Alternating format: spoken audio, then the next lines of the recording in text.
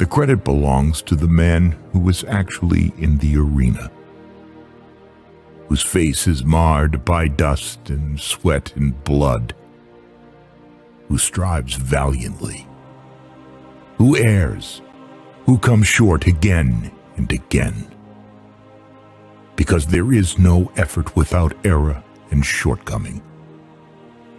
But who does actually strive to do the deeds?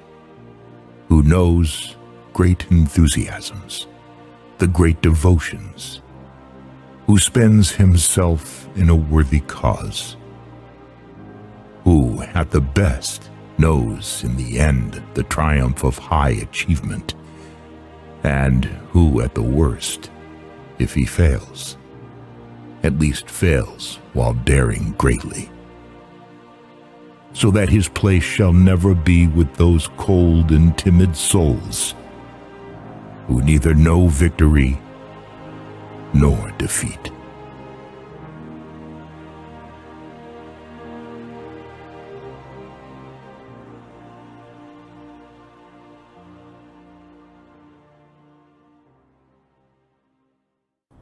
Spartans!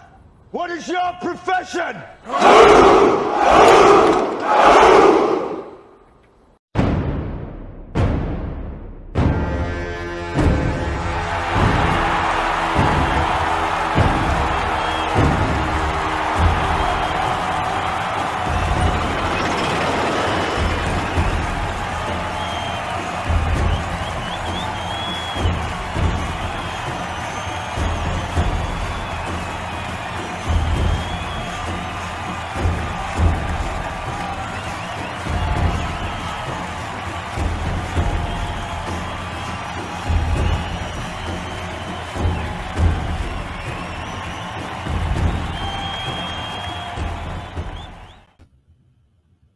What is going on, everybody? This is Art of and More Enrage. Coming back for another Saturday night hangout. Do I sound too loud for you guys? If I do, press 1 in the chat. If I'm okay, press 2. I was messing around with my settings earlier this week to try to get some fine-tune some things. But I hope everybody's doing well. Let me go ahead and put this on Twitter. There we go. That's on Twitter.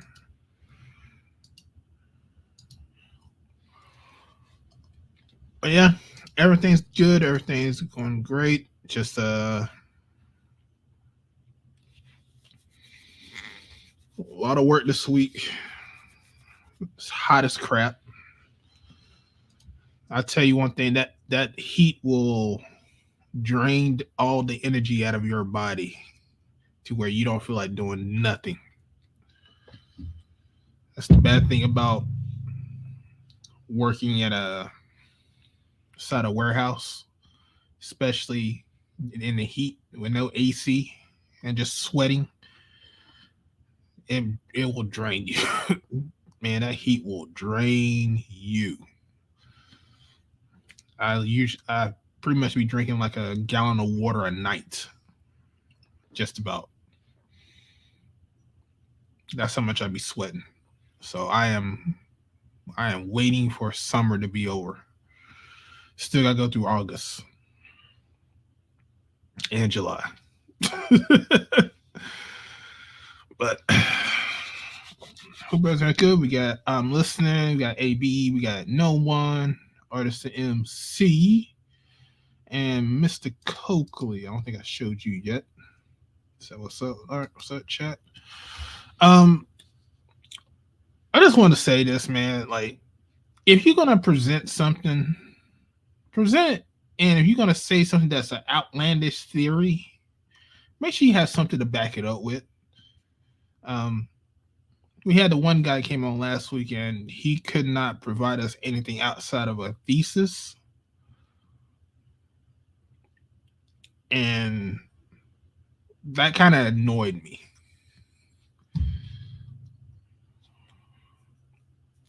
Because if he's going to say this wild idea, but he can't provide anything, to it. Now you guys can go back. I know pretty much most of you guys have went back and watched it, and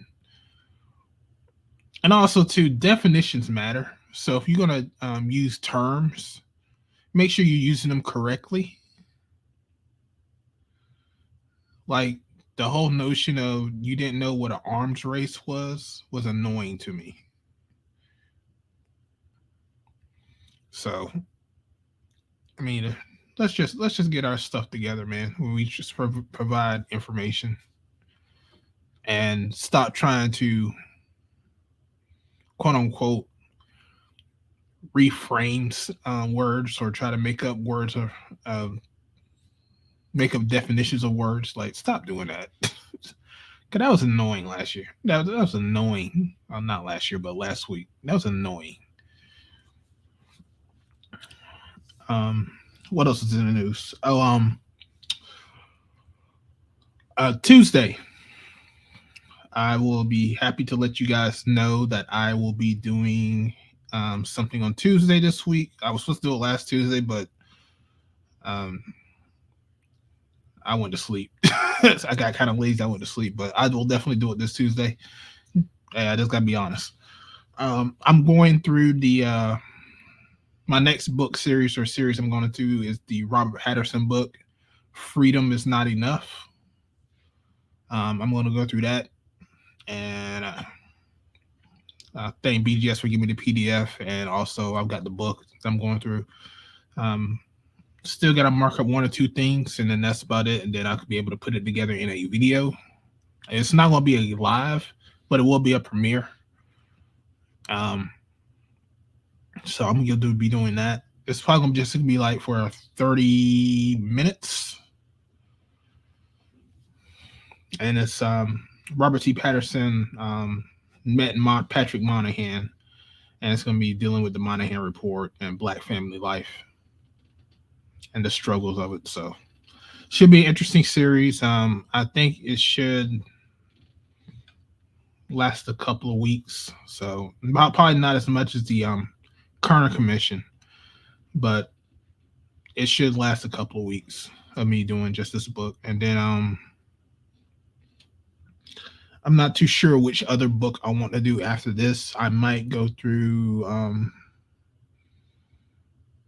The Accounting of Slavery. I might go through that book. Or I might do the 48 Laws of Power and break that down. So that's going to be on the agenda coming up.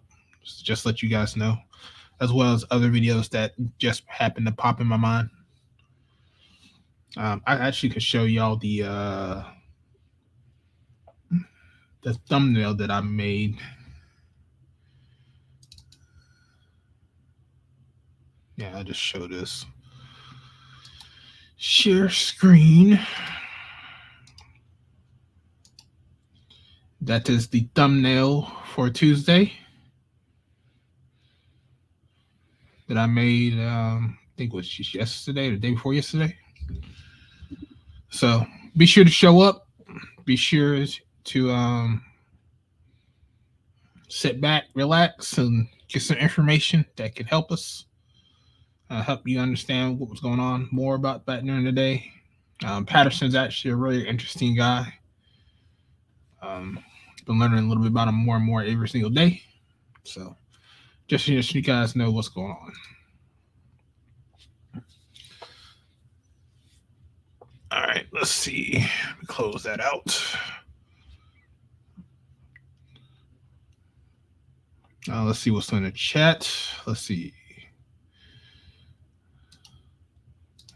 Chart said well from the Twitterverse. Yeah, I just started putting my videos on my Hangouts on Twitter and videos. I've been doing it for a minute. It seems to help out a little bit. And then I have my own little community up there too. So I'm going to try to start posting other stuff other than Twitter stuff. So it looks like a blizzard in the summer. Shit, I wish it was a blizzard. I could deal with the cold, man. I could deal with the cold. The heat, you can only take off so much clothes before they arrest you. You can always put on more clothes.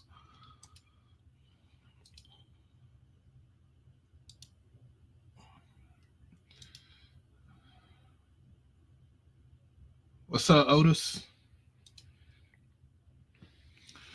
But we're gonna go ahead and start this. Like I said, just if it gets out of hand, we'll put people on timer as usual. These hangouts are for you guys; they're not for me. I do this for you, and this is your time to talk. So I usually just stay in the back until I feel like I need to say something to say. But this, like I said, these hangouts are for you guys, so that way you can come on and talk your shit and talk about whatever you want to talk about. So without further ado, I'm gonna go ahead and drop this link.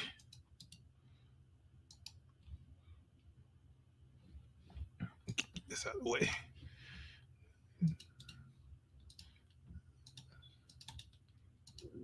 That is the StreamYard link. Those that come up will come up. And for everybody else, y'all can sit back and listen. And as always, like I say, if you like the conversation, make sure you put $1 on the Cash App. $1 will go a long way. $1 holler. I don't ask for $10. I don't ask for $15, $20, or anything like that. $1 is just fine. Just show that you support the channel, but just donating $1. So,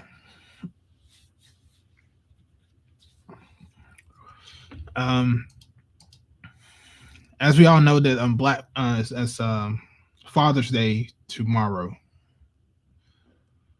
We got AB in here, so make sure you guys call your fathers.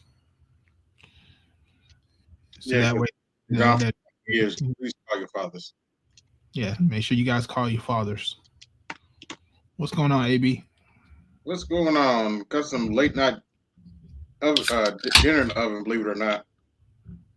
What you eating on? Some French fries and shrimp. Oh, we a little fancy, aren't we? Store bought, but I'll make it work. Hey, you know what I've been having a hankering for, as I could say in my country voice. Some egg noodles. Really? Yeah, I've been wanting some egg noodles, like with some beef, like maybe some beef stroganoff. That sounds delicious. I don't know why. It's probably because I probably seen them in one of these YouTube videos, and that's like they made it look good right there. So I don't know. Maybe that's it. Yeah, I want some egg noodles. Yeah. I might make something tomorrow, so that way I can carry it to work. Are you working on Juneteenth? Okay. That ain't no damn holiday. I know. Well, it's for some people. Yeah, listen, that is not that is a fucking slap in the face to black people that you voted for this guy and they gave you Juneteenth, which y'all was celebrating anyway. So that's my point. Juneteenth, that's what you guys got for voting for him. Really? Not policy, not no overchanging of laws, but June fucking teenth. Don't look at me. I didn't vote for him. June fucking teenth. Get the fuck out of here.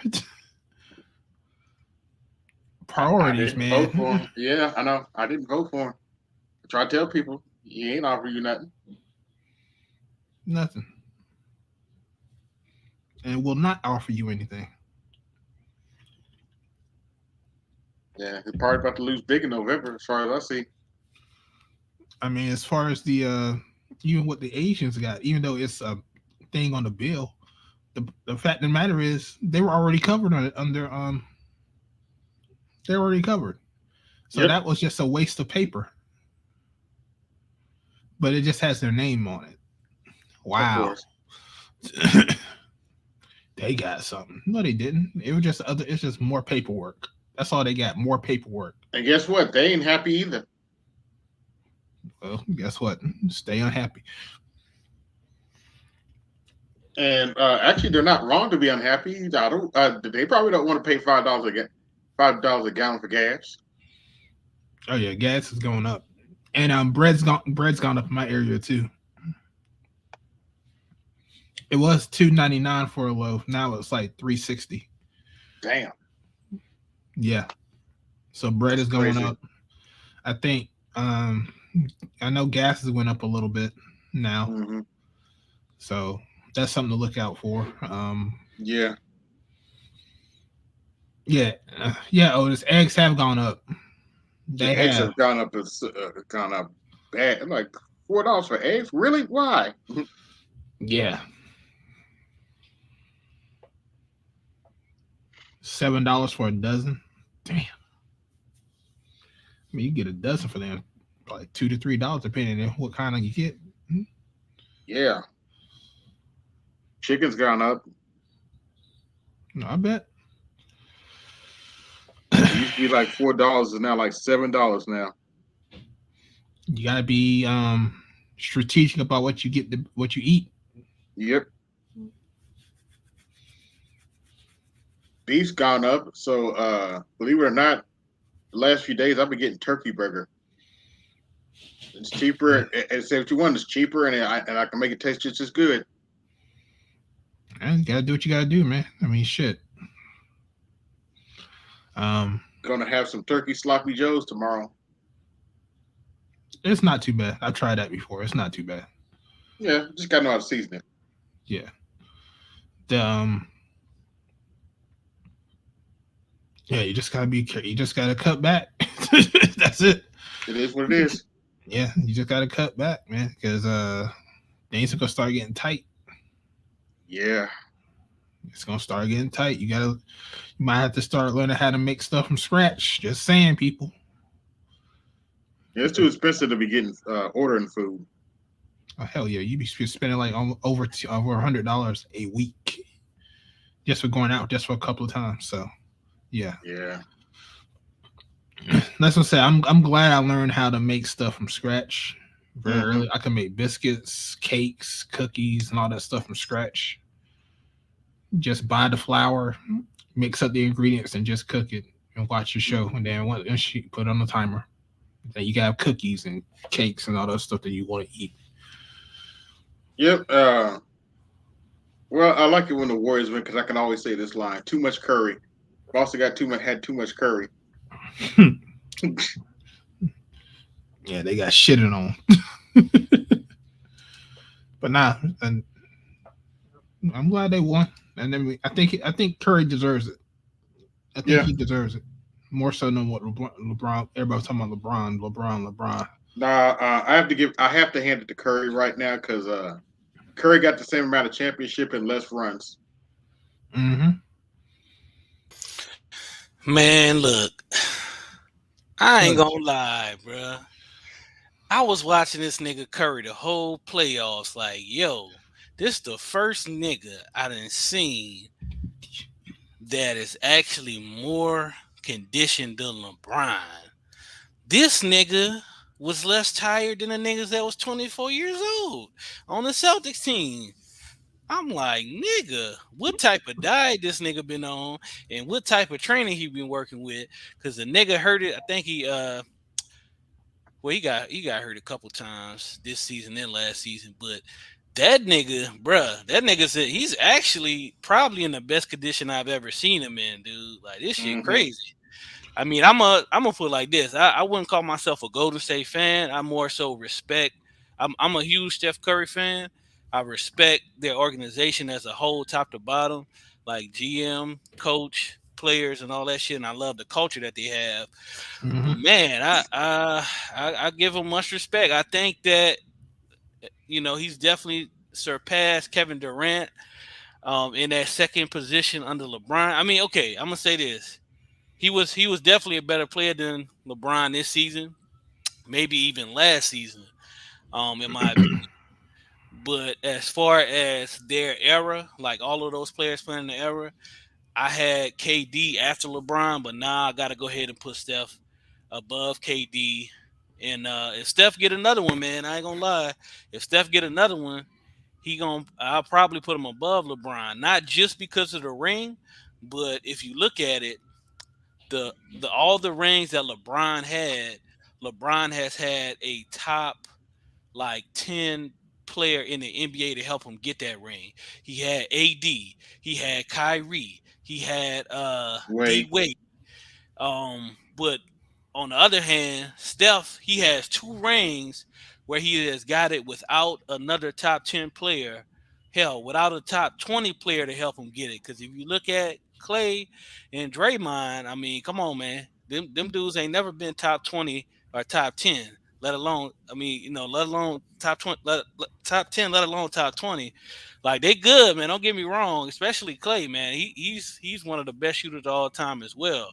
I mean, his pop up shooting, like, when as soon as he passing the ball, his release is faster than Steph. He can't hit it from Steph from as many different locations and in many different ways from three. But like, when he just pulling up, man, that dude is a monster. No, But Steph's good, but the problem that I have with LeBron James is that he wasted. I don't know. If this is just the extent of what he is, but I mean his mentality is just wrong for the NBA. He doesn't have that killer instinct. He passes the ball. He doesn't have like that. Like, I'm gonna take over this shit. This is my shit. I dare you to stop me. Type of mentality. He don't have that at all. Like, I remember when I first realized that when there was one time where they were down, the team was down. They brought the best shooter up front, and LeBron just said, "Yo, you go guard him. I'm gonna guard him." Like, he didn't want to like guard the best player on the team. I mean, he did that a lot of times. He did that the 2 years KD won it against LeBron in the finals. Like, if you watch that finals, KD guarded LeBron the whole finals, but LeBron didn't want to guard him. If you go back and look at it, because I was a huge. I mean, I'm still a KD fan, but like, I'll say my two favorite players always been Steph and KD. Like, as far as this era, because I'm a huge Kobe fan. You know what I'm saying? I like Chris Paul, but Steph and KD always been my two favorites. So, I was really watching the war once KD went to the Warriors. I was really watching it heavy, and I paid attention to both of those finals, and 18 finals and the 17 finals. And LeBron wanted no parts of KD as far as guarding him. If you go back and look at it, like, you see LeBron like, yo, like, we about. I mean, not LeBron. You seeing KD like, yo, nigga, I'm let's go, nigga. I got Brian. You know what I'm saying? I got him. So KD, give him his props. He averaged like 30 something in the finals, and he guarded the best player on the other team both of those finals, because he knew that's what he had to do. And there's a lot of reasons why I put Steph above KD now. And I'll say Steph's defense has proved tremendously in the last 2 years. Once he put on a couple extra pounds, I think he put on like 20 pounds in the last 2 or 3 seasons. Mm-hmm. Not only that, but I mean, shit, Steph averaged 30.2 points per game against the same team you know, that swept KD and Kyrie. And I think KD probably averaged like 20 something points per game. But yo, them Celtics, I ain't gonna lie, the Celtics versus the Nets was probably one of my favorite series, man. Like, the defense they was putting on KD. I don't know if y'all seen that series, but I'm like, bruh, they double teaming KD, trapping KD, they bumping KD as soon as he getting the ball. Like, yeah, bro, that the defense they put on KD, that shit was beautiful to watch, man. I'm not even gonna lie. But for Steph Curry, this dude KD is pretty much a 7 footer. He may be listed at like 6'11" or some shit like that, but he's pretty much a 7 footer. For this dude to struggle against the Celtics defense and Steph Curry, somebody that's like 6'2", 6'3", to average 30 something points against that same defense, like, you gotta give him props for that. It's like, for Steph, that's perfect, because it's like, okay, I can't get all them people saying I can't get another ring without KD. Nigga, I went and beat the team that swept KD, nigga. Now what y'all gonna say? What y'all gonna say now, nigga? That was beautiful, man. I'm happy I for will all of say those that guys. Kyrie Irving's the one that disappointed me a lot this year.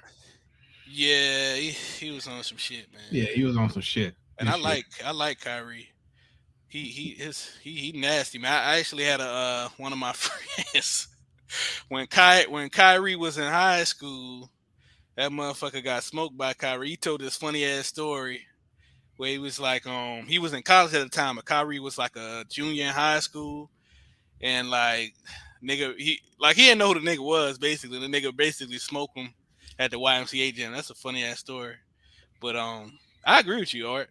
I agree with you. Kyrie was disappointed as well. I mean, shit, KD was doing his thing in regular season. Just that the Celtics had an answer for his ass, man. Like they was playing nasty like 80s, 90s defense on him. But I'm talking about bumping him as soon as he get the ball, trapping him with two players. I'm like, it's like, man, that shit was good to watch, bro.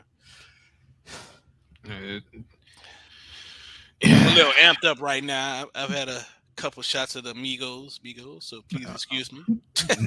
Nah, it's all I'm good. a little excited. Nah, it's all good. What's up, Artisan? Happy for What's Steph. good, Doughboy? What's up, AB? What's up, Jesse? What's up? Yeah, you must be at the shop. Yeah, I'm finishing up so I can go home. You know what? It's Saturday. Yeah. I ordered that book, by the way, from Barnes & Noble. Yeah, that's fucked up. That's all good. I mean, I know it came out in 2014, so that's a long way. Yeah, it's a long way off for them. They don't keep it in stock. They have to go grab it from another should be the publisher, the person who has it. So that's why it's always a delay with them. But it's Diamond. It's fucking Diamond. Well, I don't think that book's still in print though. No, but the publisher will usually have copies. That's where they get it from. Or the publisher will print off some more copies. It's just Diamond doesn't keep that old. They don't keep it in their warehouse. It's not in stock in their warehouse. Yeah. So that's why when they say it's back ordered for them, not stock, they don't have it in stock. So they're ordering it again from the publisher whenever they get it. And that's coming from, I believe it's coming from overseas anyway. So it's going to be a minute. Yeah, because when I went to Barnes & Noble, the closest store that had it was in South Carolina. Damn. Yeah, so road trip. Nah, they're gonna mail that shit to me. I already paid. Yeah, he driving. Yeah, shit. Shit. Road trip for what? Yeah, for one time, man. Just I'll be all right. Get what you need. No, I just needed that book to complete the series. Okay. Well, I still ordered it, so if it shows up, then it shows up. If it doesn't, it doesn't. But that's doing Diamond. Well, that one should sell because that's the only one that I've seen where you cannot find it. Because the when Viz did that book, 13, 14, and 15 were rare because they did low prints of those. And that's when Viz stopped doing it in, I think, what was it called, Kadosha? Or whatever their names are. That's when they took over for that series. Yeah, and also, since that movie came out, it should have been some more in print circulation because they usually, when a movie for something like that comes out that hasn't been in print for a while, they'll just go back and print more of them just to have them out for that movie bump. But after that, it'll disappear.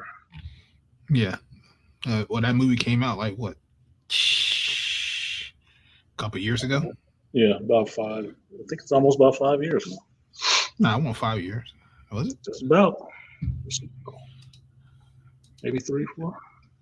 It didn't come out during the pandemic because I saw it in the theater. Yeah, that's true. The pandemic has been 4 years, hasn't it? Damn. 2 years off, or 2 years off, 2 years on, 2 years on, 2 years off. Yeah, it's been a minute. That's crazy. It's been just about 4 years for the pandemic. 18 or 20. Well, see, that's the problem with being in the manosphere, man. You can learn about shit early. Yeah, I know. You're ahead of the curve, so shit seems longer for you. Like, wait a minute, that was a while ago. Like, no, we just found out a year ago. Yeah, it's like 2019. Yep. 1920. 2020 was the worst year.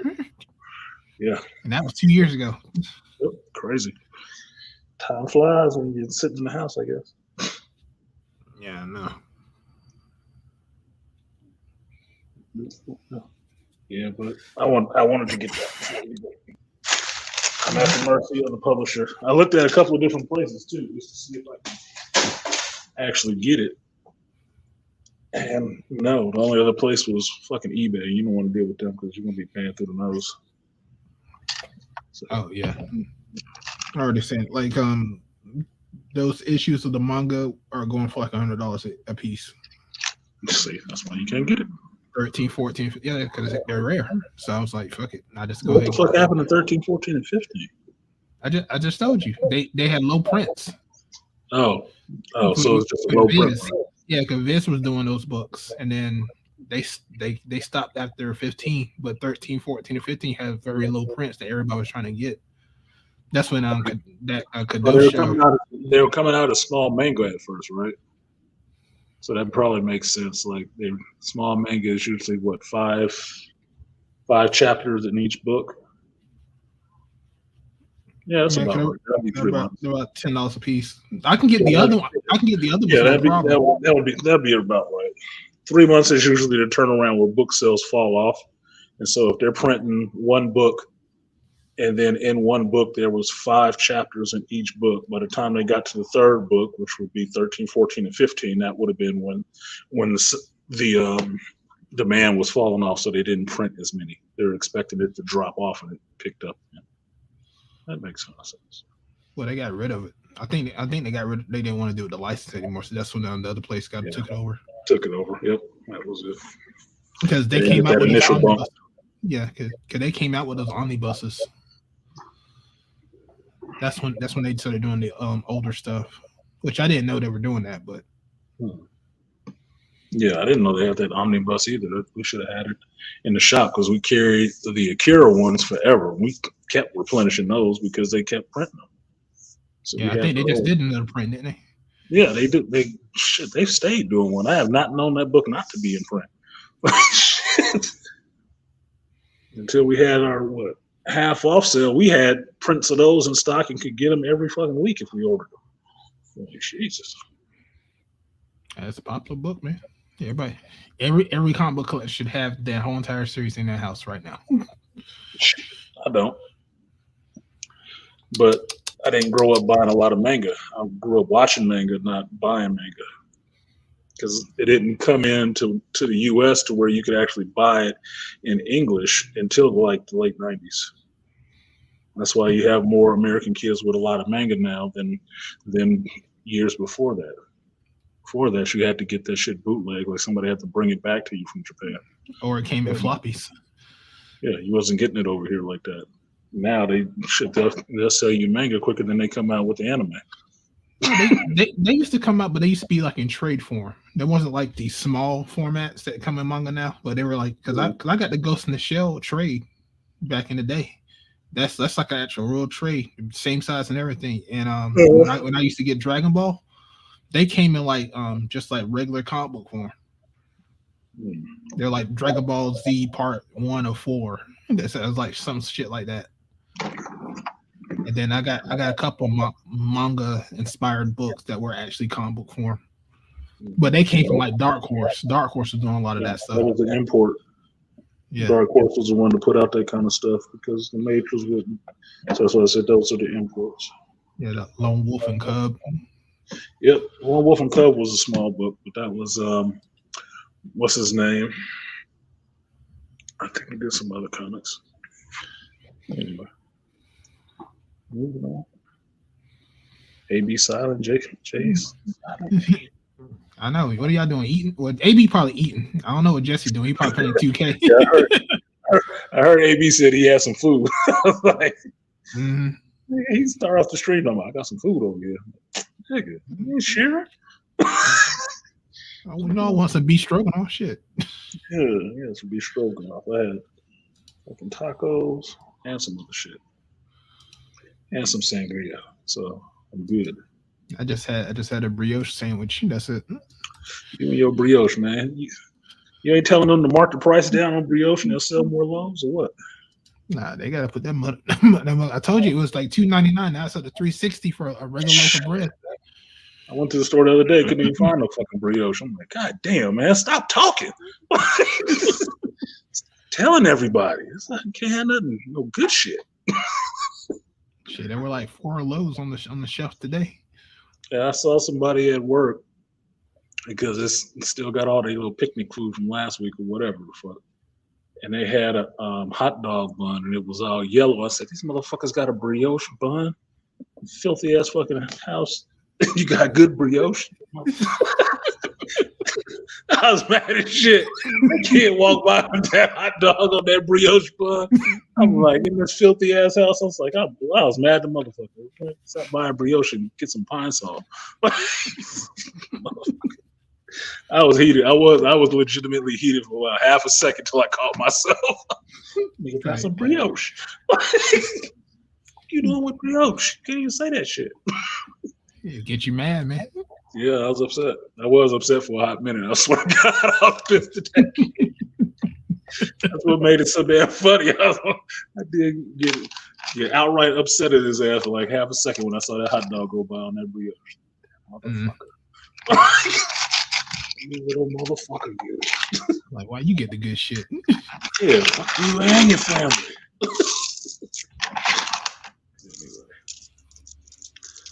What else is good with you? Just dealing with this damn heat at my damn job. Oh, now you get the heat this week, huh? Yeah, fuck you. Man, I've been getting heat for the past 4 weeks.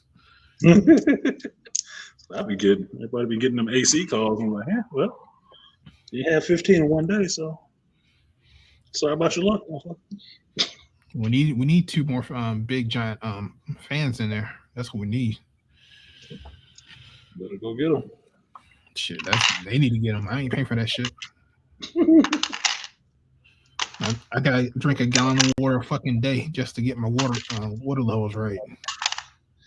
Yeah, I heard that, and I thought that's light. Work construction in California, that's light. I'm like, only a gallon? Catch up to the party. Oh boy, that's a light amount of water. Like, shit, you see dudes bringing whole gallon jugs to put up again while you're at work. Like, it's pouring off sweat. Yeah, this shit's not cool, man. Shit's not cool. So I saw you watch episode 5, Artisan. $1.95. I watched episode 5 when it came out. Mm-hmm. I just kept falling asleep every time I tried to do that goddamn review. Oh, you talking about Star Wars? Yeah, Star Wars. And then what you don't when you watch that review, I'm falling asleep on the review. I had to cut that part out. I fell asleep recording the fucking review. Terrible. It was fucking terrible. Oh shit, I did fall asleep. Yeah, I disagree with your assessment that Vader wasn't that powerful. Oh, you can disagree. That's fine. Prove that he was. No, okay. You're not wrong. He wasn't. He's not as powerful as he was when he was still Anakin before he got his limbs cut off. But he's still powerful enough to pull that shit. Fuck no. If he was that damn powerful, he could have killed Palpatine a while ago.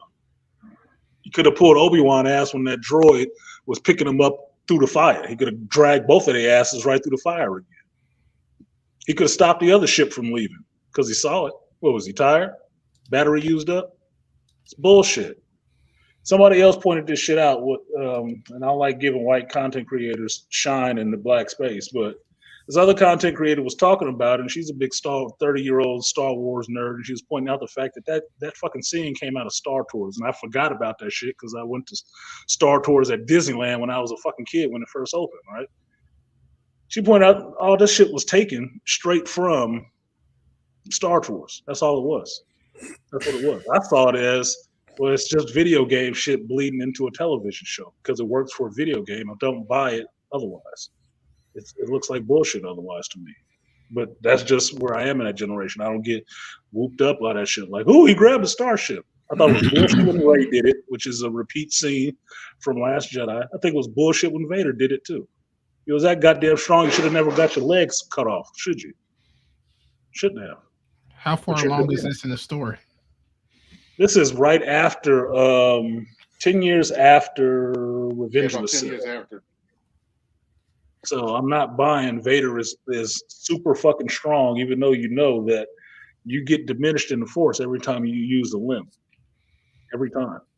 So even if he was at 1,100, he's diminished by 4/4. That's why Palpatine wasn't happy with him and was happy to get a hold of Luke when he could find his ass. Otherwise, why would he need Luke? Still need Vader. Fuck no. Vader ain't that goddamn strong like that. That's why he was limited to using his lightsaber and throwing little things. So that's just me though. It's like no fucking way. He ain't. He read too much and seen too much. No, he's not that damn strong like that. If he's that strong as a quadruple amputee, then that shit song, the rest of those old Sith that had all their body parts who was doing stuff like that. It makes it fucks it up completely. Okay. Just saying. Cannot put it that canonically it does not work. It works for a video game because it looks cool. But otherwise, shit, if he'd that strong as a quadruple amputee, he should have never lost his limbs. He'd have been the god. Yeah, no, that was one embarrassing lightsaber fight. Which one?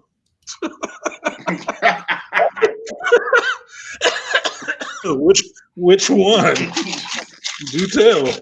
The one with Reva, because he just lightsaber fights in this show. The one with Reva, because he just toying with her. He's like, really? Well, that was the thing. That lightsaber fight was better than the Obi-Wan fight. And I'm like, it shouldn't be. This should not be the best fucking lightsaber fight in this bullshit. Get the fuck out of here. He even gave me a lightsaber fight with Obi-Wan and Anakin. So I get a lightsaber fight with Obi-Wan and Vader. Mm-hmm. I get a lightsaber fight with Obi-Wan and Anakin. But they both look like shit compared to the lightsaber fight with Darth Vader and this new created female version of a Revan character, Reva. Get the fuck out of here. And she ain't even as trained as Obi-Wan. Oh, no, dude. Fuck all that. No, I'm not. I can't do it. Yeah, look cool. Yeah, hey, everything cool that you would want to see a lightsaber fight having in it between Vader and Obi-Wan. Not some unknown fucking character that just showed up 5 episodes ago. Oh, fuck that. She that damn cool. Why the fuck was she not the Grand Inquisitor first off? Come on. Yeah. Okay, hold on. Wait a minute, Artisan. Did you fall asleep watching that lightsaber fight? No, I didn't. No. Okay, he didn't even pull his lightsaber out. He was toying with. He beat her with his. He beat her with her. Yeah. All he used was the Force and telekinetics, and he kept blocking her blade and throwing her around by holding the blade with his telekinetics. That was it. Until he finally took her blade from her, broke it in half, gave her one side, he held the other, and then they traded blows a couple of times, which is just her really dancing around. And then he ended up throwing her ass down again with the boot to the cooch, and then with telekinetics again. Like, bitch, give her the scissors. Where the scissors at? We ain't got no scissor treatment? Like, oh, here we go with this shit again. Like, dude, yeah, I forgot Disney. You can't kill a woman. You can kill kids, but you can't kill a woman. Fuck. Hey, what we say in this space? Fuck them kids. Yeah, fuck them kids. Yeah, you saw my thumbnail for tomorrow's show was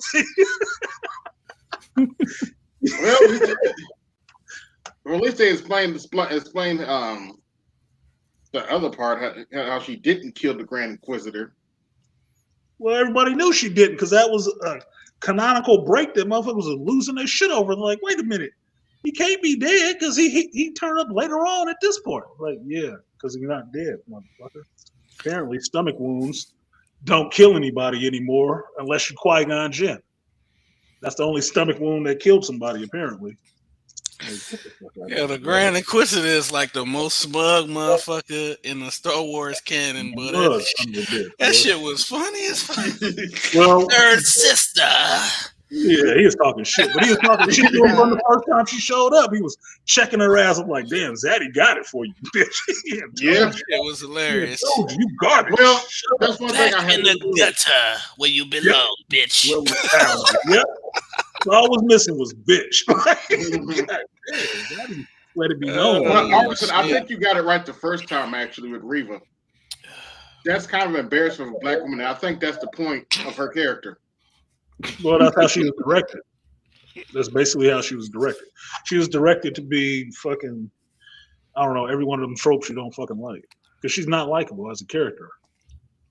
Not really. Even that whole thing about, I was a youngling, and then I saw him kill my friend, so I decided to join up so I can chase Jedis and kill him just so I can get close to him. So that make no fucking sense.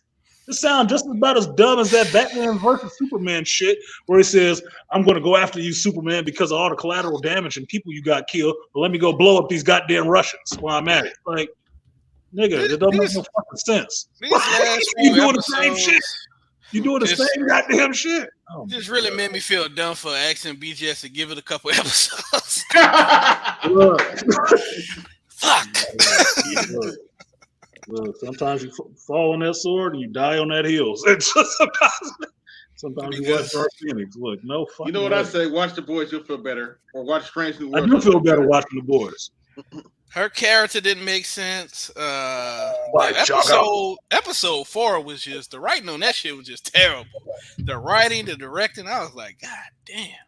Yeah. Who playing pool and didn't invite me? You motherfucker. Like, them motherfuckers, now, like the scene in episode 4 when that motherfucker had that water and they didn't have no water that made it through the goddamn next room. I was like, nigga, what? Don't let me start shaking my head. You can't see me shaking my head. Don't even. Yeah. Don't even start with that shit. That was another regurgitated scene from some other shit in Star Wars. I'm like, dude, did they make anything original that wasn't bullshit? I mean, come on, man. Come on. What the fuck is this? And Reva, I'm supposed to go ahead, Davey. Go ahead. Yeah, I'm sorry, but I got to point out something in episode 5 that did piss me off. I don't know whether to call it Mary Sue or Baby Sue.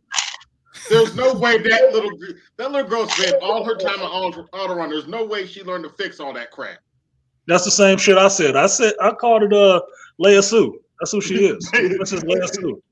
Because that's bullshit. That's the same thing I said. She's like, just give me a ladder. I'm like, if you don't sit the fuck down and shit while grown folks is talking, oh my God, I'm so sick of this little girl, dude. It's nothing for the actor, but the way they use that character is so fucking dumb, dude. I knew it's like, because we need to have Leia doing something. I'm sitting here calling the fucking script while I was watching it. I'm like, get the fuck out of here, dude. My head is fucking hurting. I don't even want to watch this shit. Then they tried to make Reva a redeemable character. We already know your ass was a youngling, but come on, all the shit you did. You didn't stab your boss in the back. You didn't fucking kidnap the little girl who's a senator's daughter from another planet just to catch somebody else, just to catch another motherfucker. Well, come on, man. I do have to point something out. You do notice Obi-Wan left her to fight Vader by herself. Huh? You notice Obi-Wan left her to fight Vader by herself. So what? My problem is Obi-Wan keep leaving this little bitch with folks. Like every time you go through this whole mission where people get killed to get her back, the first fucking thing you do is leave her with somebody else. I'm like, no. You misunderstood me, Artisan. He left Reva to fight Darth Vader by herself. Yeah, he did, but that's her business. Look. Man, Obi-Wan's scared for one. I like how Kathleen Kennedy was like, you know what? I'm gonna make all your cool ass characters that y'all love be some little bitches. That's all she did. Well, that's I'm gonna make Jango Fett be an old ass motherfucker. I'm gonna make Obi-Wan be a scared ass motherfucker, terrified. Like fuck y'all niggas. Woman power, nigga. That's what y'all get. Women empowerment. Well, all I gotta say, Artisan, all I gotta say is Soldier Boy made me feel so much better. Yeah, Soldier Boy was all right, but Homelander is really, man, I'm liking Homelander a lot more. I'm sorry. I think he had a red pill awakening. That motherfucker made me laugh so goddamn hard where it's like, yes, he's going to donate $10 million. He was like, no. Fuck that No, shit. fuck No, no, guys. he lied to you. I was like, oh shit, this motherfucker got real. Man, Like, I'm better than all you motherfuckers. Now what? Homelander, that character is kind of terrifying to me, man. I'm like, He is. That's the whole if point. this nigga was real, nigga. Boy. He's what you call Superman Unchained. Yeah. Oh, shit. Like this show, I love The Boys, man. The writing for this show is really good. It's like every season, like, do you think this shit could get even more fucked up? We got news for you, buddy. Yeah, Homelander is Superman with a god complex. Yeah. Not even that. With a attention problem. Like, he needs you to be focused on him. Like, look, the way he did Supersonic shows you that motherfucker is fucked up, dude. They didn't even show how he fucked that dude up, but you saw his head was all cut off, his leg was ripped off. I'm like, God damn, what did you do? Like, come on, Starlight, I'm gonna take you for a ride. There's a view I want to show you. Like, look, isn't that the best view in the city? Like, this nigga is When you think about it, almost every character on this show is undiagnosed with some fucked up disorders, man. These are some fucked up characters, like Butcher, fucking all these fucking characters. Speaking of Butcher, I didn't see that. Homelander is the worst, but I feel like, man, Homelander and Butcher are kind of very similar in how fucked up they are. I mean, well, that's why I like the scene earlier on where he shows up at Butcher's house and him and Butcher just have a conversation because it shows they really are pretty much on the same parallel. They're just opposite ends of the fucking spectrum. Butcher could not like his ass all day long, but he do some of the same shit that Homelander would do anyway.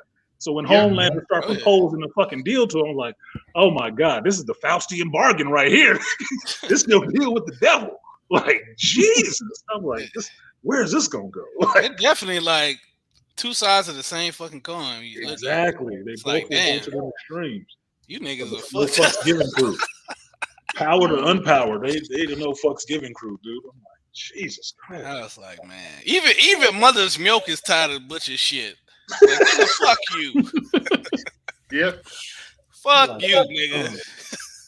After this shit is done, ain't no team. Ain't no team to hold together, man. I'm out. Right. I'm like, man. I'm sorry, that was one fucked up musical, but that was hilarious. It was also fun too. The musical? Oh, the Soldier Boy singing and rapping shit? Kamiko. Oh, that shit. Oh, the musical number. Yeah, that was a good break from the norm. I'm like, what the fuck? I was like, oh, okay. They gonna go with it. Okay, they going with it. Okay, whatever. Maybe we need some lighthearted shit up in here after all this fucked up shit that's been going on. What do you think happened to Maeve? What's that? What do you think happened to Maeve?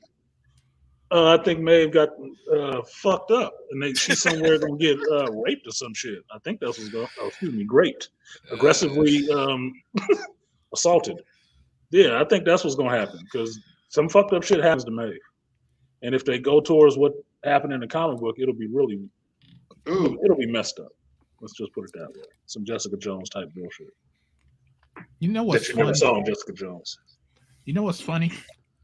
On Yahoo, they'll allow certain comments to show up, but on certain articles, you couldn't even put comments on them. What? You know how like they have an article, you can comment underneath it, right? Yeah. On certain articles, they don't have a comment section. Pravda. We won't let you talk. You will only say what we want you to say. If you don't, we will delete the comment in your channel. Delete. Or if the comments get too, I guess you could say toxic, they'll cut the comments off. I hate all these gray area words like toxic, and femininity. It's too much of a gray area. Look, just make the damn list that what you don't want said, and it makes it really easy. Because then people just won't say it. But that gray area of toxic, what you consider toxic, I might call the toxic Avenger, which is fine. So you basically just whatever I feel like it could mean be offensive, then it could be. Well, that puts everybody into the hyper aggressive mode of I got to react to somebody else's fucking feelings, and that's pretty much like you in the house with a woman that you don't like, trying to keep her from beating your ass. No, like somebody mama, like, well, she might not feel this way about this, so I can't say it. That's too much of having a gag over your mouth and a hand up your ass. Fuck that. Yeah, I protect the thought police in full effect. Yeah, the Ministry of Love. You can't say that. You can't say that. I can say anything. You don't have to like it though. How you landing right here? Okay. Fuck off, boy. My book's coming Thursday. Awesome. So I get it by Thursday. Omnibus. Yep. Happy Father's Day in about 30 minutes, Harrison.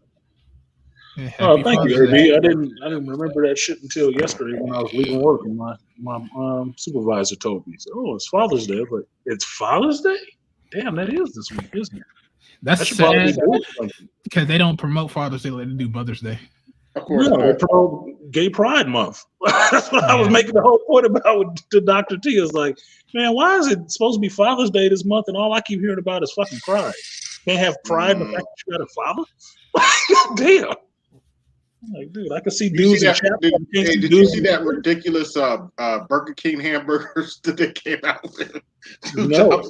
Two tops and two bottoms. No, I didn't. Thankfully. Thankfully, I watched. Oh, let me see if I can get that picture. That picture is so hilarious. God damn it! I didn't say I wanted to see it. I didn't say I wanted to see it either. Thanks, AB. We're happy to help. We already know who this is. So let me go ahead and get this shit out of the way. Uh-oh. Is it a troll? It's the guy that loves giving guys wet backs. Oh, here we go. Here we go. These two motherfuckers right here. Man, Darth Vader. That may have been. That was a pretty good Darth Vader scene. I like to Besides the bullshit.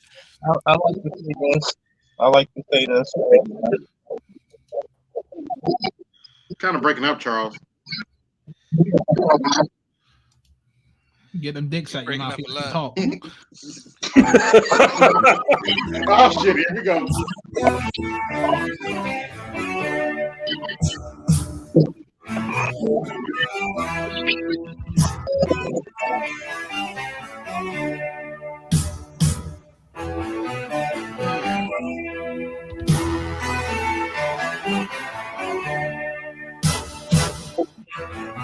Ladies and gentlemen, stand for your drink pink national anthem.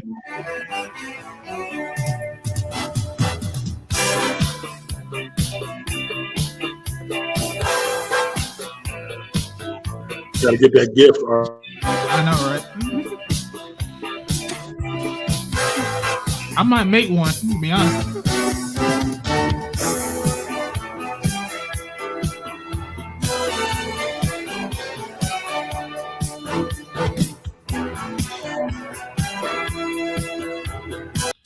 All right, that's all you get.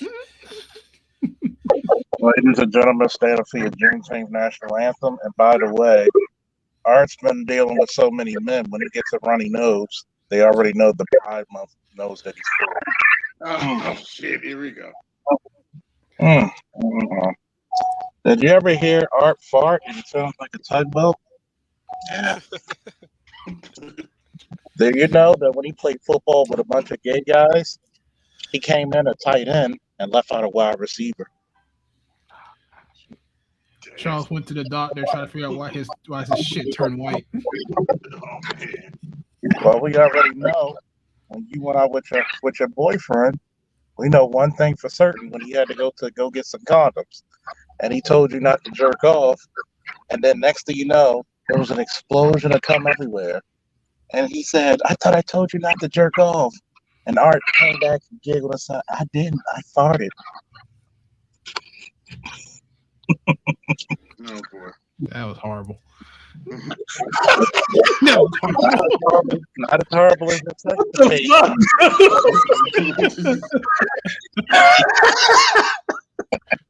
That's messed up, Charles. That's messed up.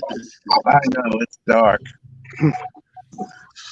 When I touch my humor, it's like an oil spill. I'm sorry.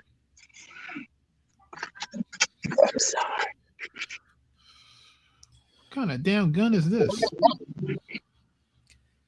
What gun? Hold on.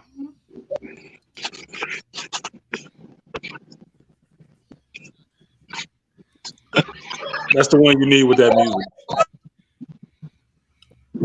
No, I'm gonna put Charles's head on guy and dance in the disco. Now here goes the gun. I'm not too sure what it is. My first time seeing it. I think I know what it is, but I'm not too sure. Damn, what is deep poverty? That's crazy.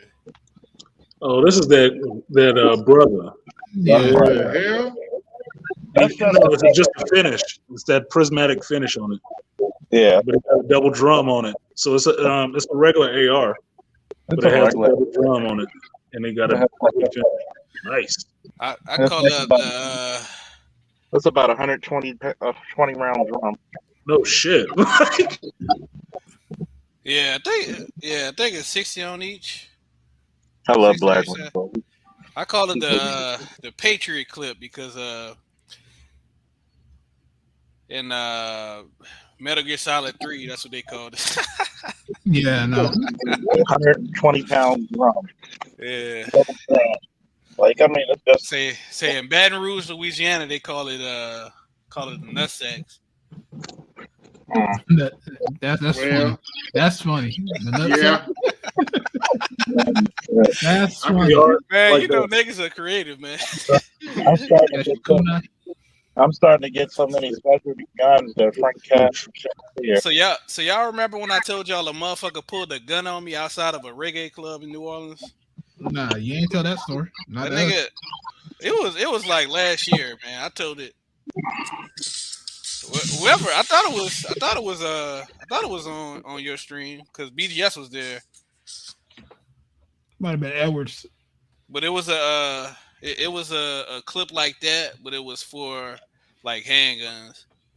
Okay. Oh, they had the drum at the bottom. Yeah, it was a double drum like that. Yeah, They got man. a Nutsack. The I've never nutsack. seen Got the nutsack on it. The fucked up part about I ain't gonna tell the story again, but the fucked up part about it was the nigga got into it with somebody I was with, and the nigga only pulled the gun on me because I was still there waiting on my fucking Uber. Damn. You know what's real fucked up? You know what's real fucked up that happened to me yesterday? I'm driving through the street, through the city. Next thing I know, it's a four-way stop. Dude comes out the alley, pistol in hand, shooting in broad daylight, like around 1:30 in the afternoon. Unloading motherfucker. Like, I almost was like, okay, looking both sides, about to go. Bow, bow, bow, bow, bow, bow, bow. Like, sound like a goddamn Waka Flocka video. And then dude on a scooter coming returning fire. I'm like, what the hell? I grabbed my shit. What the hell right in front of me? Like, what the fuck is this? I thought that was Baltimore. nigga. Yeah, I thought that was Baltimore. I'm like, Sounded like some Cali shit, but you said you sounded surprised. I was like, I thought that was Baltimore. just, they have a bit, see, they were a bit more cultured in Baltimore before. Now the niggatry. Shit. Yeah, this new generation is different, man. Like right now in New Orleans, like I've been moved from New Orleans, but it's been motherfuckers been getting shot on the damn interstate, man. It's been like over like 80 interstate shootings in like the last year. What are y'all doing? Shit. No, nigga, I moved last year, so I don't associate with those Negroes anymore. Or He said, I'm a texting now and soon to be Ghanaian. I love that song. Don't you trust them new niggas over there? can't trust them old ones too much either. True. Speaking of guns, it's always good, like a good cup of Joe when you get yours. Yeah, you said you got a new gun. No, technically a couple of them, but I got the suppressors back from the ATF. It was funny. The guy was like, "Man, your fucking record must be squeaky clean." I said, "I hope so." Shit, I don't think they would give me suppressors, two suppressors in 2 days. I'm surprised you tolerated saying something dumb like that. Like, your record must be clean as shit. So, motherfucker, we ain't all criminals. Fuck you. I said, yeah. I said, well, sucks to be you if it's that, you know. I had one of my coworkers say some dumb shit like that to me. He said something about a contractor's license. And he said, "You got a contractor's license? That test is hard." I said, "Motherfucker, I ain't stupid."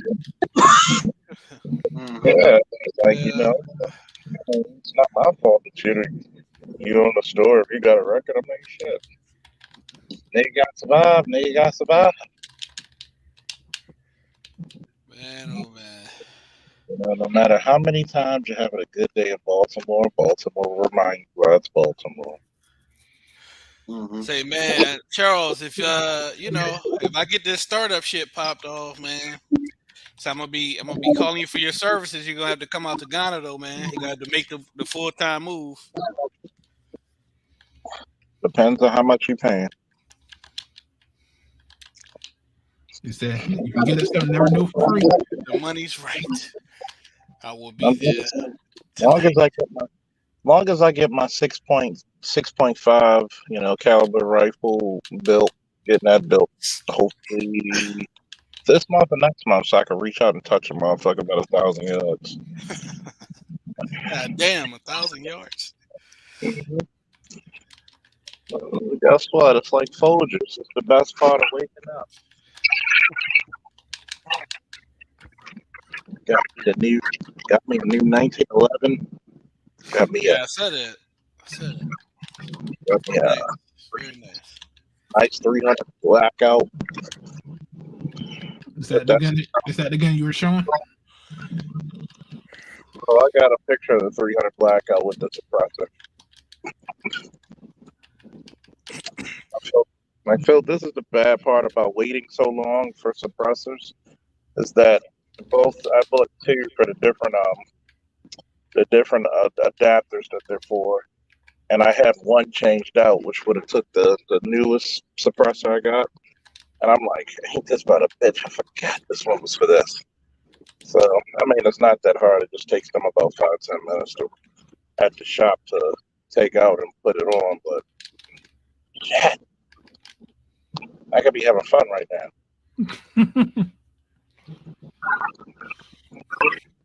Like, what are you doing with that rifle? I'm black, man. Since we're all comic book heads, y'all heard about Tim Sale, right? Oh, you passed. Who? Yeah. Tim Sale, he was a comic book artist. The guy who did the Long Halloween. Oh yeah, I did hear about that. And Superman of all seasons, I believe. Yeah, I think he went in on Tuesday into the hospital, and then he died Thursday. I don't know what he got sick of, but I think there was another comic book artist that recently passed away too. Like a week or two before. There was three. There was George Perez and Neil Adams a month ago.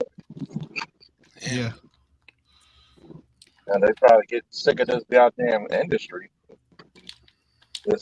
George Perez had cancer. Yeah. No, I like Charles' idea. The industry killed him.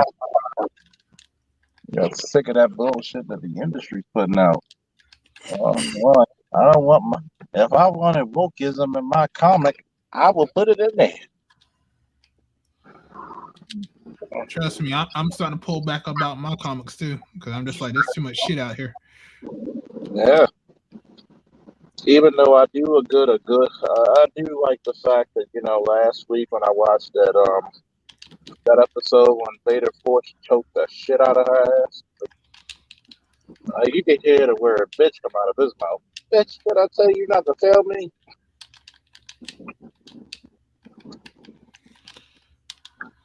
Oh Lord Vader, I'm gonna go get your money for you, Lord Vader. Don't worry. I mean, he just choked her. Fuck, bitch. Yeah, Akateki 2022 has not been good for people. A lot of people just leaving, man. Fuck this shit, I'm out. Like, all right. That's what it seemed like. Like you got a bunch of motherfuckers that says, you know what? Hell with this place, shit. Y'all got diseases, y'all got all kinds of shit. Like, You Earth is ghetto, man. Fuck this. you got how the fuck you got Father's Day and Pride Month and Juneteenth from the same god? What the fuck is up with that? Because they want you to forget about Father's Day. That's why. Yep, oversaturation. You forget about males completely, unless they're taking it from males. Man, why couldn't you put Pride Month and fucking and Mother's Day? Get the fuck out of here. No, you don't get nothing on Mother's Day. Man, niggas ain't shit. Somebody just said my cousin got baptized and still gay. Must have been sugar water. Man. It's a placebo. God damn. Niggas ain't shit, man. The power of pussy for safety. The power of pussy for safety. Niggas ain't shit, bro. Like, who the fuck came up with that word? I remember the first time somebody said that shit around. I'm like, what the fucking hell is that? What, sugar water? No, the word pussy. Like, the first person I ever heard say that was Tariq Nasheed, man.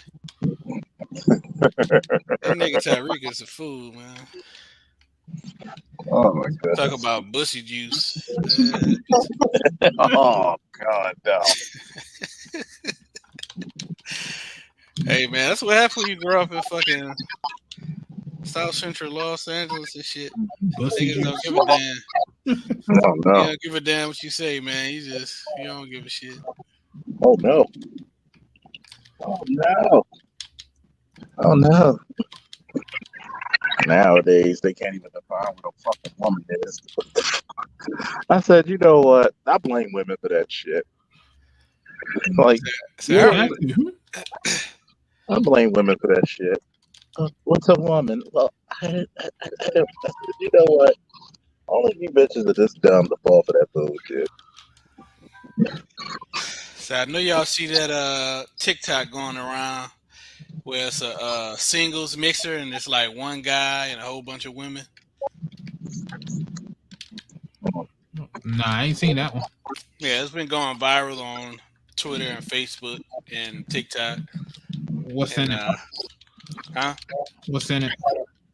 Well, it's just a TikTok of a singles mixer, and it's only one guy at the mixer and a whole bunch of women. So basically saying that niggas like fuck this shit, I'm good. It's a SYSBM party. Yeah, I seen Dr. T posted first on Facebook. You know, that just shows you that women are starting to suck so much that they can't even give away pussy for free. Man, look, I feel brothers though, man, because I went to Colombia a couple times in the last year, and I've been to Ghana twice in the last year, and after experiencing women from those two cultures, like I really don't even want to date women from the U.S. anymore. I'm good, bro. I'm good. I don't care how fine she is. They're insufferable bitches. That's why. I don't give a damn. I'm just good, bro. I'm cool. Like I was talking to a couple chicks from like Tinder. I just called them. It's like, you know what? I'm good. I'm good.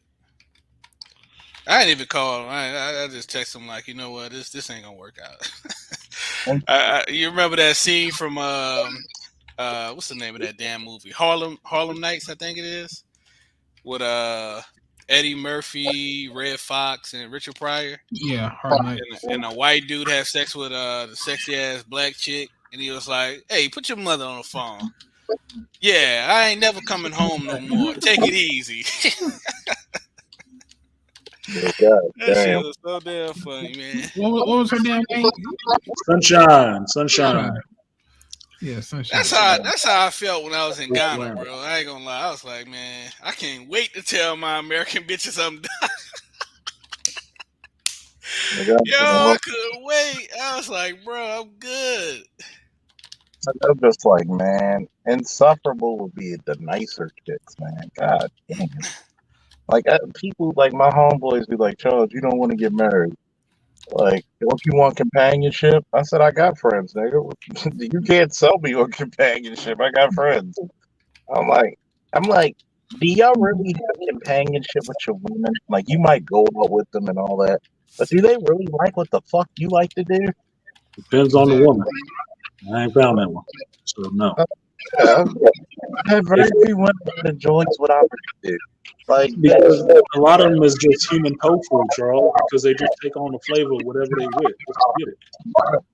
That's all women do is they try to take on. Oh, you like comic books? I'm just gonna buy you some paraphernalia. You really don't even know what I like, dude. Like I tell you, it's like I put up a sign that says, I put up a meme that said, that a girl said, what she said? Oh, I'm 37 with 2 kids. What can you bring to what can you give me? My condolences. And the dude left. And she was like, incel? He said, fuck ever. I'm like, and then there's one chick I knew. She said, well, I'm 37 with 2 kids. And I said, exhibit A. You better offer something else. I said, why the fuck? I said, only black women will fuck around and have one child is 18 and another child is 3. Yeah. I see that a lot. But then you want motherfuckers to date you and be like, I ain't taking care of no fucking rugrat. Shit, my son's almost 15 next month. And I'm like, do you know how fucking awkward that is? Like, and then you're gonna complain about the father. I said, well, you chose a bitch. You can't hear it, Jesse. You gotta hit the when you do a video like that. Give me Holly Court. There you go. Oh, 5377. No, there it goes. Hello, it's Daddy. Hey, darling, put mommy on the phone. Yeah, Barbara, it's Richie. Yeah, look, I ain't never coming home no more. Take it easy.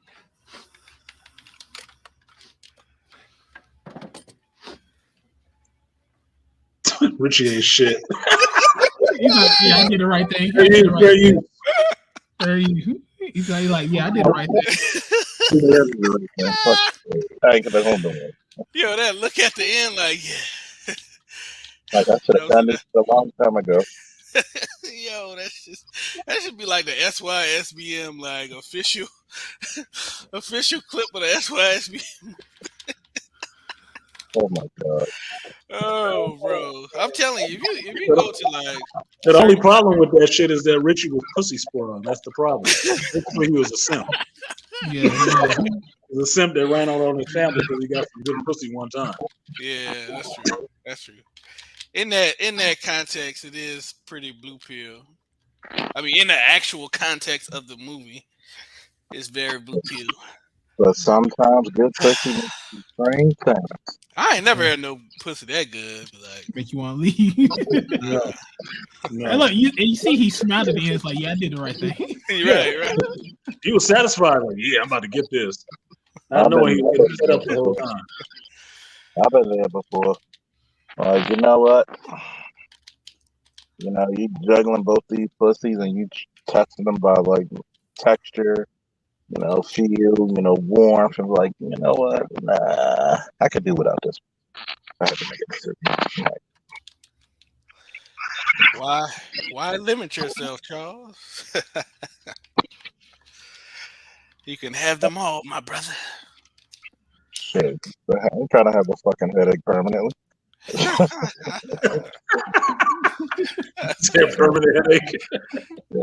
You know, shit. You say money leasing, not buying. Oh man. Okay, expiration date, bitch. Fuck you, shit. Like I'm valuable to whom? Man, The state. I'd be like, man, some of these bitches, you know, you got like a fucking 6 month standard with them. Like, God, please don't do or something or say something that's gonna really make me cuss you the fuck out. so Charles, when do you plan on going to Ghana, man? Mm, Because I can't wait to hear your thoughts on the club scene out there. that'd be nice. I'm probably one day soon. I got a plan. Like You think about going this year or next year? maybe later this year or definitely next year. So I'll probably be out there I'll probably be back out there in November, from like November till February. I'm trying to go out there in August as well, but I may not miss the August. I may not make the August trip. We'll have to see.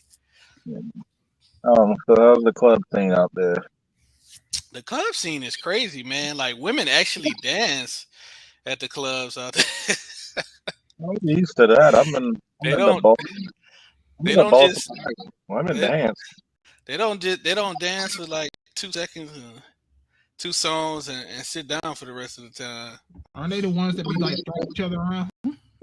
Nah, that's Jamaican. You talking about Baltimore? Oh, you talking about Jamaicans? Is that the Jamaicans? Well, I said that's Jamaicans. Yeah. No, they be doing they be coming on WWF and shit. They be doing too much, man. They be doing too much. Like 5-star frog splash, like RVD, baby.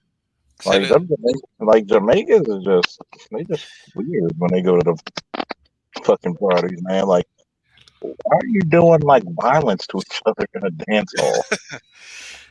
Charles, they have everything, every flavor of nightlife that you would like in Accra. Everything from the bougiest upscale type vibe to the most ratchet, having twerk contests with thick chocolate women type vibe. So whatever flavor you like. That's not because then I don't even have to go to Ghana for that. I got to stay home.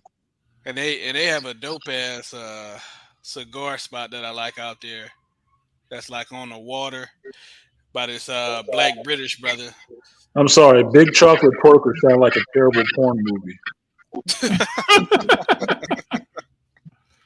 Terrible to home.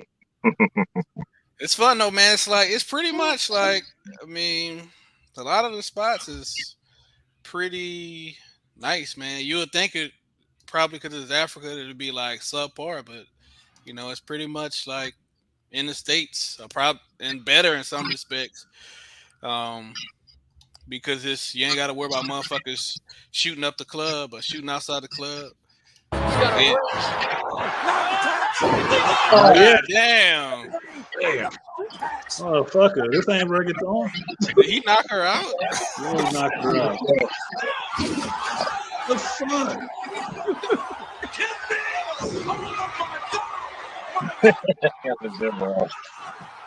Well, goddamn back. What the fuck is this?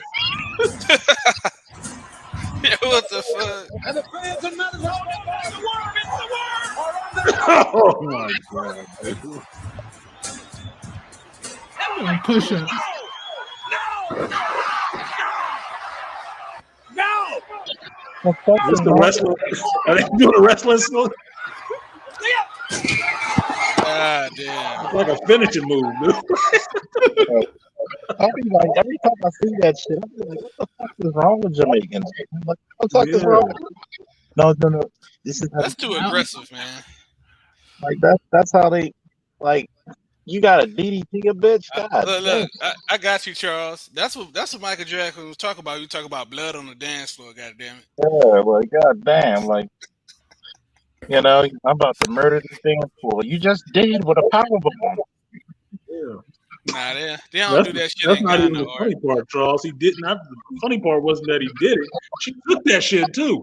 It was Yeah. still like, damn, dude. And I don't know who's more retarded, the nigga getting up on top of the trash can or the bitch who stood there. And waited. Waited for it. Fuego. God damn, bitch, stupid as shit. You better never call about domestic violence. If you could take that, you could take a punch or a slap. So Charles, if I come out to B-more, you gonna show me some of those B-more club music spots where bitches be getting real how can I say real Just be on a pussy troll. You're looking at a pussy troll. I mean, it's weird for me. Like, there's places I can go, but you gotta understand I'm 40 now, so it's like, I'm you got- done with that shit. It's those days are over. So does it really go down like that one episode of The Wire where niggas be up in the be at the house party and shit, and motherfuckers just be fucking through the hallways and shit? Or was that just movie magic type shit? Exaggeration. Has it happened? Yes. So your own party, it happens like that.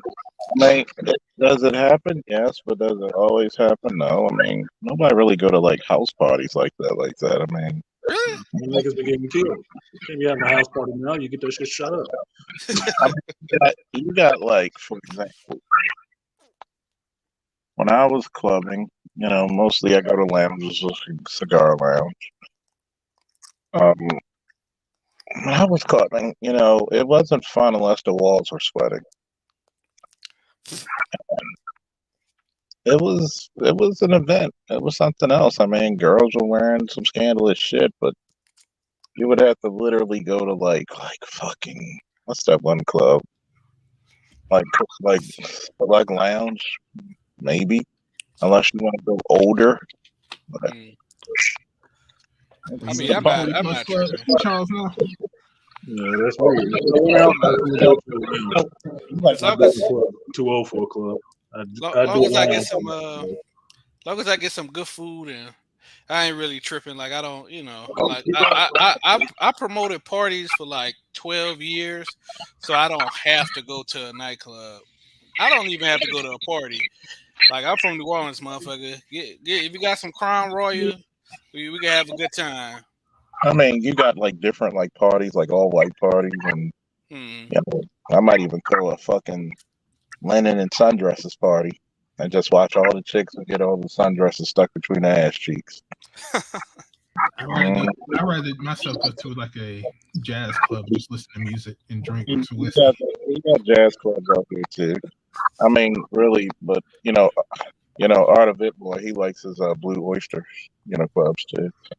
So yeah. What's the Blue Oyster? Go look it up on YouTube.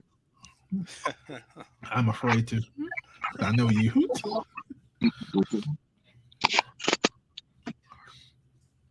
But no, that's what I was doing before the pandemic. I would actually go out on Saturday nights when I wasn't doing the Coliseums and go to like the jazz club up here in Durham.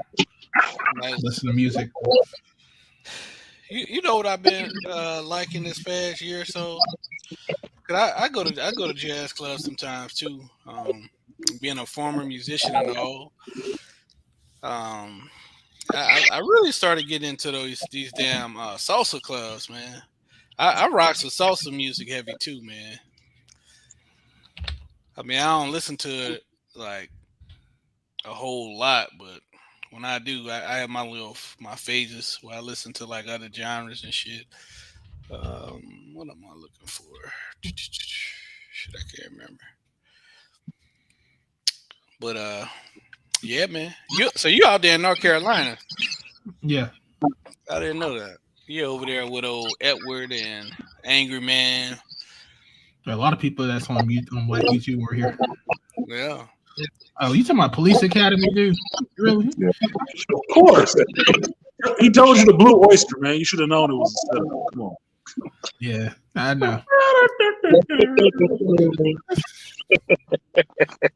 I have not seen that movie in forever. Oh man. Charles, in California, they got the real Blue Oyster Club. It's called the Bottoms Up Club. They got It's a gay male review strip club.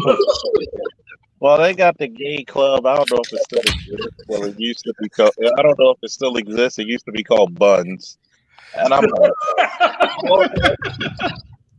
out of all the fucking club names to give a club, Buns. Could have been worse. It could have Said, called it the Ace Buns. said a Nah, popular Nah, gay they could have club said in, bottoms up. the popular gay club in New Orleans is called Oz. Great, great, powerful. Follow the Yellow Brick Road, huh? And it make me. It's funny that it's named Oz because it make me think of that old HBO show. The prison show, yeah. Everybody was getting ready. You motherfuckers ain't slick. Only reason I know is because all the white girls in college used to want to go there for some reason. Because they can dance with guys, and the guys are like, we'll dance with them back, but they won't be trying to fuck them. That's why. That's what I always thought. Yeah, whatever. I could never. Don't believe that. I could never confirm. Yeah, they be fucking them gay dudes, man. Oh yeah, if they think they look good enough, they'll let them fuck. But they ain't gay, they bi. Oh, they just sugary. Sugary. They're this dude here. Sugary. People be like, oh, you don't respect gay people. I said, I do. I just think it's funny to see a 6'4" guy dress up as a woman and wants me to call them a woman. I just think that is hilarious. Even gay guys like titties. Oh yeah. Who don't like titties? Let's be honest. Who don't like titties? Yeah, man. Even gay guys like titties. I'm more of a ass guy. Big breasts. Titties are nice. If I had to pick between ass and titties, you could have small titties, but you gotta have a big old ass. I mean, shit, you don't want to have like an ass that look like a bat beat it in. Jesus, no. Like, no. No flat asses. No flat asses. I'm sorry. I'm black, nigga. He's a nigga. He's a nigga. Oh yeah, I'm a nigga tree. I know, like, you know,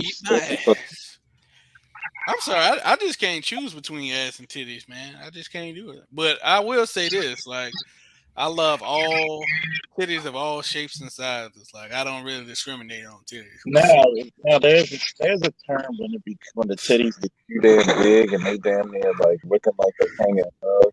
Can you comment or not? Can you comment about the titties? And well, like it's funny because like, you know how black guys love big asses and shit. And yeah, there is a term when it gets too big, when it looks like lumpy oatmeal. Yeah, that's too big. Like, you know, it's not fun anymore. You know, oh, look at the size of that ass, dude. She's like 300 pounds. Yeah, there's a such thing as too big of an ass and too big of titties. So when the titties go their separate ways, when she lies down, they're too big.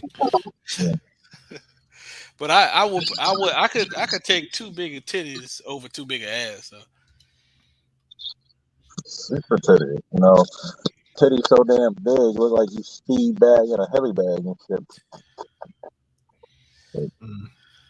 Like the miraculous titty. Holy shit, that's why I never knew why there's a food or dairy shortage when you got all these big titty bitches walking around. All you gotta do is take a good squeeze. Y'all trying to get somebody locked up, man.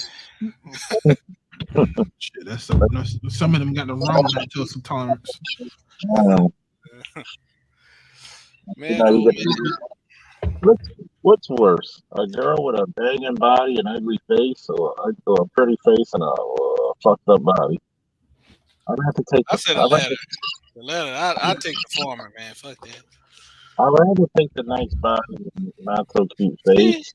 See how you gonna do that? And you're the main person pointing out how black men have low standards, and you gonna choose the body over the face. Come on, man. That's right, because one, black women are so goddamn fat now that it's very rare to see a woman with an hourglass shape. Two, if I'm just fucking you, I'm not caring. But see, this is the problem. I'm the number one person who could say that. You know why? because niggas will wife that. You know what's funny about you saying that? That is Somebody true. said something on Facebook today that was very true. I What's gotta that? see if I screenshotted it. Hold on. Because it's very true what I said. I would not put one black man to judge a beauty contest because niggas be like, yo, she got a fat ass, she bad. Like, you sucker ass nigga. Appreciate you, Otis, for the cash app. Ain't nobody Appreciate came you. Ain't nobody came here to you, Otis. Otis LC says Doughboy. Appreciate you. Aquatechy. Appreciate you. And D Scott. Appreciate you. He says for the single women at the mixer. But I need to start going back out though again, so I can start listening to live music since everything's open up. Go ahead, man. Get it in. I think if anything, that's one thing that KS's untimely passing has made me starting. I mentioned this, like the show that happened probably within a week or so when he passed, like how that shit kind of made me want to start living life and all that stuff more instead of just working all the damn time. Yeah, because I'm 40. He was what 53. Yeah, something like that. So how many years is that? Like 13 years? Yeah. That's only 13 years for me. I'm 40. So you better start living. 10 years can go by quick like that. Yep. This brother said, y'all man booty so important, bitches be forgetting they ugly. I mean, that's the point. That's the point I made it. Black men have no taste and black women have no shame. It's the fact, and I'm not saying every girl gotta be like this beautiful drop dead good. No, one, stop dating these big bitches and telling them they're beautiful. Stop lying to them. Stop lying to them. I mean, look, most of the chicks I date are like between a 6 and probably like between a 5 and a 7 in the face.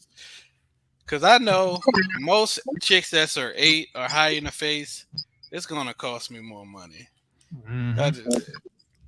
So those chicks, I will probably just rather like you said earlier, I'd rather lease them, have a little fun, and go about my business. You gotta think the secret of uber pretty chicks is that that's not your bitch, it's just your turn. Lori Harvey is that way. She's too pretty. She's too pretty that other guys are gonna still thirst after her ass, even though she has a very interesting. Like, why would you want to marry a chick that was with a father and a son? That's already red flags for me. Like, I really hope that he didn't try to marry her and they just amicably broke up. Like, because it wouldn't make fucking sense. Like, why would you want to date that? Cause she's so pretty. Well, I ain't gonna lie though, man. She's pretty, but the thing is she a wife? That's No, the thing. of course she's not a wife. She's not taught to be a wife. Look at her mama. I'd actually think Michael B. Jordan's ex-girlfriend, the one they claiming he got back with, looks prettier than Lori Harvey to me. Well, I think like this. The Latina chick, did y'all see her? Yeah, she's cool. I mean, cool, and it's funny because I don't think every Latina chick looks cute either. But no one group of women look. All of them look good. Yeah. Are you talking about the chick in question?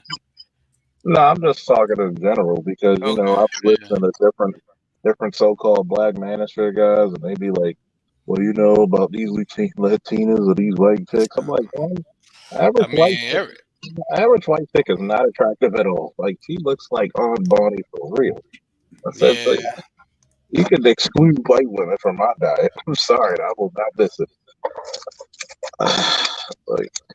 Like I'd be looking at white chicks, I'd be like, none of y'all look like the ones in Hollywood, and then when you see the ones in Hollywood without makeup, they all look fugly. Yep. I mean,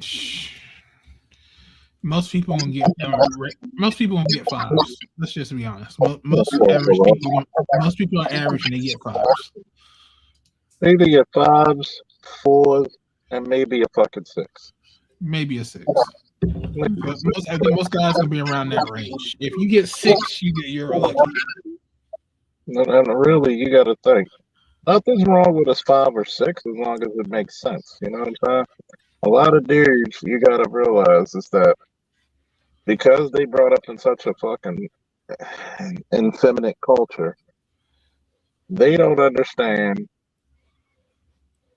They don't understand how. Well, that chick has to be an asset. I'm taking her off for Lori, man. I'm sorry. I'm taking her over Lori. Now, see, if he marries her or makes her a wife, black woman see like, see, like bitches. He gave y'all a chance. You said no. And you celebrated her saying no.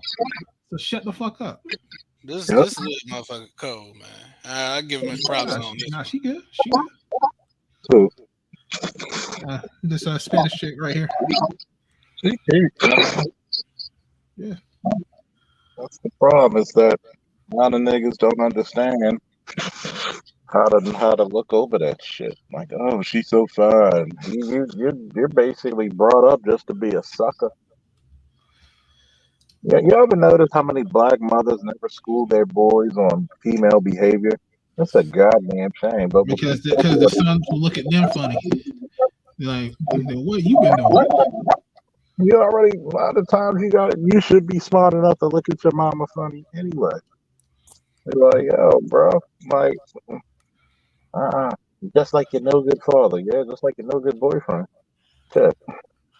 Yeah, I might re-upload that video tomorrow. You can only be red pill if you can check your mother. Oh shit, I've been red pill for a long time. Like, some guys have a problem checking their own damn mother. Yeah, that's true. Like, I feel like that's like checking your mother is like the final red pill test. Like at the end of at the end of the final Star Wars episode 8, I think it is, or episode 6, something like that. I think it's episode 6. Where he be like, no, the final test. So once you're ready to become a Jedi, so not to say that this gonna be the last chick you check, but it's like you gotta once you check her, you can check anybody type thing. Like remember at the end of Star Wars, checking your daughter. Remember at the end of Star Wars, he was like, "You are not a Jedi, Luke. Yet you must face Vader." Like I'm gonna tell you what, that's not the final test. That's the first true test. I mean, you got to think about it.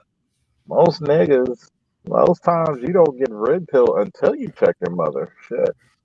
Because once you get over that hurdle, everything else you just look at.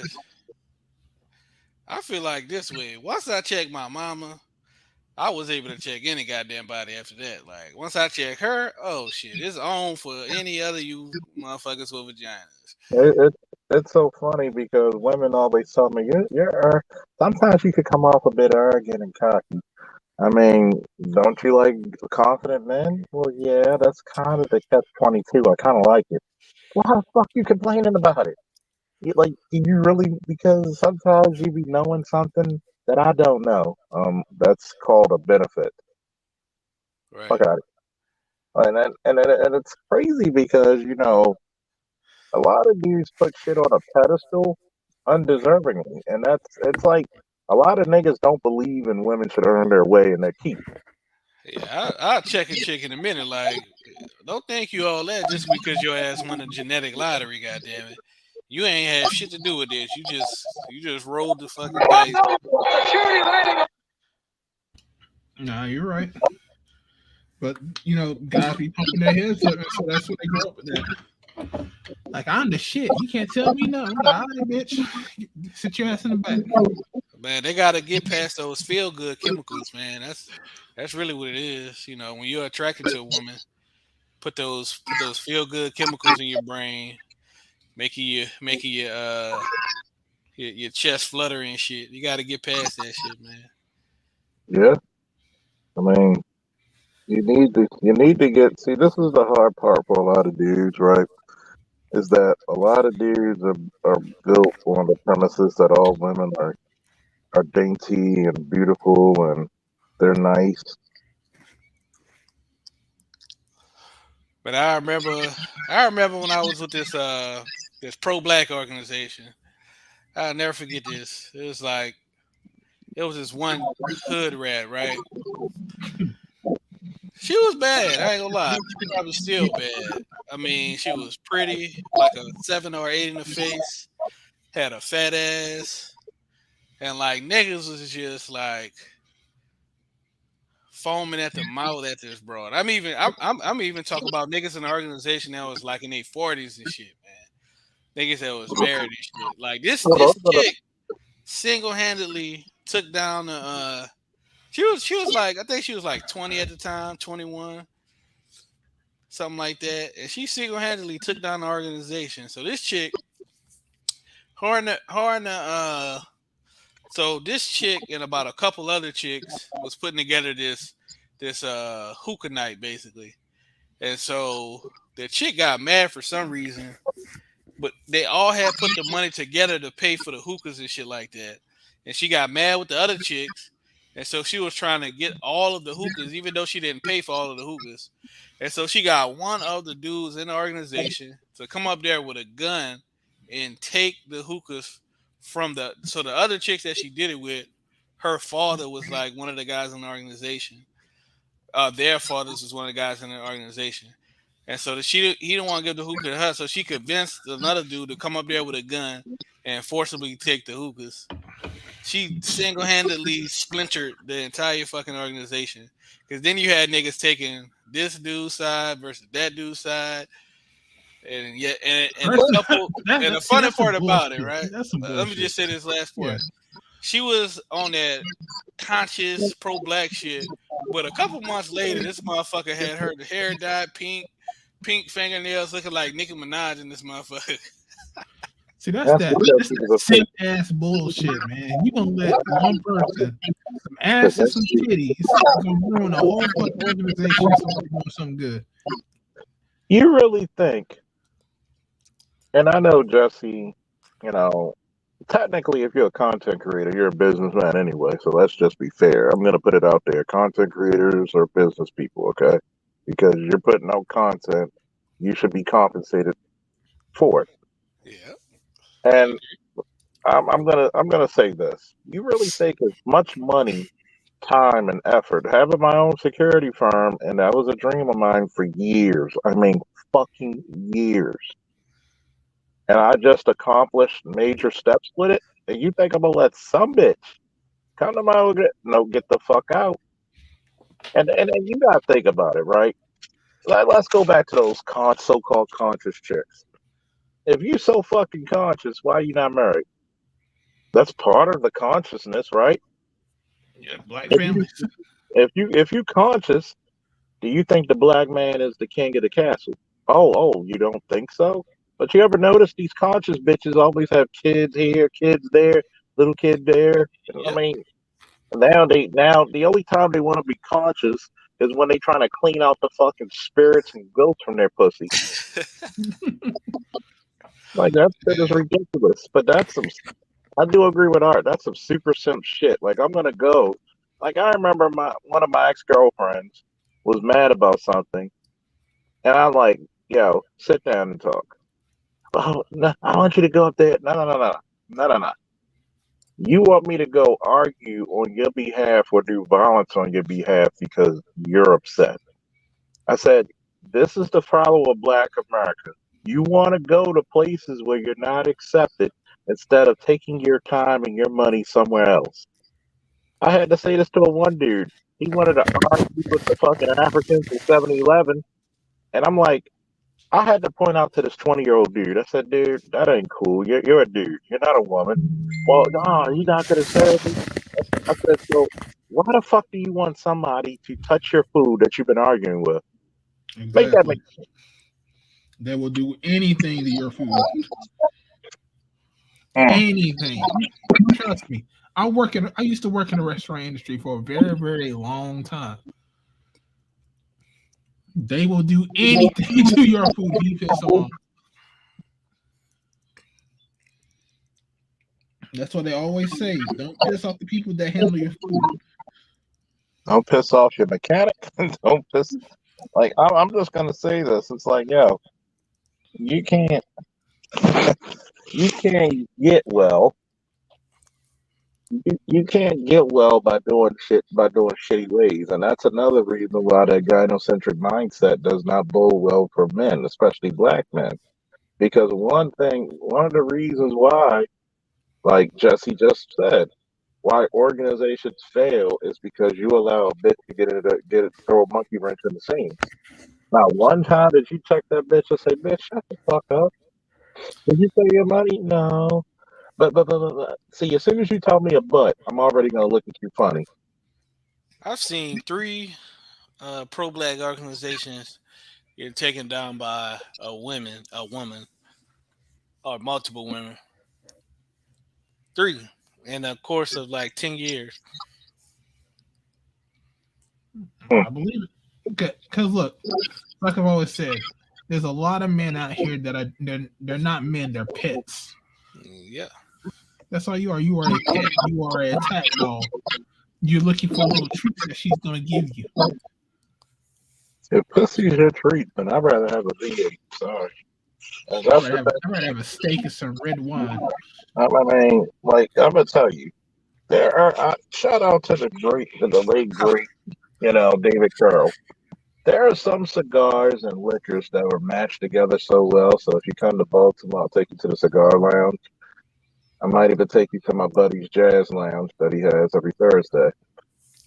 There are some people, and sometimes you have a good time. You like, I'm good. And see, a lot of dudes don't know when to be content within their own selves. That's when they start looking for women to fill the so-called void. That's why when my friends were like asking me a question, don't you want companionship? Nigga, I got friends. That's what you niggas are for. But no, don't you want somebody to wake up in the bed? Remember when you had COVID and somebody take care of you? I said, I mean, hey, if I'm gonna die of something, no amount of care somebody's gonna give me. If it's my time to go, it's my time to go. I said, tell me. I said, when have you known me to be needy for a relationship? I'm probably one of the most content people that you know. I'm happy, going to BlurCon and Comic Cons with my son. And I'm looking at some of the pictures when he was short. Now he's taller than his mom. Almost tall. He'll probably be about the end of the year or the beginning of next year. Probably start to become taller than me. I'm okay with that. I'm okay when me and my son had matching Superman shirts when we saw Man of Steel. I'm okay when I got him out of school going to the first Avengers movie. I'm okay teaching him how to wrestle. The first time I taught him how to wrestle. I have little things in my life that actually brought me joy. And if I find a woman that actually increases that joy and is an asset, then I'm cool with that. But I ain't gonna settle for little old things like, oh, might as well. And even my homeboy had to agree. Yeah, I don't believe in that might as well shit. Fuck that. I found more damn peace in my damn not dating chicks than I have even dating them. Because I don't have to deal with the damn bullshit, the constant lies about paying bills, and I gotta catch up on the damn bills. I ain't gotta deal with trying to figure out what the fuck is wrong with you. I ain't gonna have to worry about have to piss you off because you pissed me off because of shit that you did. I ain't gotta worry about I gotta look out for this chick because she ain't paying attention about her damn car and stuff like nah, I ain't gotta do all that shit. I just gotta worry about me, myself, what I have to do, and that's it. And like I said, when I was dating a chick, I won't saving that much money because my extra money had to go to her because I had to go fix this dumb shit. Charles. Oh, my bad. I had to go fix the dumb shit that she had to do. And then she used to piss me off. And then every time I tried to tell her what to do, guess what she would do? She wouldn't do it. So I'm like, what the fuck am I even talking to you for? Kick ass to the curve. Exactly. That's what I did. And guess what? My credit score has gone up. I got more money in the bank account than I've ever had before. And I'm living good. Today, that's one trick I'm talking to. Today we went out to like a park. Nice park out there in Bowie, Maryland. You can see the pond and everything, and people going through the rowboats. You know, she brought out a blanket. And we agreed to go to the park. Had a blanket, laid on the grass. I brought my Bluetooth speaker, listened to some music, ate some chicken, and had a good old time, just relaxing, just talking and relaxing. I could deal with that with a female. Don't even have to go anywhere fancy. You know, sometimes it's the little things. And see, I'm gonna give women the game, okay? It's not the major things, it's the little things you do for men that count. No man should ever say, you know what, I'm hungry, if you're not ordering him food or cooking it yourself. No man shouldn't be like, you know, I'm tired or I just need a nap and you're not driving. It's little shit that puts you over the edge. And it's funny because back in the day, me and Art are 40 now, so we're young old men. 20 years ago, it's kind of weird because you know chicks kind of would try to do a little bit more. They would kind of like do a little bit more, but nowadays you're not even trying to do shit. You think the whole world and the universe revolves around you and only you. So I'm message you this video of this white chick worshiping this black dude, Charles. Oh, y'all see the article about the two white chicks with the black dude? Oh yeah, that was a show, wasn't it? I think it was. It's like a what they do polyamory. The chicks married each other. They got him to raise the kids, and they say that he's a real man and all that. Yeah, two white chicks. Yeah, they work and he stays home. Yeah, he's a stay-at-home dad. That's the BBC, sir. Yes, sir. I mean, hey, you gotta worship the rod, man. Mm-hmm. And they happy as clams too. Yeah, you gotta look at PGS sneaking up in here like Batman. You know? He's probably eating some ice cream. So what? He's probably eating some ice cream. Yeah, that's what you call her? Hey, diggity, all right. Or some melted M&Ms that came in the mail. You ain't shit, little boy. They actually made it intact, so. Oh, okay, cool. I was eating a chicken burrito. Oh man. Oh shit. I had a brown sugar ham with cheese. Oh, okay, good stuff. Yeah, on top of some brioche. Yeah, I hate you. Hey, ham, cheese, and brioche is pretty good, sir. Mm-hmm. Yeah, with spice with some brown sugar. Yeah. Mm-hmm. Yeah. Man, oh man. Do you ever as a baker, do you ever like feel like just randomly making shit like a different regional type of hot dog or some shit like that? Like, you know what? I'm gonna make a Chicago style hot dog today. I'm gonna make a New York style hot dog today. I took a whole entire year to learn how to bake. So I pretty much know how to bake everything. The only thing I need to learn how to do is do pastries. Okay. So I made that a mission of mine. Like, I'm gonna learn how to bake. I did bake bread from scratch the first week of the pandemic. That shit was funny. That's about it. I mean, you know. Yeah, that's what I told my dad. Is like, if I can cook better than a chick, I don't need to marry her. That's true. And he said, "Yeah, you're right." It eliminates a whole lot of chicks. I have yet to find an ADOS chick that cooks better than me. That's sad. Hey, gentlemen, and happy Father's Day to y'all, man. Hey, thanks, Mel. Yeah, happy Father's Day. I ain't a father, but I guess I'm a mentor.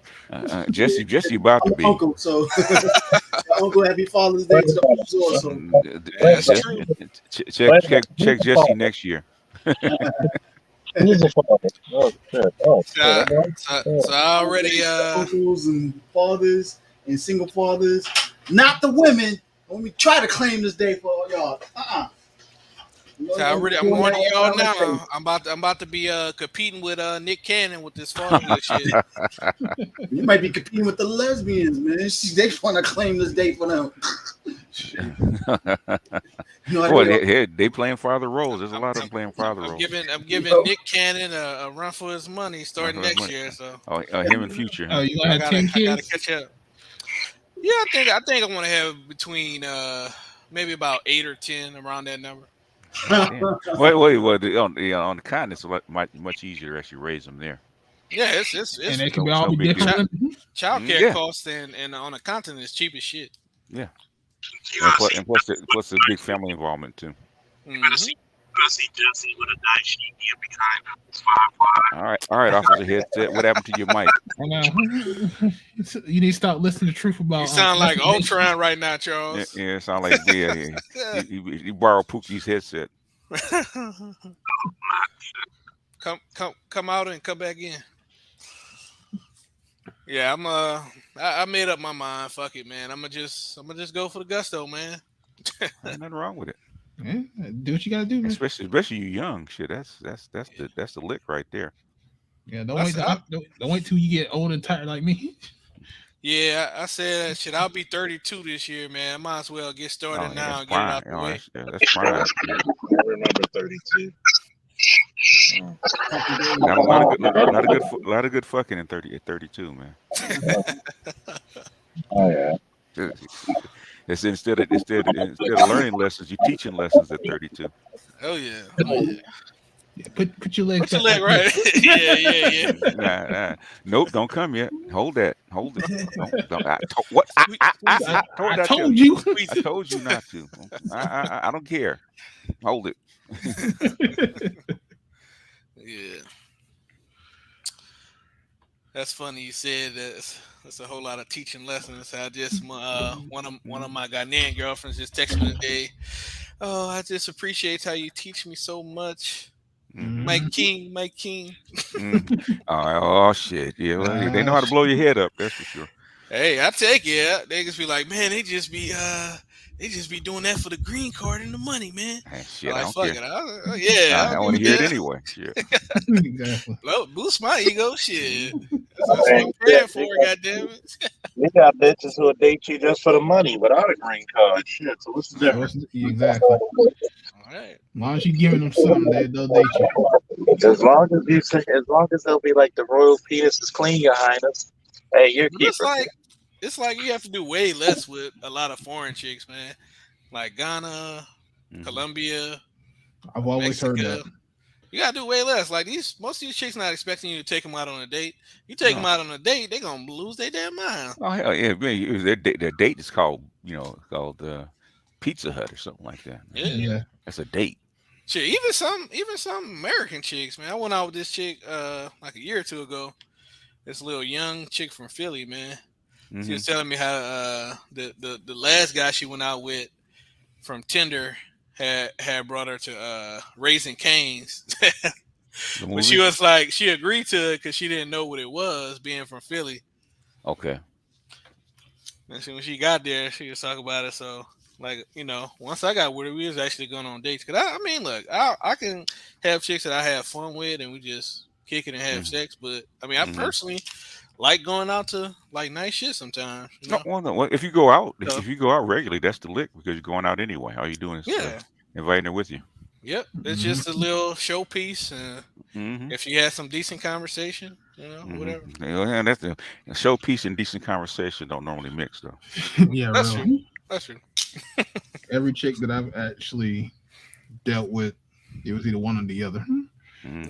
Yeah.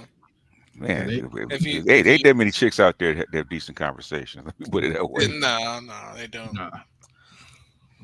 They don't. It's like talking to your niece or something. Yeah, it is. That's why you talk to them on the phone for about a week and find out what they like. And that's the only way you get the conversation going is talk about them, pretty much. I don't even look for women to have conversation no more. That's the point I'm at. God damn, man. I don't even look for it.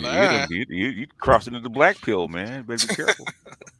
I've considered myself black pill for the last, since I heard you explain black pill, I was like, well, maybe I'm black pill. Which I listened to a couple of your black pill like introduction videos like last couple of years. Like maybe I am black pill, but Yeah, it's possible. It's possible. I'm pretty yeah, I think I am, because I remember one time I was like, well, we die. He was like, damn, nigga, I ain't that black pill. Fuck that. We was talking about some shit about the nuclear codes and some Oh shit. yeah. He was like, I ain't that damn black pill. Fuck that. If it's a nuclear blast, I want to, I want to be in ground zero, man. Get it over with. Fuck that radiation sickness and starvation for 60 days. Fuck that. Hey, I'm like this. As long as I have me some liquor so I can see it coming and I drink, like it's a good right day. Talk that sucker right on in. Be like your boy at the what's that movie? The Day After Tomorrow. They be drinking the liquor where they know they about to freeze to death in the next couple hours. Yeah, why not? Shit. Get some of that scotch. Was it or the movie Don't Look Up? Oh yeah, well they're having dinner. They're having dinner and they're having a good time and they celebrate. Crazy ass movie. Yeah. It was good though. I like it. I enjoyed it. I watched it twice, like back to back when it came out. I was like, damn, it was enjoyable. Yeah. And that's the way people react too. They don't believe it until the last second. Oh shit! Then they start panicking. Oh, motherfucker, it's too late now. Nigga, I was in Katrina, so trust me, I know. And then they got to the planet, and then she ended up getting eaten. They were getting eaten alive by the damn animals. Yeah, that was the craziest part of the movie, like, bruh. And I knew the shit was gonna happen because he was just acting too nice. Like the little, oh my god, look at these beautiful creatures. I'm like, they about to eat his ass. Crazy ass movie, man. That's how motherfuckers was for Katrina, BGS. I believe it. My dad didn't want to leave. He was sorry. He was sorry he had to swim through that shit. Had this big ass scar on his leg, getting cut up in that water and shit, man. No, from the like some type of debris. The debris floating through it. Yeah, you got to get wood. You get all kind of shit floating. Yeah. Hard headed. But I know his ass is buttery right now though. That's what they said. Turn around, Dad. Let me feel it. Oh, that's buttery. What you talking about? Yeah, you're a hard head. You got that buttery ass now. Man. He had to help the neighbor lady that was like 300 pounds. Oh shit! Help her get on the roof and shit. Oh shit! All he had to do was turn on the side and float up.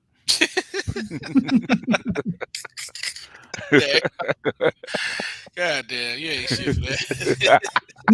300 pounds.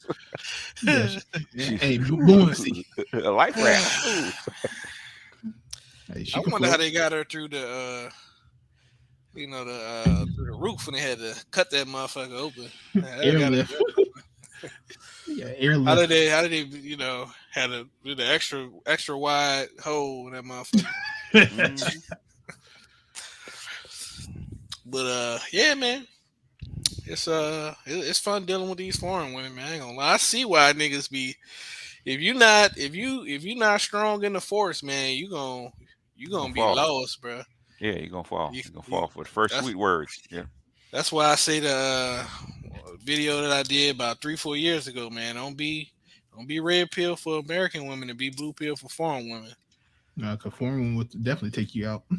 You got to remember that you're bait. You're a lick, so you got to be careful. You hit that you feel that femininity. You like, ooh, shit! I ain't felt this before. I'm used to bitches cussing me out and shit. God that's why you running. That's why come you run beta game. Just try not to get hurt. Yep. Oh baby. Oh shit, baby. Yeah. Hey, yeah. You know what? Hey, hey. I want my girl back in the States with me. Blah blah blah. Blah blah blah. She cooking and fucking you and stuff like that. Then one day you say, you know what? I think we're not. It's not working out. Let me go. That's how niggas get killed though. What are you trying to do, artisan? You trying to just game? You want content creation? What is the current Ryzen chip? Ooh, what is it? 69 something? It's 5,000 for desktop, but it's 6,000 for laptop. Okay. We got 7,000 coming up soon. Yeah. Yeah, you're right, BGS. Because I was watching this shit. I don't remember where I seen this shit, but it was a American Latino dude that got with a foreign Mexican chick, and he had these boxing gyms, business guy, and he married her in the U.S. Her and her daughter came over here, and they hired a damn hitman to take his ass out. Mm. And so what the way he survived is one of the trainers overheard her talking about the shit. Mm-hmm. And he told him, and so he called the FBI, and the FBI like set it up with like a fake hitman and shit. Mm-hmm. And then they even put makeup on him and put him in a hole and took pictures to like make it look like they killed him. And then they I think they sentenced like 20 plus years or some shit. Oh yeah. And it ain't like, I hate when people like, oh, they just picking on black men. No, they be the white guys get it. White guys get it the worst. Oh yeah. And they be getting their own guys too. Shit. Yeah, they see a white guy, man, coming. The white guys is probably it's like they got mark written all over them. Yep. I'm in a group right now, Colombian scopamine group. It'd be a bunch of white dudes getting drugged and robbed out there. Mm-hmm. Shit. What's your budget, Artisan? Oh, a laptop. Okay. Gotta figure out what his budget is so I can. Say, if I ever get legally married in the U.S., cuss my ass out. I mean, I was thinking about it. I ain't gonna lie. With the little physician's assistant chick I was talking to, but I was like, nah. Shit, I'm done. If you headed to Ghana, ain't no reason to get married here. No, it's not. Well, the reason what I was thinking about her being a physician assistant, she wanted to come to the U.S. or Canada to make more money. Mm-hmm. Because in Ghana, she's probably only gonna make about maybe 20,000 a year, but in the U.S. she could make like 100 plus. Mm-hmm. Okay, so what's in it for you? Nothing. That's why I decided, like, nah, fuck that. Okay. Fuck that. Yeah, it's cool for her. What's in it for you? Yeah. They get over here, she started making money, and then that's when the divorce comes. Although you get to keep the kids. Yeah. Because I was just thinking. I just was thinking about it for a second, like, weighing the pros and cons, and I was like, nah. Yeah. Okay. Even because even when I was talking to her, I was like, oh, we got, we're gonna have to get a prenup and a postnup. She was like, oh, I'm not signing a prenup. Oh, okay, cool. All right. Okay. Well, that makes it easy. Yeah, right. I will say, Artisan, if you're just looking, I would say don't get a laptop no less than probably about 15. If you're talking about content creation. Yeah. Depends on how, like a gaming laptop you can use. Yeah. Yeah. So if it has like a 3070, at least gonna have a good start with your software first and look at the recommendeds on your software. Yeah. And see what the minimum is, and then work your way up. And then start seeing what the software to use actually needs, because that's going to determine what kind of machine you're going to get. Just build you a desktop, man. They're cheap now. You can get the same chip I got that I paid $500 for. You can get on Amazon right now for $300. I think he wants to carry it back and forth from the house to the shop. Yeah. Oh yeah. You can build him a mini. You can build him like mini ITX. Yeah, it could. They have a lot of those where you have handles on them. Yeah.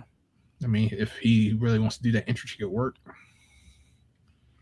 If I'm gonna build a mini ITX, it would be water cooled. That's me personally. Yeah, that's you personally. No, because it'd be easier than just air cooling it, trying to air cool it. Because then I could buy the blocks for the GPU and make it smaller, and then but you gotta put a decent sized radiator on that bad boy. Yeah, I mean you can get pretty decent on it. It might not get the temps that you want, but it will at least keep it cool enough. Yeah, them little mini ITXs they're cool, portable, but when you want to make them powerful, but that's when you get into problems trying to squeeze all that stuff into a little small spot. People have. I mean, yeah, they have. It's not cheap. Nah, the tubing and all that. Yeah, it's not cheap. Yeah, no, the case and in buying the proper radiator that can fit in the space and the GPU that fits in the space and all that kind of stuff. Not cheap. I think Jay's 2 cents. He's on trying to bring back the what was the one he did like a couple years ago. I think he's going to try to do that with the new Intel that's coming out. That's already out right now. So I forgot what he called that machine. It was the one with the green liquid in it. Oh, he did. Okay. I think he did a long time ago. Yeah. I don't know. I think he called it Skunk Works. Yeah, Skunk Works. Yeah. Yeah. So it's interesting what he's gonna do with that. I think he's gonna change the case though. But yeah, I haven't seen Skunk Works in a few years. Yeah, he just builds some. I mean, I like the dude. He's very informative, but he just builds stuff and then just sits there. I'm just like, dude. Well, he built so many, so except for the working machines. Man, so I was watching this. Y'all talk about working machines. That line made me think of. I was watching this Elizabeth Holmes miniseries on Hulu. Okay. She was pretty good, man. I think the actress that played her did a damn good job, and they kind of made her look kind of like an idiot. And I mentioned this in Edward's telegram earlier. She's no idiot, but she does have great salesmanship. I mean, you got to have great salesmanship to convince. Yeah. All of those powerful, for one, convinced not only the money, but she had a very powerful people that she convinced to join her board. I mean, she had Henry Kissinger, George Shultz, General Mattis was on the board. I don't like that. I'm like, was she that good a salesman, or was it just? Did you think they had like some type of father complex, like they viewed her as her daughter type shit? When it gets into stuff like that, man, it gets kind of blurred. Is the technology viable, or just pieces of it? And then sometimes they just want the pieces of the technology, and they're willing to throw you under the bus with it. So did she? I think she got close, but she couldn't quite get it done. To where you can get it from one drop of blood. So it never completely worked, but I think pieces of it did. I think you're still seeing pieces of it, pieces of that used right now with AIs, the testing blood, doing blood samples. I think you still pieces of it. Look at that right there, $397. She got off pretty easy though, man. She got like, not bad. Man, that's cheap. Yeah, she got shit. It is now, yeah. She only got like 3 years. And that shit probably. She got his 3? Yeah. Okay. I'm like, damn, that's highway robbery. Cause the biggest thing was she got not guilty for frauding a patient. She got guilty for the wire fraud charges. But if she would have got guilty on the patients, it would have been way more than that. 3080. $829 now. That's expensive. No, compared to what it was, shit, that's cheap. Yeah, it's cheaper now. Yeah, for sure. Its list price is $929. It's 11% off. That makes no sense for a video card. And that's an older video card. That's not the newest one. No, that's the newest one. No, that's the new one. 3080. 3080. Yeah. I thought there was one. I thought the new ones came out. Not yet, no. Okay. No, this is 3000 series. Okay. Because these cars used to cost about what, $1,200 to $1,500. Yeah. Now it's like $829 because the Bitcoin dropped. Yeah, because the 3000 series is like a couple years old, right? No. They're about. They're only a year old. Not even a year old. I thought they were like at least about 2. Yeah, I thought they were closer to 2. Because I remember when they switched over from the 2080s. Let me check. 2060s. I think they're about almost 2. I think they're almost 2. Yeah. Because we had such a large shortage, I don't think they were just. Yeah, because they're during COVID, the prices started to skyrocket. Oh, you're right. Yeah, 2 years, like almost. Well, it's one year, 9 months. Yeah, it's almost 2 years. Yeah, almost. Yeah. But I mean, I that's was gonna because the say price. I know I'm old. I say my memory's bad, but it's not that bad. Mine's worse than yours, and I'm not even old. So. That's how Well, much. you got that's reasons because for of your weed. memory going. Yeah. Yeah, that's how much Stay I off paid. the Marijuana got you weed. Get off the weed. Oh, my memory was bad long before the weed. I don't know why my memory's Bullshit. bad. I don't even smoke weed like that. Yeah, it all, like I said, it all depends on your budget. What your budget is, as far as what kind of computer you need to Is build. that the computer or the weed you talk about budget? Both. Both.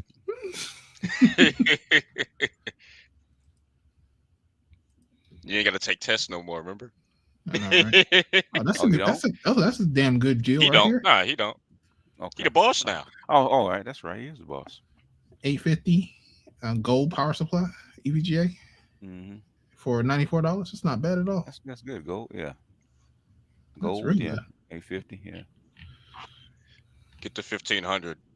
Ooh, no, that's too much, man. That's too much, man. That's perfect. It's the perfect amount. Yeah, but you're burning juice for nothing. Don't worry about it. Look, as long as your pockets, sir. I know, really. With especially the price of electricity now. Oh hell no. Everything's going up. Shit. Yeah, computer parts are lower now. Anyway, let me stop before I get mad. Okay, every time I look at computer parts now, I get mad. Why? Because it's shit's because I paid $500 for this CPU.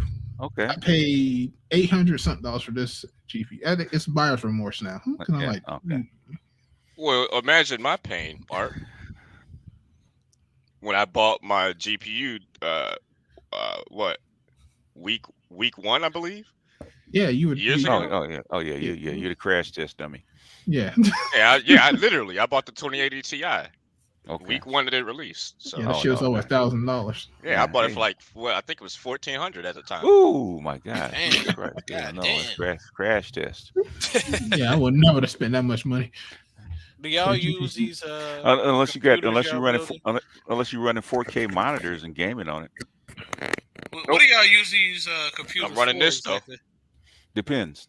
Well, if you that high end is usually gaming. You don't really, for most unless you're doing like 8K video or something like that. No, I'm asking like specifically for Art and PK. Oh, content. I'm doing YouTube and gaming. Yeah. Okay. Yes, I'm mostly try to do because I needed powerful CPU and GPU for DaVinci Resolve and so I can render out videos as fast as I can. When I was younger, I would say once I get rich, I was gonna build me a laptop for PC gaming. I mean, not a laptop, but a desktop for PC gaming. And I haven't done it yet, but I will at some point. Like It's I'll easy actually. now. Do you have time to even play it? That's the problem. That's the problem. You can make your media computer a CPU media center. Yeah. So you can hook up to your TV, and so that way you can just search web on your TV and stuff. My plan is to kind of start. I mean, I've already started reducing my work hours, but once I get to a point where I can actually have time to play it, I'm gonna start researching and start building some shit like for real. Get me a gaming room, but it's gonna be in Ghana though. Fuck that. Might be cheaper in Ghana. I'm gonna tell you that he's finally playing a video game, and we ain't talking about that farmer shit. What farm? What farm? Last week. Last week's game. Oh, you like that? What was the name of the game anyway? It was called Boring and Shit. Man Bazo. My who? Man Bazo. Okay. Now, it's translation for mad bullshit. Who's playing this, Art? Nah, that's PK. Did you beat this, PK? No, I've never played it. No. Okay. What is it? I beat this last year. Final Fantasy. Oh, Final Fantasy. It was pretty good. I felt it was kind of sharp, but it was pretty good. This guy has been excited about this damn game since he got it. Yeah. Oh, me. Final Fantasy. Oh. I wanted to get it before, but it was on PlayStation 5, man. Well, I beat it on the PS4. Are you playing it on a computer? Yeah. Okay. It just came out. It just came out on the PC. Oh, okay. That's God damn. What the fuck is up with the timing on that? Yeah, that was the last RPG I beat, actually. Well, I haven't played an RPG in a long time because I just don't have the time like I used to. Yeah, I've been Welcome trying to be to. an adult. Yeah. I've been trying to keep up with Elden Ring, but it's like fuck. I mean, I haven't even bought that yet because the fucking download is too goddamn big. I actually deleted like 6 games to fucking play this. Damn. Yeah. How much space do you have? Not enough. I try to get him a damn hard drive, but he's like, I don't know. I have the 1 terabyte PS4, and then I also have a external hard drive with like 3 or 4 terabytes. You don't want to know how much space I have, dude. I got a lot, but it's all in use, all of it. Damn. I've got about 4 gigs of space in total. Damn. Like I got a 1 terabyte SSD. I got a 1 terabyte external hard drive. Actually, no, I think it's like 500 gigs. And then I got a 500 gig HDD. And then I got another SSD, but that one's not the one it's not the M2. And that one's I think that one's 500 gigs too. So that's like that's like 3 terabytes right there. Something like that. Yeah, you need like you need shit with at least 1 terabyte, man. Especially with these new games, there's just so much space, man. Like it's ridiculous. I was talking to a guy the other day. I was like, man, think about like, yeah, you used to have memory cards was only a couple megabytes. Now this shit is multiple gigabytes per game, like 20 gigabytes, 50 gigabytes, 100 gigabytes. So it runs through pretty quickly. Yep. Things have changed, but I was just telling Art the other day, man, like Call of Duty is like 100 gigs, dude. Like this shit's crazy. Yes, it is. So whenever that new one comes out, I'm gonna delete this one. I don't give a fuck. Aren't they supposed to have a new one coming out? October 28th. Yeah. What am I thinking? It's October every year. What am I thinking? I knew that. Yeah, that's why I got me an 8 terabyte just to put all my like videos and stuff to keep them on back. That's one reason I could be able to upload everything because I get everything saved. Yeah, I need to get a new external hard drive because I'm about to start actually getting serious with YouTube now. Get some passive income in this motherfucker. Yeah. Well, like I said, most of everything that I earn from YouTube goes into YouTube. Like the computer I just built, that came from you guys. So appreciate you guys for doing that. And the hard drive, like the 8 terabyte, I use that. I use it to Cash Apps to buy that, just so I can keep everything on backup. So, and the microphone that I just bought too, and the stand. So, reinvest. Yeah, reinvest into your setups. Get it better. I ain't reinvesting shit. I'm spending it all on pussy. This guy. That's bad. Nah, I'm just fucking with you. It ain't tricking if you got it, huh? Yep, it ain't tricking if you got it. No, they say it ain't tricking if you got it. They lying. I say it ain't tricking if you got her. She mine. Fabulous. That's what Future says too. That's the fabulous. That's what they say in the South. It ain't tricking if you got it. I hate that. No, nigga, it's still tricking. Shut up. I hate it. Tricking is tricking is tricking. But I feel like it's not really tricking if that's your chick. Like if that's your girl, your old lady. Nah, you can trick your chick. How'd you get her? Tricking. Tricking. The way it starts is the way it ends. Tricking. Yeah. That's true. But I've never tricked before. I wanted to, but I just. Have you ever took a girl out on a date? No. Never. Bullshit. Blind ass nigga. I hate that too. I hate when niggas say that too. Like when niggas that hardcore trick, like they just like give pussy for the money. They want the niggas that take women on dates to be alone. Like nigga, you doing the same thing, nigga. You know, you taking them out on the dates. But I'm like, well, I put it to you like this, Jesse. Have you ever took a chick on a date that you just wanted to fuck? Nah. He got quiet. He got quiet. That's a lie. I had to think about it. Yeah, you ain't had Like, to think if about I it. You know just who she was. What's her name? honestly, What's her name, Jesse? if I just want to smash, What I'm her not name, taking her Jesse? on no date. Jesse. What her name? What her name, man? I never done it, man. What her name? What her name, Jesse? I'll be honest. Jesse. What her name?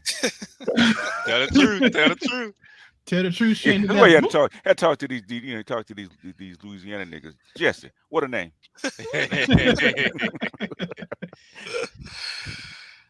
Nah, man, I'm serious. I've never had a chick. The reason I got quiet because I had to actually think about it. Everybody's tricked at one time or another. Stop. Nah, I can't agree with that. I think the niggas that trick just want some company, man. I mean, I'm not saying there's anything wrong with tricking. Hold on, Jesse. I just gotta say this to you. I love you, man. But shut your lying nigga lips up.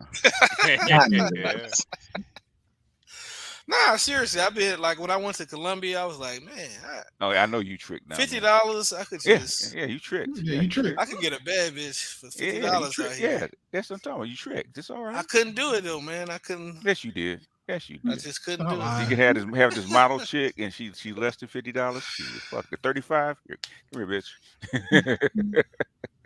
It's a wrap. 4 hours. Come here, bitch. Man, you could have a model chick in Colombia for like $30 to like $100. And like even $100 to have a model chick, like on a logical level, it doesn't seem like a bad deal to me. But on like a bargain. It's something within my spirit that's just like, oh boy, here we go. He lying. He just flexing. I was at the taco truck, man, and it's a Guatemalan chick, man. I know she had to be from northern Guatemala because she had a big old round ass and big old titties. Damn. And long hair. I said, damn, she remind me of my ex. I said, man, if I was 20 years younger, I'd pick her up. Come here, girl. First thing I look on her hand. Oh, no rings either. Come here. What's your name? Take this little $20. You playing that? What's that? Excuse me, miss. What's your name? Can I take you out tonight? I think I need. And she kept crossing in front of me too many times. I said, "Oh shit, you lucky." You know what you're doing. Yeah. I think I need therapy or something to get out of this like anti-trick sentiment or something. You know, niggas, come on, anti-trick, anti-trick. Serious, man. I'm dead serious with y'all. I tried a trick in Colombia and I just for some reason I couldn't do it. Why you lying, bro? I was serious. Why you lying? You ain't got to lie. Artisan MC. I know the prices because I really wanted to trick, but I just couldn't do it. Like I really wanted to trick. I wanted to do it. My intentions was to go to Colombia and a trick on some bad bitches, some model looking bitches. But something in my spirit just wouldn't allow me. Yeah. Shit. I know who you lying to. Oh man. I know. How long were you down there? Couple days, about 5 days. Yeah, you tricked. Come on, motherfucker, you tricked. Come on. Nah, really. Unless you met her online before you. Y'all got don't gotta there. believe me, man. Y'all don't gotta believe. It's okay. We don't. So you ain't no got to. We don't. It's all right, man. I know. We don't. I don't care if it's not all right. We still don't. Even Charles don't believe you. Like hell no. Like, damn. If you had said a couple of months, well, maybe, kind of, sort of. 2 days, shit, nigga, you had the trick. Now, this is what I always do when I go to town, though, and I learned this from an older cat when I was like 19. I always pipeline chicks before I go out of town. So I meet them on social media. Yeah, pre-trick. And talk to them, and Yeah, show me around. And, And so she show you around, and she gets to eat for free, and she gets to see the town, shit she can't do on her own, and then you take her to the room and fuck her. That's tricking. Okay. That's tricking. You ain't trying to talk up on it. So you just inviting her to the room and fucking her. Nah, I mean I feel kind of bad doing it. Okay. Why? You still nice? Mm-hmm. Like I don't feel bad doing it to an American chick because they can't cook and all this other shit. So it's like okay, That sounds like I some could just blue pill fucking. overseas, sir. But when it's like she's a wifeable chick, Mm-hmm. Mm-hmm. like I mean I have smashed foreign chicks just without taking them out and stuff, but Mm-hmm. at some point I just kind of feel like going out. Yeah. Okay. All right. All right. Yeah. Yeah. All right. Handshake Like, not matching your smile. like Mm-hmm. they don't even be tripping. They be like, "You sure? Mm-hmm. You want to go out? Hopefully, We don't have to." yeah, we don't have him trying to get to like you so I can get that passport back. Nah, I'm trying to get the passport for them. Shit. Yeah, that's what I'm talking about. That's what they're looking for. No. I say I'm trying to get the passport for their country. Oh shit, they'll help you. Shit, you bring your money. Yeah. Hell yeah. The remote. I'm trying to get that Ghanaian passport. Yeah, let me go ahead and get Shit, married in I'll Ghana. be honest. If I did remote work, I would go overseas. Yeah, talk to God, I haven't seen him online in a while. What's his name? J Bones. J Bones. Look, put his information in the Edwards Telegram. I've been asking you for that. You've been telling me that for like the past couple months. I gotta find them. I gotta find their contact information. Because there's one brother, he was actually working on the right of abode because it's never really been implemented properly, right? So the younger guys are trying to work on it to where they can actually get the right of abode working properly, so they can get especially retiree immigrants in, because they bring in money with them. So it makes no sense. Yeah, so I'm thinking of going a marriage route, but I could go right of abode too. I do have a. Do you got a lawyer? Not yet. I'll be doing all of that next time I go. Yeah. So I gotta get a lawyer. I gotta be looking at apartments because my plan is to get an apartment in August, and I'm trying to. Go ahead. And next time I'm gonna keep their contact information handy because people ask me about it all the time, and they tell me that they're working on this stuff because I've been talking these guys on and off since 2014. Okay, and I like to get with some people that hit the ground running because I'm tired of these complaining ass niggas. Oh yeah, I remember the Kylie Genesis and them crew talking about relocating in Africa. So how many y'all been? How many y'all been there? Well, we never been there. How the fuck do you know? You think you just gonna come in there and take over a swath of land and it's gonna be yours and you gonna run it the way you want to? Get the fuck out of here. Well, at least he actually went. Yeah, he did. Well, he ain't talked that shit since either. But I remember. I can't remember who channel y'all was on, but y'all got into. It was on what's his name? I remember that. Search for Uru. What's his name? Yeah, Search for Uru. Yeah. Yeah. Yeah, the little motherfucker. I've been doing this shit for 20 years. You come and talk to. I don't know why he got real. It's like he got real upset at you challenging him. Because he don't know shit. Did you know him for years or something? No. Hell, the crew that I'm with, man, they were going to South Africa in the late 80s, right? In the night, they were going back and forth in the 90s. In fact, the guy that he actually booked the tour through Bomani. Man, I've been doing Bomani since 2005. His name sounds familiar. Yeah, but he does tours. He does tours like 2 or 3 times a year. Okay, I've seen his Africa for Africans. Yeah, he's out of Atlanta. He has a YouTube. I want the lady that used to do. He's my a content creator. Is he I don't know if he's a. I've never seen his channel. I just know him. I've heard that. Oh yeah, he's been around. In fact, he's probably the most popular outside of the people that do the Egyptian tours. Okay. Yeah, but the West African tours, he been doing that for for at least 20-something years, man. He was he just got real pissed off at you. That's why I remember that. Yeah, because I was checking him. I was like, damn, do y'all niggas know each other? When you tell somebody they don't know what the fuck they're talking about, yeah, they do tend to get upset. Yeah. And I do tell people quite often you don't know what the fuck you're talking about. Yeah. What? You know what? If an older brother tells me that, I'll just let it ride and I'll eat it. And I'll just all right.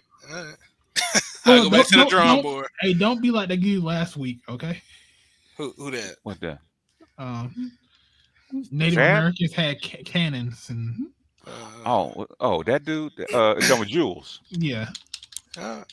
He sent me the paper too. I said, "Did you read? Did you actually read the paper?" Is that the light skinned dude? Is that he the slim light skinned dude? He had the avatar. I do know Iron Man avatar. Oh, yeah, Iron Man avatar. Yeah. And I was reading the paper. You read the paper? I said, "Did you actually read the paper that you're reading?" He said there was an arms race between the Native Americans because they were buying weapons from the British and the French to fight each other. Okay. Oh, I was on the stream last year, but I went to bed early. I fucking passed out. Yeah. I was tired of shit last week. So what did the paper say?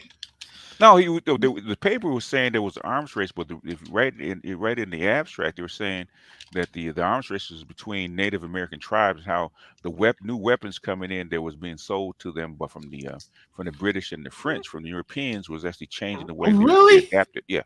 Are you serious? Yeah. Was that during the what time period that was like the American? Oh, they started.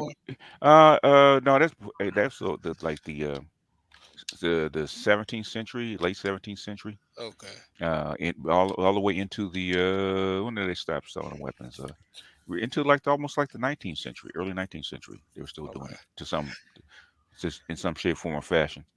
But yeah, for like a couple hundred years. So basically, I'm sorry. Go ahead. Sorry. He read it. I think he read it, but the thing is, he's misinterpreting the data, what the guy's trying to say. Okay, there's no way that you can get in an arms race with the people that are supplying you weapons. It's impossible. That's not. Yeah, that's not. Yeah, that's not an arms race. Yeah. No, it's not arms race. Yeah, but the arms race was between the tribe, the rival tribes that didn't have it. They were buying the weapons from the Europeans. That was arms race. That was more so a proxy war, to be honest. Not. I mean, sometimes developing weapons. They were just getting weapons. They were buying weapons and fighting each other, and then taking each other captive and all that kind of shit. So. Yeah. But that's how you settle beefs. Africans did the same thing. Yep. Yeah. Oh boy. Yeah, he sent me the paper. That's why he didn't respond back. I said, "Did you really read this?" Like the abstract, okay? Yeah. Well, most people don't feel like paying money to actually get into those academic websites to actually be able to read the whole thing. A lot of times. Now, sometimes this shit is free because academia. Hell, they send you 2 or 3 because nobody reads this stuff. So they're trying to find people who actually read it. Because even popular papers, because I was asking Dr. Johnson, even popular papers, you might get 300 people reading that paper. Yeah. I mean, so well, a lot of people don't read it because it's long, dry, and boring. Yeah. Most people, unless you into that particular subject. That's how I got Dr. Johnson to actually come on to YouTube. Cause I ain't gonna lie, man. I kind of feel bad about saying this, but me and Dr. Tommy Curry a few years ago was talking about black men and conservatism. And his argument was that most black men aren't conservative, and he sent me a whole bunch of literature to prove that shit. And I ain't gonna lie, I didn't read all of that shit.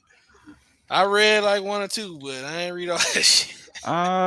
With black people, and this has been said by even politicians going way back into the 80s. Okay, black people are socially liberal and fiscally conservative.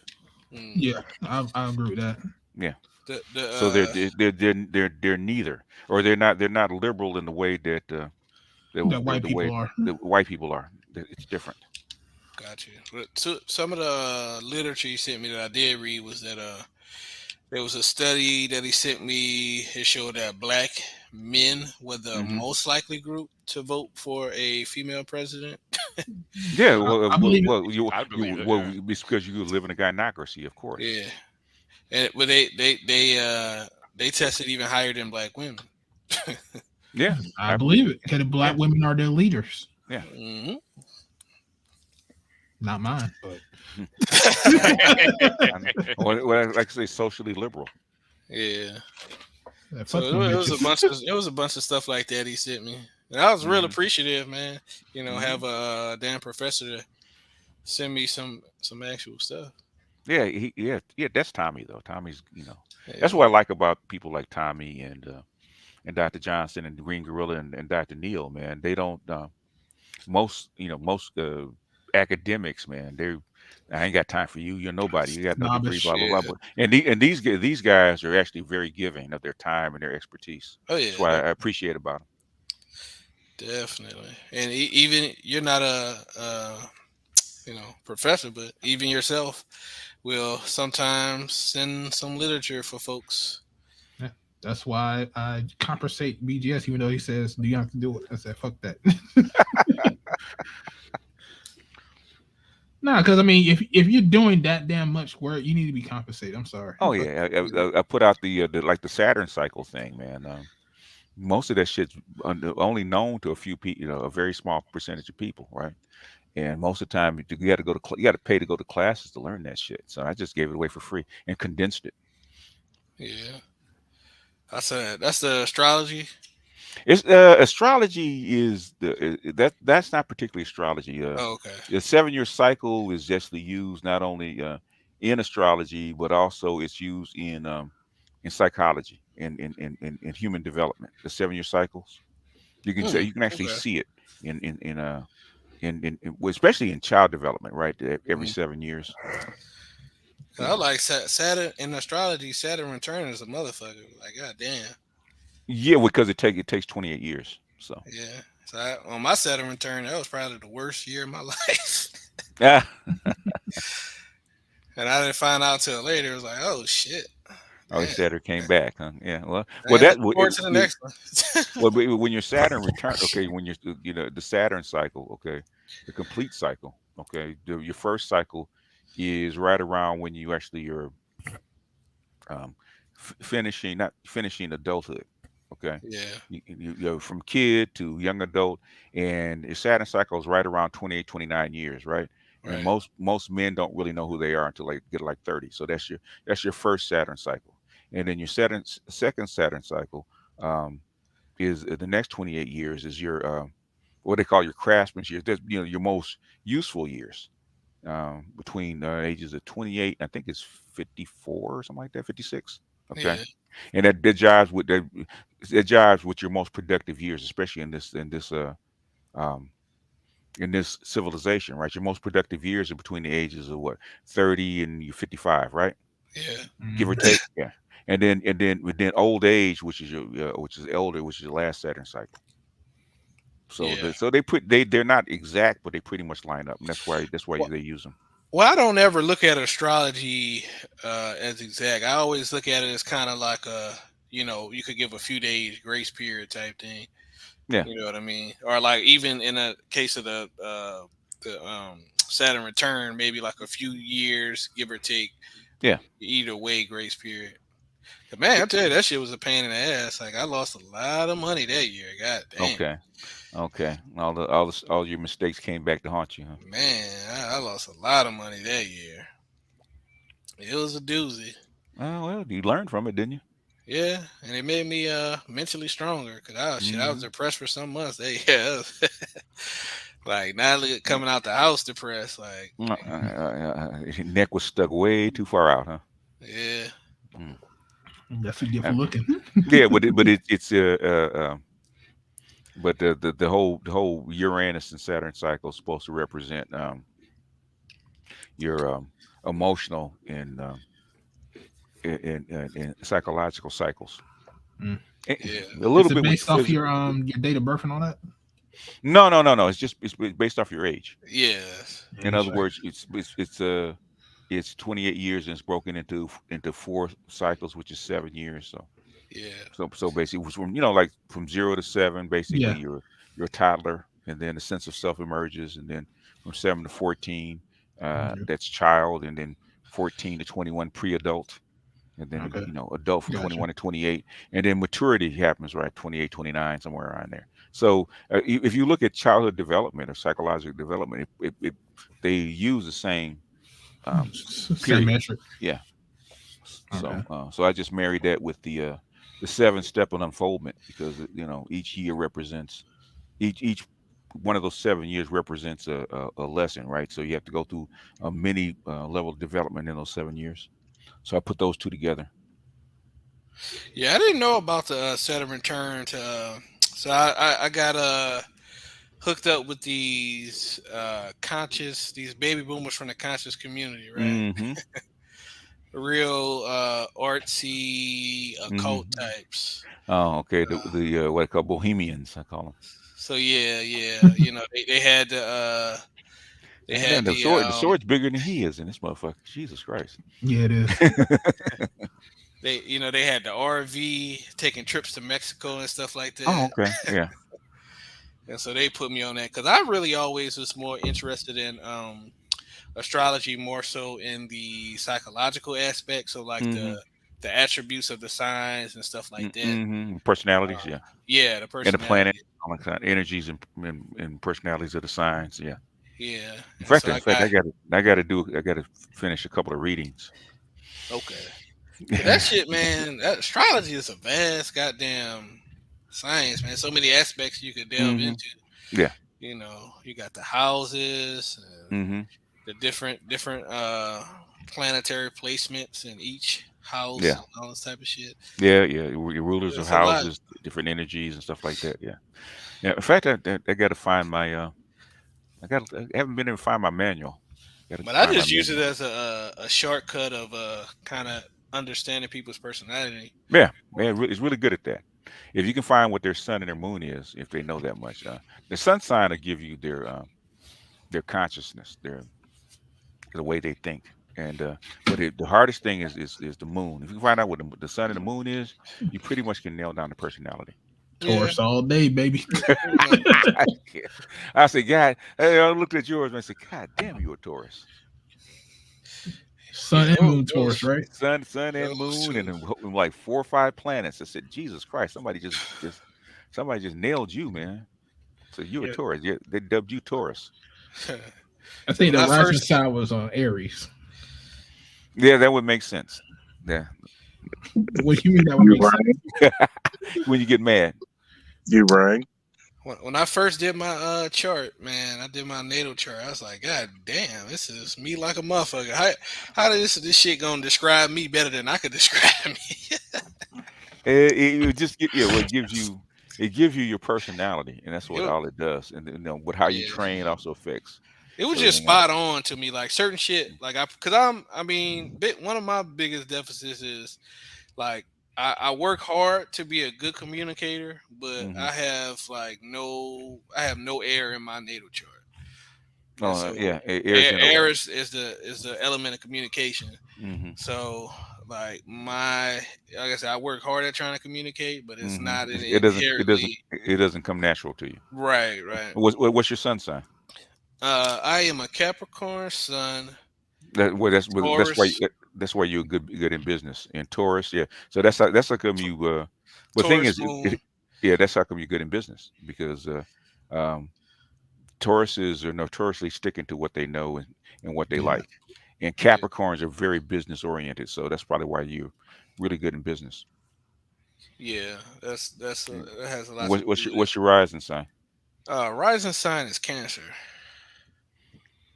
Well, so people, that's people like you, so they're drawn to you, or they think they are, so that helps. Yeah, it helps you meet people. I don't really care for Cancer, my rising, but it is what it is. The only thing about irritates you about Cancer, or having a Cancer moon or a Cancer sun, especially Cancer moon, right, is everybody's little kid wants to just stare at you and walk up to you and talk to you. Just look at you. You know what? Yeah, BDS? that's spot on. You know what, BDS? I think I have a weird dichotomy. How the fuck do I have a Aries sun and a Cancer moon? Well, I don't know. Do you piss yourself off? I probably did. He pissed off on himself. What I'm saying is, well, cancers are sensitive. Okay, cancers are sensitive. Aries are not sensitive. Okay. Look, So there's a dichotomy. My sister's a so Cancer. The difference between Superman and Clark. And you know why cancers are crabs? You know why their symbols are crabs? Because they're fucking hard exterior, but soft as hell on the inside. They will push that shit out. They get pissed off real quick when somebody diss that shit back to them. Yep, they get very sensitive. Like, I'm not a sensitive person. It's just, I think the Cancer just tones down the Cancer tells Aries to put your axe and sword down, put the shotgun down, put the rifle down. Does the Cancer say sometimes? Charles, don't say that. It says that, but the Aries be like, yeah, fuck them. But that's the funniest thing, man.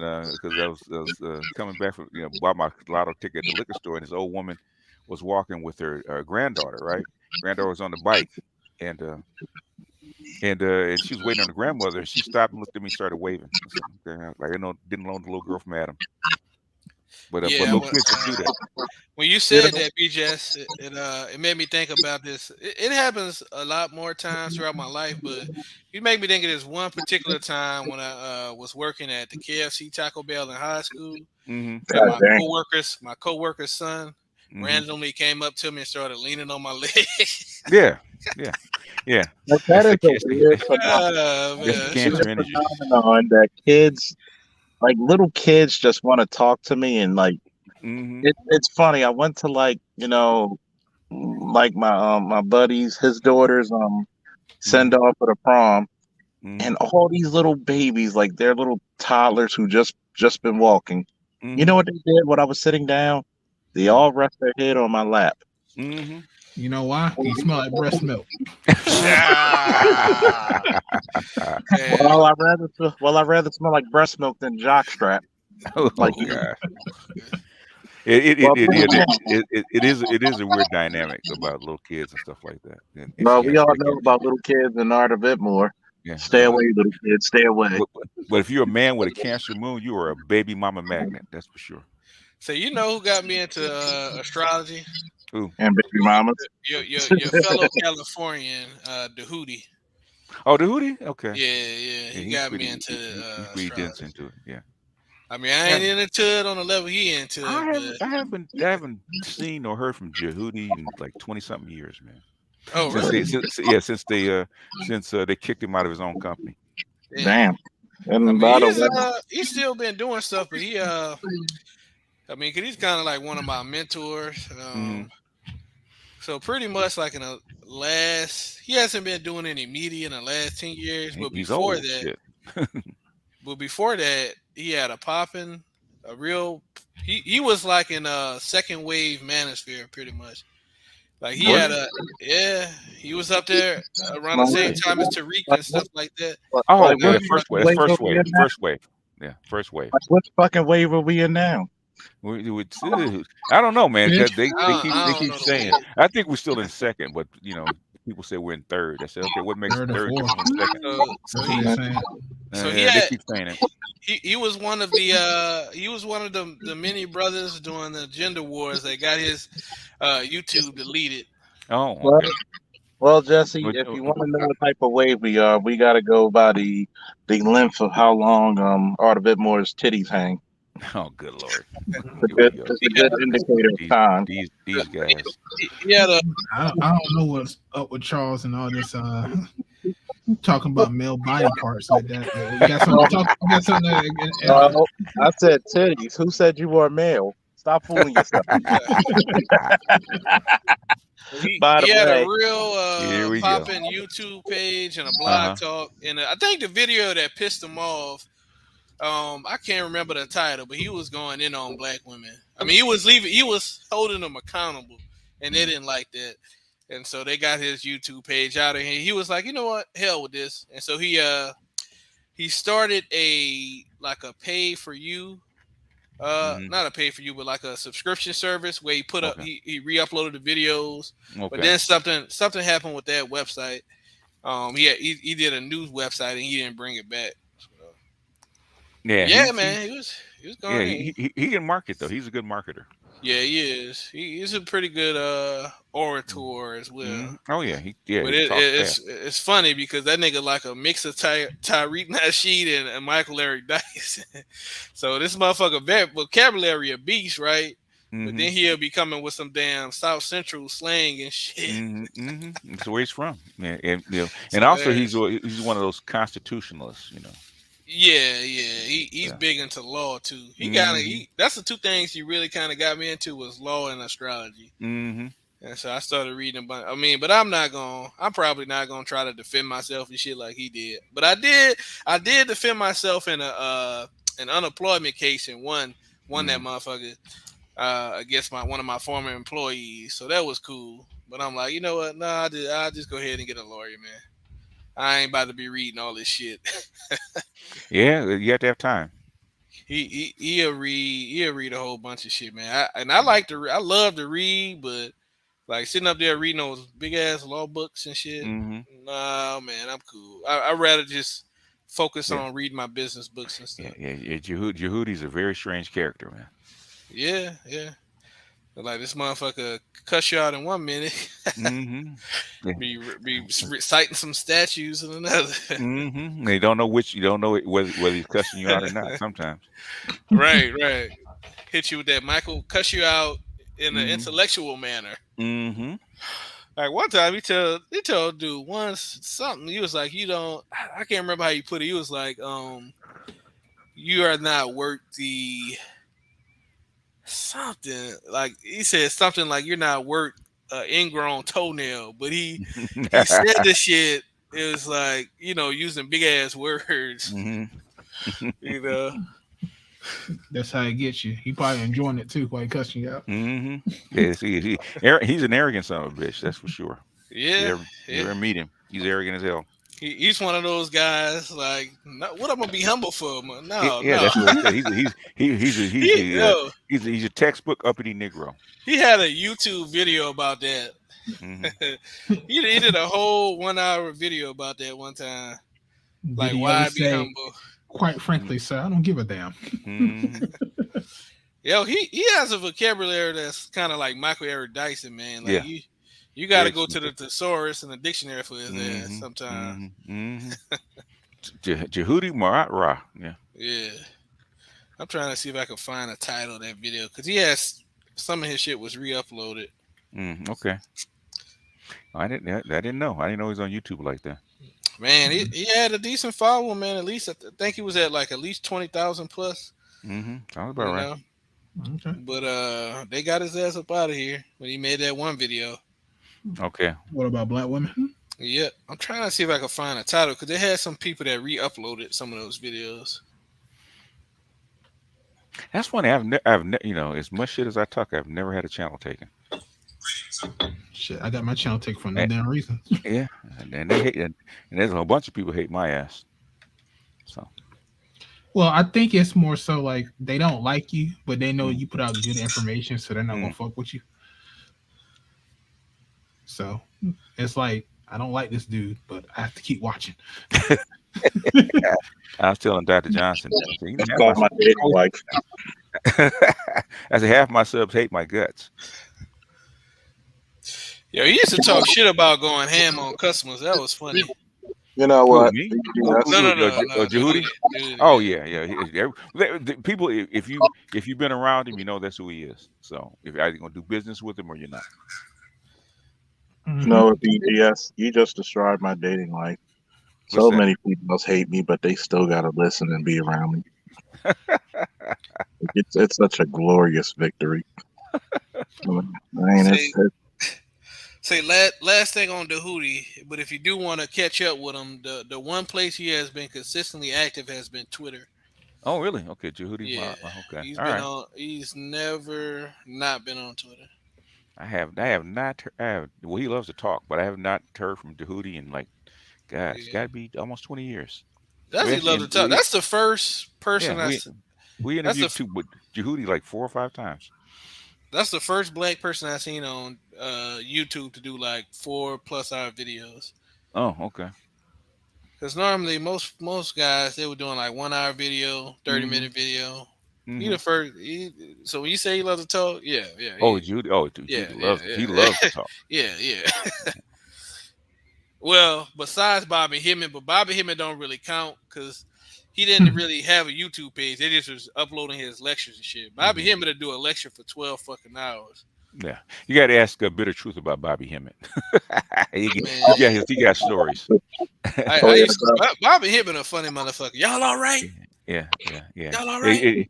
12 hours later. One day you catch Bay on one of his shows and ask him about Bobby Hemmett because Bay used to be Bay's father owned the bookstore where they did the lectures out of. And Bitter Truth? Bitter Truth. They gave Bobby Hemmett his start. Oh, okay. Yeah, you got to ask bitter truth about Bobby Hemmett. Oh yeah, I know this is a little off subject, but BGS, what are your 3 favorite guns? My 3 favorite guns. If I had to own one, I think it'd be a Barrett. Okay. I knew that was coming. He talks about it all the time. It'd be a Barrett. It'd be a Barrett AK-47 for a small gun. It's got to be a decent Glock with 20 shots. Man, I got a magazine with let me see, it's a 21 round magazine with 40 caliber. Although a close second would be a Desert Eagle. Let's see, everybody likes Desert Eagle, but it's like nobody likes to fire it. You got to lift some weights and you got to practice. And you also got to get powers from the sunlight too. You just want to say that one line from the damn movie. You feel lucky, punk. The Desert Eagle's automatic. It's not the long 50 cal. I'm gonna tell you what's the most intimidating gun I ever held in my hand. What's that? Was a pump action shotgun. Really? And I have all kinds of ARs. I have from 5.56 to 300 blackout. For those of you who don't know what 300 blackout, imagine if you took the round, the actual projectile, from a 7.62 and put it in a 5.56 casing. So even more so than the mounted 50 cal. I'm gonna tell you why. I mean, the 50 cal, I do have stories of like scaring the fuck out of people who come too close, and I lower that bitch right into your windshield. That motherfucker scream like bitches. I mean, 50 cal will bring the bitch out of you. Like, yes, you will. But anyway, and but the shotgun. If you see a shotgun in my hands and what I could do with it, because all my wrestlers used to think I couldn't shoot. I was like, you do know I had to qualify with guns before y'all were born, nigga. Like, you know that, right? Yeah, but they're reading the Cancer energy. They're not reading the Aries. Oh, the God of War. And it's funny because even Darren and and the rest of my friends, they were like, we thought you were good, but god damn, we didn't know you were that good. They were like, thank God you're our friend. And it was funny. Remember the movie Shooter when he shot down the helicopter? Yeah. I said, I got to get me one of those. It's like that I got to get in the year, you know? And it's funny because with a 12 gauge, and for people who don't know, I practice on the hostage targets with like certain distances for rifles and shotguns and pistols, because that's what we practice on in the QRF. So I could take a 12 gauge and put 3 shots in your head from 25 meters. That's pretty good. Yeah. And it's kind of hard to miss with a shotgun, though. Well, it's kind of hard when you have the slug, but some people can't do it. Like when I did it, the range master at the range was like, "Yo, I don't even know if I could do that shit." Yeah, you have a lot more hand and wrist strength. Yeah, and that's one thing I have to train. Like the one chick I'm talking to from PG, I had to train him. I'm not going to ask how he got that hand and wrist strength. Well, mine is from wrestling. Yours from hand jobs in high school. But anyway, But we already know, like, we don't know about your jaw strength. We all know how you got that, don't we? But anyway, back to guns. It's amazing because so many people are intimidated by shotguns, and I have a semi-automatic shotgun. And I said, shit, if you scared of a pump, shit, if you don't control that semi-auto, man, that should have beat your ass. Like, because all you gotta do is keep pulling the trigger, and just dump on the motherfucker. So imagine if I had slug. Imagine, and the one beautiful thing about a shotgun, I could put double odd buck, which is like if 8 people shot at you at once. Bird shot, which is all them fucking pellets, which is so fucked up.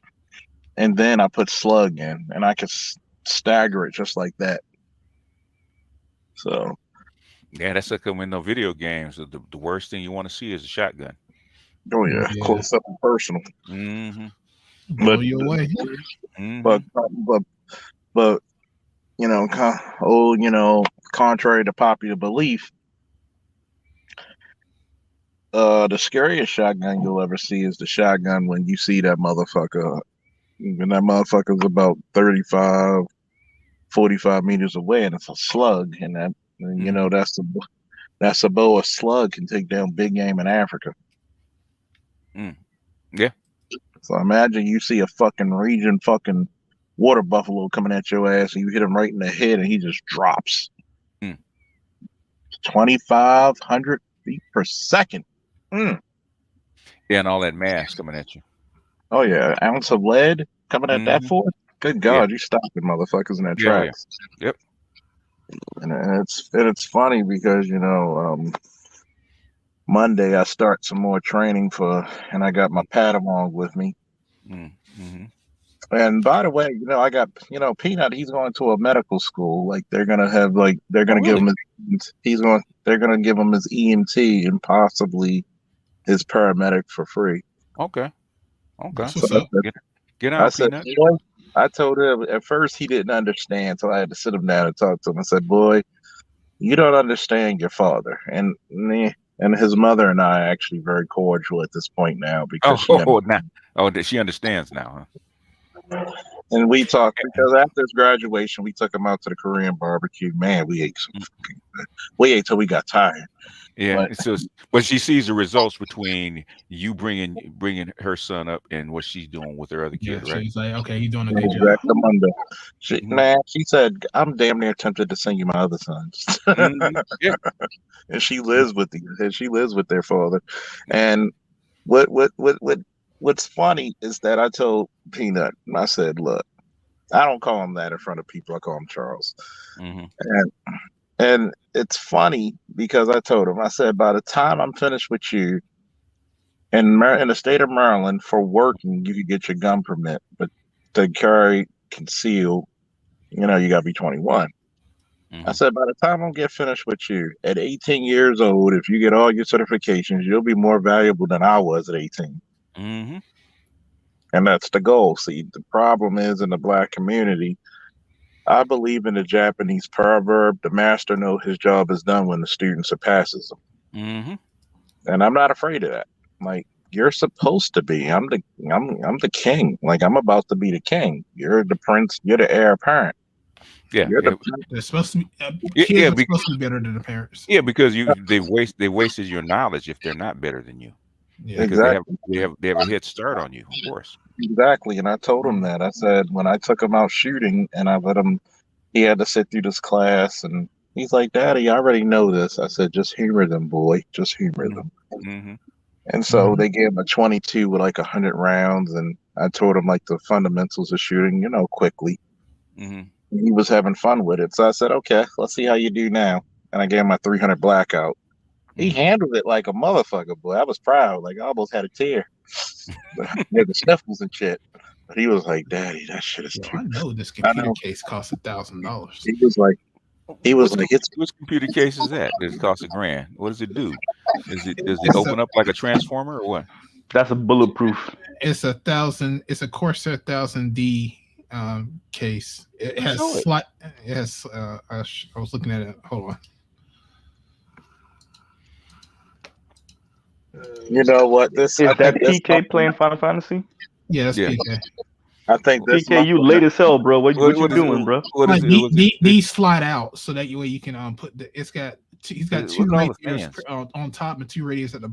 Oh, side. okay. Oh, what do you need to? Okay, basically, unless you're running like dual systems, what do you need that for? He's got 1,000 watts power supply. Yeah, well, that doesn't mean anything. The thing is, all the radiators. What do you need that for? What are you running? I have no fucking idea. To actually dissipate that much heat.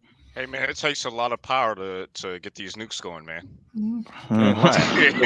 Normally, you see something like that on like a dual system when you have two motherboards and you run a dual system. Yeah, this don't look big enough for a dual system.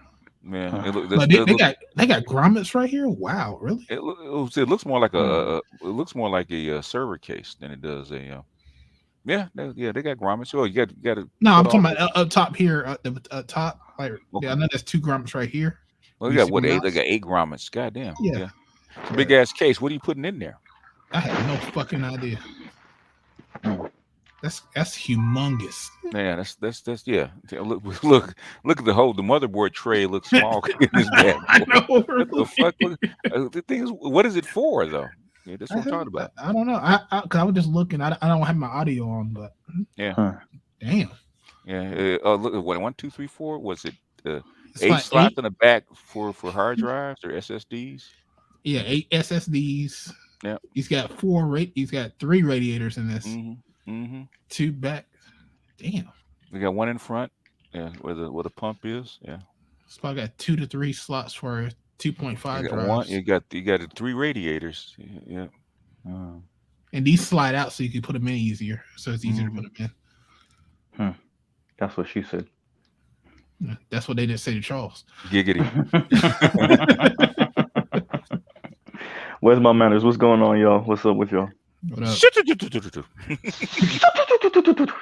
Thanks for sharing my video, BGS and Charles, and yeah, man, yeah. You got kind of popular there, Mr. Z. I see that. He went in. I'm rich, bitch. No, I'm playing. No, I'm not. No. I'm not. So now you truly fully red pill. I mean, what's more than purple, but it's not fully red. But it's kind of black. But it's kind of black at the same time. You can't black. You got so could I say, what about burgundy? How about gray? Let's do burgundy. We burgundy right now. Really? We burgundy. So basically, what you're saying is we're going to genderfy the pills. we what was it? Gender fluid pills. Gender fluid pills. That's what we're doing. That's what we're doing now. Really? Yeah, they did. Hey, yeah. Art, that was funny, Art. I didn't even start yet. Art's funny. Yeah, when I go black pill on especially around women, they just like, can you get him off? They have no answer. It's blue because of hope, but red with the red and black with the numbers, so it got to be burgundy. That's burgundy. Right, you see what I'm saying? So that's what we're doing. Purple pill. But purple is red and blue. What about when you mix a little black in there? You ain't got no black in. You still got. Then it'll be violet then. Oh, you know what? We're doing violet. That's what we're doing. We're violet. What are you black pill about? Let's find out. More economics. The sheer numbers of it all. When you actually, when the math ain't mathing, I'm quick to say the math ain't mathing. Yeah, the math ain't been mathing for the last few right. Shit, for the last few decades. A couple. Yeah. Hey, when Reagan say voodoo, when I get up here, I'll kill you. When Reagan and Dims talk about voodoo economics and trickle down, BGS, that's straight. That math ain't mathing. The math ain't been mathing since the damn 70s. Actually, under Volcker, math does math. The thing is, they're lying to you because it's coming out of your hide. The money that they got to straighten out the economy came from the Social Security Fund. So that was. I didn't know that. I didn't know that. Oh, yeah. Ooh, I didn't know that. Like that's how they balanced the budget and all that kind of stuff, man. They got us out of the austerity measures by taking $4 trillion from. Well, I do know about the austerity measures. So for all of us millennials, which is everybody here, I think, but BGS, so we ain't getting no Social Security, is what you're saying. Oh no, you can never say never because you never know what. Somebody's already paying into it, so You can never but it's a smaller population though. Yeah, but how many people have you lost since COVID? You can never say never. Well, yeah, like what? Over a mil? Is Uh, it hit a unless, mil yet? unless I you didn't call, even look at the numbers. unless Let you me say look the it up. UBI can be Social Security. I don't know. Yeah. Maybe. Let's look at how many people died since COVID in the Because U.S. it's Let's look. coming. Because whatever kind of agreement they had. Yeah, probably not supposed should be saying this. Whatever agreement they had, it was coming out of 2008, 2009 between the G20 about these troubled assets. It's probably over. Oh, you mean when Lula went up there and said all you white people? All you white people. You remember when he was like, all you blue-eyed white people are the ones who caused this issue? Oh, okay. Well, they Yeah, were President right. Lula, not Chavez, Lula, Okay. Brazil. Oh yeah, well they were right. He wasn't the only one to say it because you had Yep. some people from the from India said the same thing. And Mhm. Chinese said shit that you guys do. The bankers, it should be what they call a capital crime. In other words, they should be executed for doing the shit they did. I mean, think about it though, BGS. Mm-hmm. You know these people can't afford. They got him. Got him. See, there you go, talking that stuff. Talking that stuff down that black. No, stuff. I'm still here. But okay, you know these people can't afford homes. You take their desperation, you bundle it up, you package it with multiple other people in the same position, then you sell it to a third party because you know that shit's gonna explode eventually. If I'm an Indian investor, a Chinese investor, a Latin American investor, of course I'm like, you motherfuckers. Oh, yeah. Right? They had the rating systems put the stamp on it. Okay. Yep. Triple A. Mm-hmm. What was it? The Big Short? Yeah. When he walked in and talked to the chick from about the rating. Yeah. About I think was it FICO? Was it FICO? Yeah. Which one is them rated the US debt like lower out of the three? It was one of them that started saying, yeah, it's not triple A rated anymore. Yeah. Oh, they started out of the doing three, I can't remember. Yeah. Well, they all started doing that, but that's what happened when they were actually fudging the numbers. And he was I said, you wanted to call her a bitch. You know what you just did? I said, no wonder. Yeah. This is true. Mm-hmm. Packing up the bullshit and rating it, triple A. Yep. Well. Yep. Drove the world into chaos. Yeah. One fell swoop. Yeah. Well, they had to agree to dig themselves out of it because everybody's in the same position at the same time. But it looks like that kind of the truce of Westphalia is over, man. So hang on to your hats, man. Hopefully the better angels will decide to say, we can't do this. Hey, that's a whole lot of hope. Do I still get whiskey? It's all we got at this point. It's all we got. Hey, I just want to know, can I still get whiskey? That's it. Hysterical because it might be, but with all disruption, it's going to cause it. Whiskey might go on sale because you want motherfuckers to get drunk or high rather than being out in the street. Thank you, crisis. Right. Well, talking about drinks, I just bought some more plum wine. No, hysterical. No, actually, I bought Pinnacle vodka. It's 40 proof, so it ain't the strongest thing in the world, but it ain't soft neither. I bought that for me, and then I'm hysterical. Hysterical. How you spell it? H-I. And I bought my girl's dad black Hennessy black. Okay, all right. What's that? About for Father's Day. What's that? It's in a black. Yeah, Hennessy black. It's in a black box, and yeah. What's the difference in between that and regular Hennessy? I have no idea. It's aged longer. Okay. Oh, okay. So it's a little bit more potent. Smoother.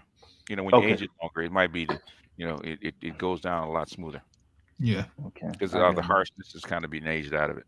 Yeah. The sooner that you take it out, the harsher it will be. Yeah, and then when alcohol hasn't really settled and aged quite enough. Okay. That's why that's Sinatra.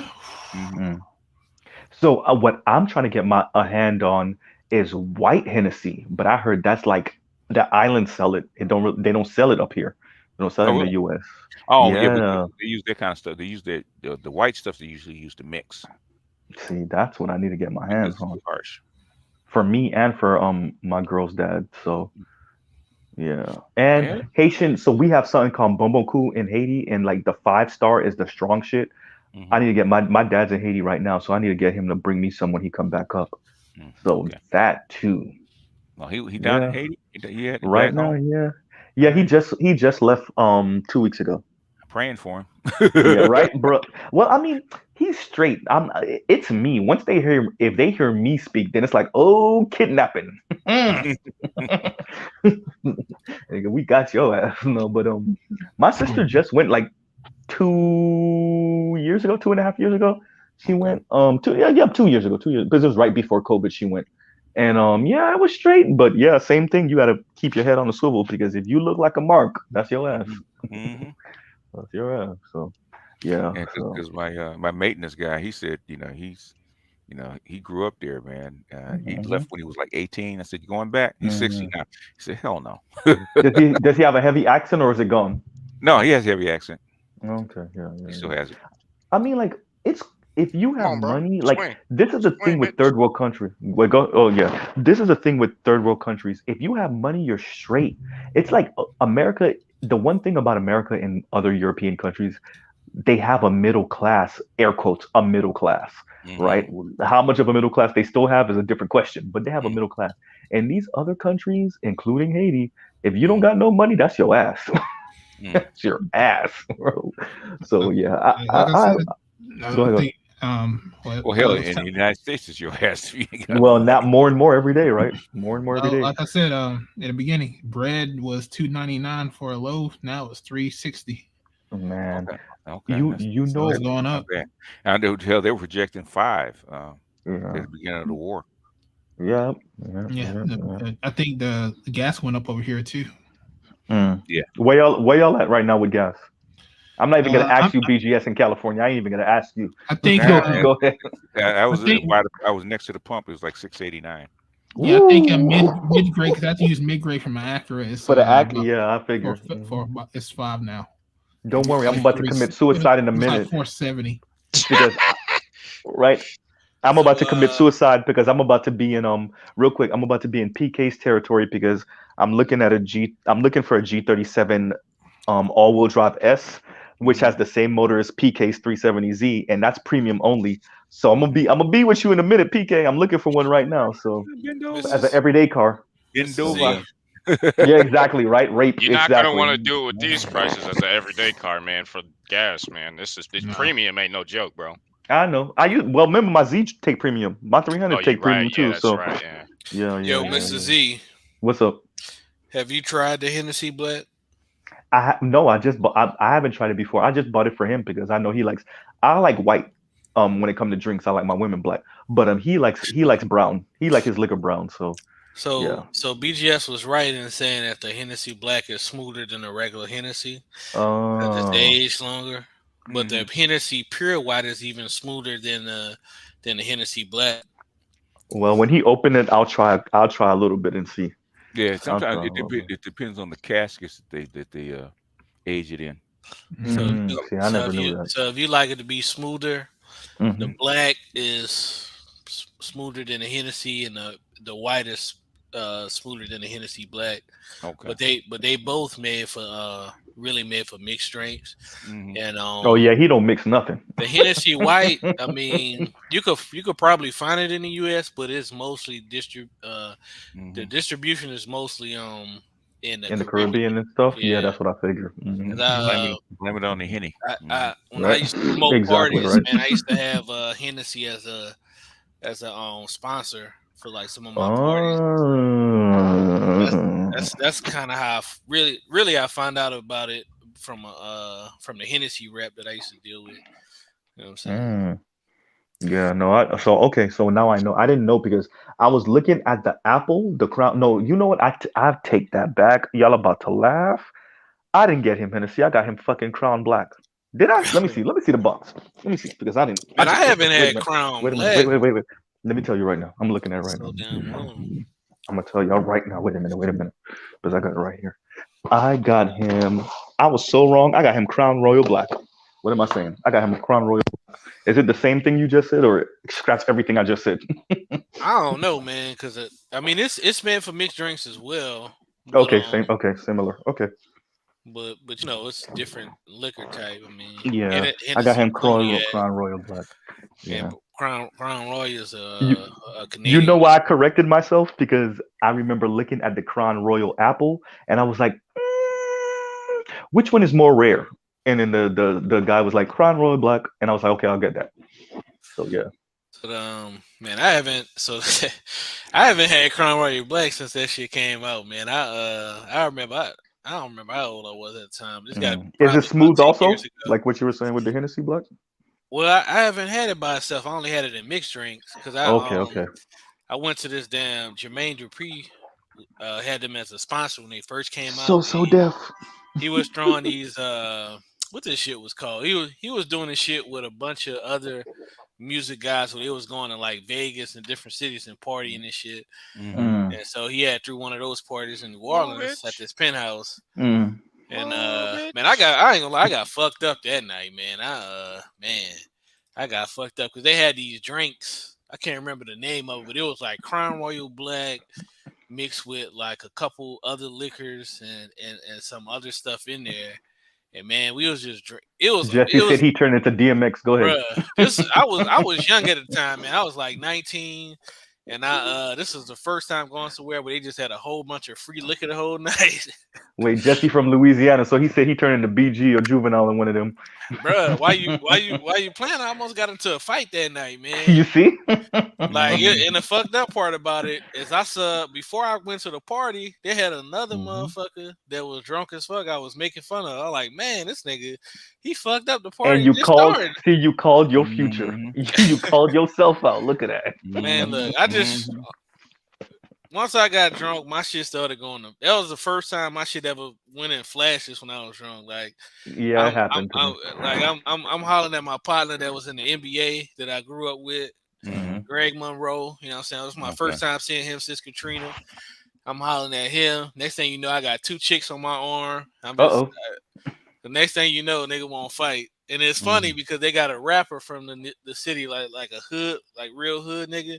Like nigga being locked up and shit. Like nigga used to run different tiers. My favorite rapper is from y'all state. My favorite rapper is Currency. Currency is my favorite rapper. Yep, Currency. I know he's not the best, but I'm a Currency fan, man. I used to be a Currency fan. I stopped listening to him for some reason, man. I don't know. Because he mainly talk about stunting and smoking, and I don't smoke, and I don't have enough money to stunt the way I used to. He talk about playing video games too, though. So we yeah, like he a lot do. of the same Yeah, video he games. do. Yeah, he do. Most of my favorite rappers are rappers that's talking about smoking, and I don't smoke. You know that nigga is shorter than me, and I'm 5'7". Word. So wait a minute. How tall is Currency? Man, that nigga short, man. Ain't no way. He got to be like really? 5'5", 5'4", or some shit. Ain't really? Yeah. I didn't know that. You never seen him live? I went to two of his shows when he came down here. Okay. I've been to two of his shows. But when I went to I was like maybe 10 feet away from maybe like 15 or 20 feet away from the stage the first show, and then the second show maybe 50 feet away from the stage. Okay. Yeah, but maybe because I wasn't on the stage, I couldn't judge it well. Maybe my older brother's a rapper, and he knows all. Oh, that's what's up. All the Louisiana rappers. Not just Louisiana shit. He been living in Houston for a while, so he linked up good. with Jake Prince. So I got a chance to meet Jake Prince and shit. That's what's up. You know, mob ties and all that stuff. That is the top of the tippy top of Texas. Yeah. But well, yeah, man, I got so fucked up. I almost got into a fight, and they got this rapper from New Orleans named P-Town Mo, real street dude, you know, and this motherfucker was laughing his ass off. If that's not a most BGS, you heard that name? That is the most southern name I ever heard in my life. Say it again. P-Town Mo. If that's not the most southern name ever, he's from Louisiana. That is. So you got let me tell you how hood this dude was. So my cousin used to in college. Before I started, is he urban hood or country hood? Ooh, that's a good question. That's a good question. That's a good question. That's a hard question because you know like New Orleans people, we don't consider ourselves to be country, but people from New York Y'all got a consider fucking us as swamp and country. y'all don't think y'all country. What the Nah, hell? seriously, we they're we not consider country. ourselves the Hmm. the New York of the South, nigga. Yeah. Y'all Well, definitely New not York the and New the York of the South. South. That's people from New Miami. Orleans. But the only thing is, I don't like what people in New Orleans. They arrogant as motherfucker, boy. I know Kelly ain't talking. That's why I say we the New They York are. of the South, man. Because I've never met a more arrogant nigga than a New York nigga. Yeah, you're right about that. That's But true. New I don't Orleans know. people, we up Yeah, there. they up We up there. there. Yeah. We up there with them. Where you from, New Orleans? I know, Yeah. right? But this how hood this dude was. My cousin used to throw parties before I did in New Orleans for college, and so P-Town Mo would have his parties on the other day. Like my cousin would have his on I think Fridays and P-Town Mo on Saturdays. The parties P-Town Mo threw every Saturday there was a shootout. Every fucking Saturday. Sounds about right. Every Saturday was a shootout. You sure you don't live in Florida? Well, we I would say that New Orleans people and Miami people and Memphis people are like kindred cousins, Probably. Especially, I don't know too much about Miami people, but just looking at y'all is similar. But I know They'll saying don't be here when I get back. Right. like Memphis, Memphis. I ain't gonna lie, Memphis. That's ghetto. Yeah. I ain't gonna lie, But Memphis, you know what though? Memphis people not as. I wouldn't say Memphis are as rugged, but they're close. Because I ain't gonna lie, I knew a couple Memphis guys that were scared of New Orleans guys. I'm happy Memphis is finally in Tennessee rap is finally getting they shine because when I noticed that a bunch of New York rappers were using Project Pat samples, I was like, okay, that's good because like they're using Project Pat and Juicy J samples, and I'm like, okay, so New York niggas using Tennessee samples, that's great. Give us our props. Suck. I was listening to Sinful P, and he was talking about New Orleans. Shit had me crying. He was like, "Hey, we get down in Chicago too, but don't sleep on them New Orleans niggas. Niggas be coming up to you like, what's up, baby? It look like he didn't kill 5 niggas that morning." Well, isn't what's his name from New Orleans? Isn't August Alsina from New Orleans? Yeah, he from New Orleans. Yep, and Jada Pinkett, anyone? I think he's from like not the actual city, but like outside of New Orleans. Okay, so he's kind of like one of the suburbs or something. He's like New Orleans light, Don't sleep on Diet New Orleans. Don't sleep on no light skinned nigga from New Orleans, boy. Oh, bro, the Creoles, bro. It cut you, yeah. Say some of the biggest drug dealers from New Orleans, light skinned niggas. Oh yeah, of course. Yeah. Say like Edward say New Orleans light skinned niggas is different like Chicago light skinned niggas. Yep. There's a different type of light skin. You get a pass. Yeah, way big different type of light skin. Well, and that's crazy because like in Miami, it's not the same because we have we have dark skin, we have midnight purple dark skin in Miami, but we also have so many mixed and light skin niggas that it's not. They get a pass, but not like that. They get midnight purple niggas in Louisiana. Don't get twisted. True. So I might have to show you my hood. Put a picture of my hood light skinned cousins in the Telegram. BS. Okay. With the gold teeth and shit. Oh God, not the gold. Okay, so this is it don't look the same for me. Like they got it's different when a Wesley Snipe nigga got goals versus a T.I. nigga.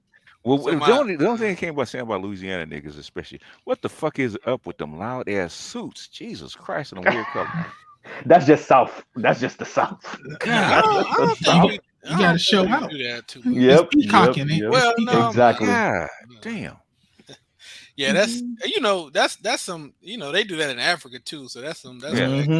I was watching a little mini doc of the churches in South Africa, and I was like, oh, so okay, yeah, we definitely get that shit from the continent because them niggas is on the next level.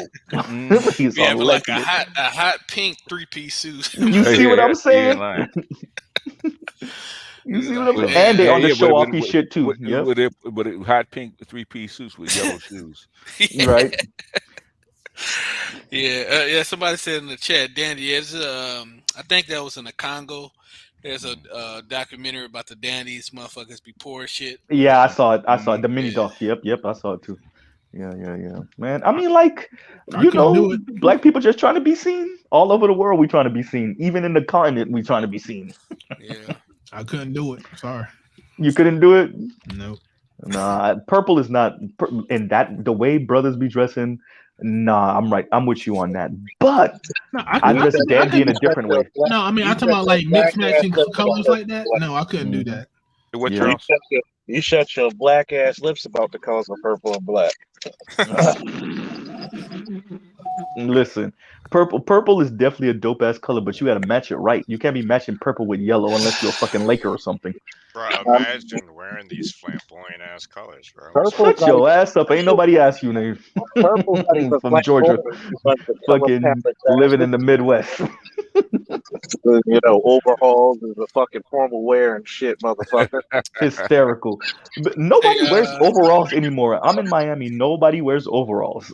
Like nobody. The biggest problems with niggas in New Orleans, I'm gonna tell you. In other cities, they think about most criminals and stuff. They think about second and third order consequences. Niggas in New Orleans only think about first order consequences. So it's like in Houston, like a nigga like Jay Prince, right? A guy like Jay Prince, like most other criminals would think like, okay, if I kill Jay Prince, the other motherfucker, his people gonna kill me. But niggas in New Orleans don't think about this. You don't give a fuck about that shit. It's like, okay, they don't think, okay, his people gonna come after my family and me. No.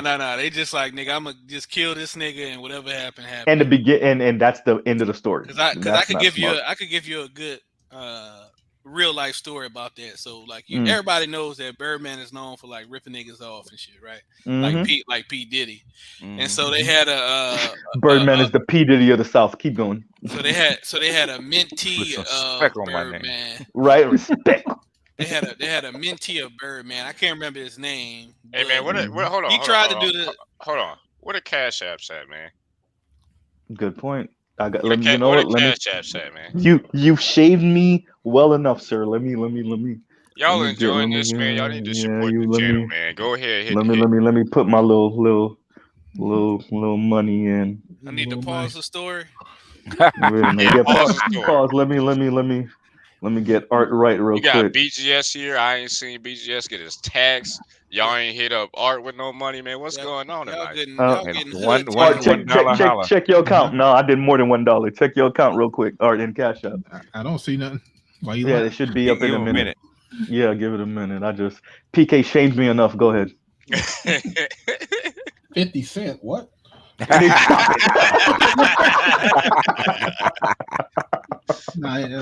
Appreciate you, Mr. Z. Yeah, you got it. I got paid on Friday, so you get a couple dollars. There you go. I've been posting the Cash App link. Both job, man. Right, both jobs. Hysterical. I'm Haitian, not Jamaican. But you know what's funny you say that? So my cousin was making fun of me too. He was like, we Haitian, not Jamaican. Why you got 2 jobs? I was like, bro, hold up. While they playing, bro, until they get these cash apps going, bro, I'm finna play that one game. No, Final Fantasy was good. Oh, so PK, you just started playing Final Fantasy? Torture y'all. Yeah. Was that what the driving the whatever game it was? Yeah. Now, was he shipping meth or what was that? Man? I don't want to talk about it. You keep asking me all these questions. Hysterical. Yeah, nah, it was just what was it? Damn, I took that corner way wrong. Ooh, you gotta close that gap. Ooh, yep, there go. Yeah, it was you a racing game? Yep. No. Yep. You and Charles? No. I'm racing in Gran Turismo right now. I'm racing the computer though, but I'm doing a long endurance race, 20 laps, and I took a corner way wrong, and so second place is catching up to me right now. He meant he's drag racing. Damn. Hysterical. I'm not drag nothing. Hysterical. You ain't got to lie, Mr. Z. So Mr. Z, go ahead. To finish up the story. So the guy was a mentee of Birdman, and he tried to do that artist in New Orleans, and that nigga ended up on the first 48. Yep, sounds about right. Yep. So he tried to he tried to jerk the artist in New Orleans, and that nigga blew his brains up. Ooh. Yeah. You gotta stop playing with that's one thing. Like as a Southerner, I mean, like. It's weird because I'm Haitian descent, but I grew up in Miami. But like I'm in the South, but Miami is the South, but it's like super metropolitan. So Yeah. like I'm all type of messed up, right?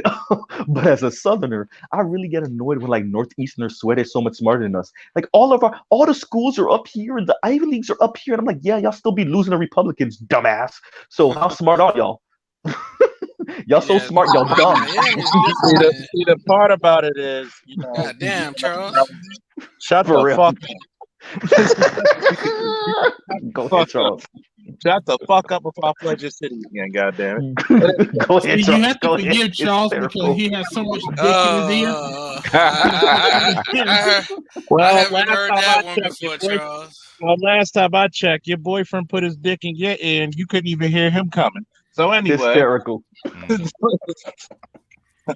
gonna put it to you this way: being from like Maryland, which is technically a southern state because we're Nigga, right y'all South. Go ahead. Yeah. we're right below the Under the Mason Dixon. Yeah. Yep, y'all South. Claim it. I refer to it as the Mid-Atlantic because you know we got this bipolar ass weather. Stop being Like- neutral, bitch. You in the South. We're not neutral, motherfucker. See, y'all get hurricanes. We get a little bit of rain. Like God And damn. snow. You know what I like about Baltimore people, Charles? Because I dated a chick from Baltimore. I like the way So y'all did say I. dude. Hysterical. See, they say do, but I say do. But big. Oh, who's different? Wait a minute. I know Louisiana ain't talking about accents, nigga. I know you ain't talking about accents. Like, first of all, we Jesse. gotta talk about people from New Orleans, okay? Thank you. Or as we like to call it, New Orleans. But Listen, you gotta understand something. No, They you have got two languages. you got to shorten that shit up way up New Orleans. Right? Yeah. They speak fluent in two languages, English and gibberish. And by the way, like I told y'all on my accent has got me plenty of pussy. I'm sure, but like I told y'all, All I gotta do is say baby. that's what August Alsina told. That's what August Alsina told Jada. That's what August Alsina told Like Jada. EGS knows me. All I gotta do is say, "Come here." Oh, man. You gotta say I washed today. Hysterical. You know how Charles catches bitches. Yeah. Yeah. Yeah. Oh man. Yeah. Like I told y'all before, if a person say they from Miami, they're really not from Dade County, because anybody from Dade County actually says they're from Dade County. If they're from Miami and they say they're not, if they're from Miami and they don't say Dade County, they're not really from Miami. I'm just letting y'all know. Okay. Yeah, you just trying to destroy a whole county. That's what you're trying to do. No, niggas from Miami say Dade County. We do not say Miami. Oh, you We don't say Dade County. Okay. Like I say, man, everybody else say do. Them niggas say do. That's right. That's the most passionate do I've ever heard in my life. Ever. But everybody else said. Everybody else is Tommy. Y'all say will come from Jersey, especially the Atlantic City area, because them motherfuckers dudes last about 5 hours apiece. Right. Hey. Wait, what you said, BGS? We said what? I said, everybody else is Tommy. You guys say Tommy. Oh man. No, everybody says baby. New Orleans niggas say baby. Like we talking about what is that? They drag it out. They go, baby. Right? I drag the shit out. I'll drag the shit out of a baby for some ass. Hold up. What you call from there? Huh? Say Jesse, say baby again. Baby. See what I'm saying? Look, man, Nigga, I had a chick just got pregnant just now with you saying that. Just random. I'm like, man, that shit like a superpower. I was like, how chicks from Canada know about this shit? What the hell? Yeah, everybody knows, bro. Everybody know about it. Yeah. I'm gonna tell you what is weird. When I like go to places and they be like, hey, man, where you from? Baltimore. And then they be like, you don't sound like that, or it's exactly. Like, I said, why don't you sound like you from Baltimore? I said, I'm not drunk enough. Hysterical. The accent that sounds about right. Well, we're all accent neutral here, though. Because wait, PK, where did you grow up? Where did you mainly grow up, PK? I mainly grew up, I would say, In Georgia, that was where I That's spent my what. Yeah, 10 that's what I years. figured. So none of us sound like we're from any particular place. Yeah. BGS don't even sound like he's. BGS mainly grew up in Cali, so like he don't even sound like that. Yeah. Hold on for a Charles, minute. you I got a gotta lot. respond. Hold up, I gotta respond to that comment. Go ahead. See, we may speak like we have Negro Swedish, but Smitty, you're from Pittsburgh or Schittsburg as I call it. By the way, y'all Negro sound like y'all Swedish. Cro-Magnon motherfuckers up there. Like y'all Almost sound like Negro Swedish. you know, them motherfuckers sound, you ever heard a nigga from Pittsburgh? They sound like they missing a couple of chromosomes and shit. So Mr. Z, Hysterical. the reason why I sound my accent sounds neutral a lot of times is because I had to adapt to have that proper accent. Because I had motherfuckers from Atlanta that couldn't understand what I'm saying. I'm like, how you Atlanta niggas don't understand me? Y'all, no, that's different though, man. Y'all, Louisiana y'all English different. Louisiana English is That's funny. It's pretty bad. Well, a lot of y'all language, different. a lot of It is pretty languages bad. now have become neutral because of television. Yeah. Like, man, Fact. when I first got to Georgia, they was like, what? Nigga, what? Well, you got to think about it for Hey, me. listen, Justin. I'm not gonna lie, man. You know, I'm from the Ninth Ward. I'm from the Ninth Ward, BGS. So we had one of the worst Wait a accents minute, in New Orleans. not Ninth Ward, but No, Ninth Ninth Ward. That Ward. war. Ninth Yeah, Ward. Ninth Ward. Ninth Ward. Yeah. So you got to understand. Yeah, something. you gotta roll it. You gotta roll that R, man. Like ward. Like you got to Ward. think No, about it. I went to private You school. removed the R. It's I went- really the D becomes a T by the time they finish I with that. went to private Hysterical. school Ninth at the age Ward. of 2. So it's like when I went to high school and met my friends who we've been friends since ever since, they couldn't even understand what the fuck I said because they were like, dude, you're so proper. We thought you were from England. Like, God damn. And I was like, God Television. damn. That's what it was. A lot of For people me, grew it up was on private television. school. The fucking nuns. Like I used to be ambidextrous, believe it or not, but them fucking Christian school bitches, man. Even though I love them, Because if you think about how your parents used to talk, they were worse with it. Say, listen, the New Orleans slang and accent is very sophisticated. Okay, we're like Mandarin, motherfucker. You can Hey, say you ain't one lying. word and it's a different meaning based on the tonality. Like you could go from one word being a greeting, the same word could be an invitation to a fight. It's the truth. Ninth Ward, you remove the R. God damn it! You know, It's like if you're a natural Baltimorean, it's not Baltimore, it's Baltimore. Baltimore, yeah. Baltimore. It's not dog, it's Doug. Y'all say Doug? It's not two, it's two. Yeah, y'all like to stretch out your U's like a motherfucker. It's not. It's not Hey, born. if you listen to C Boogie, you get it. Now listen to my boy Dern. That's quintessential Baltimore. What's in Baltimore? Okay. Quintessential Baltimore. And I said it was funny because it's like motherfuckers just love and respect me because they were like, "Yeah, you're just a proper speaking motherfucker." I said, "Yep." Man, And they were like, "What would happen if somebody tried to make you speak like anywhere else?" I said, "I would beat them in the ground like a 10 spike." They were like, "Yeah, respect." They were like, "How the fuck do you get beaten by a guy who sounds like he does Shakespeare plays?" They used to say that a lot my first year. Like, I would tell you, my first 2 to 3 years as a cop, man, was like Friday night fights. I got in so many goddamn fights. I think I broke the cops' record for a rookie year. Like, just by the way you spoke? it was funny because all these guys used to run, and it was like I would run after them and corner them, and they were like, "Yo, I didn't think you would make it." Neither did I. Shit, we both were. And I'd be like, dude, So we both surprised, motherfucker. I just give up. So the dude to get in a fighting stance, I was like, "Do you really want to do this, dude?" So one dude, he was like, "Yo, I'm gonna beat your ass," and he's cornered. I said, "Dude, if you beat my ass, you get to go home for free." So, and everybody thinks because you might have a little muscle on, you're slow. So and I had to do this with a coworker as well too. So I threw 3 jabs at his nose, barely touching him, and he said, "Yo, I'm not fighting you. Like, yo, just lock me up. Like, fuck this shit."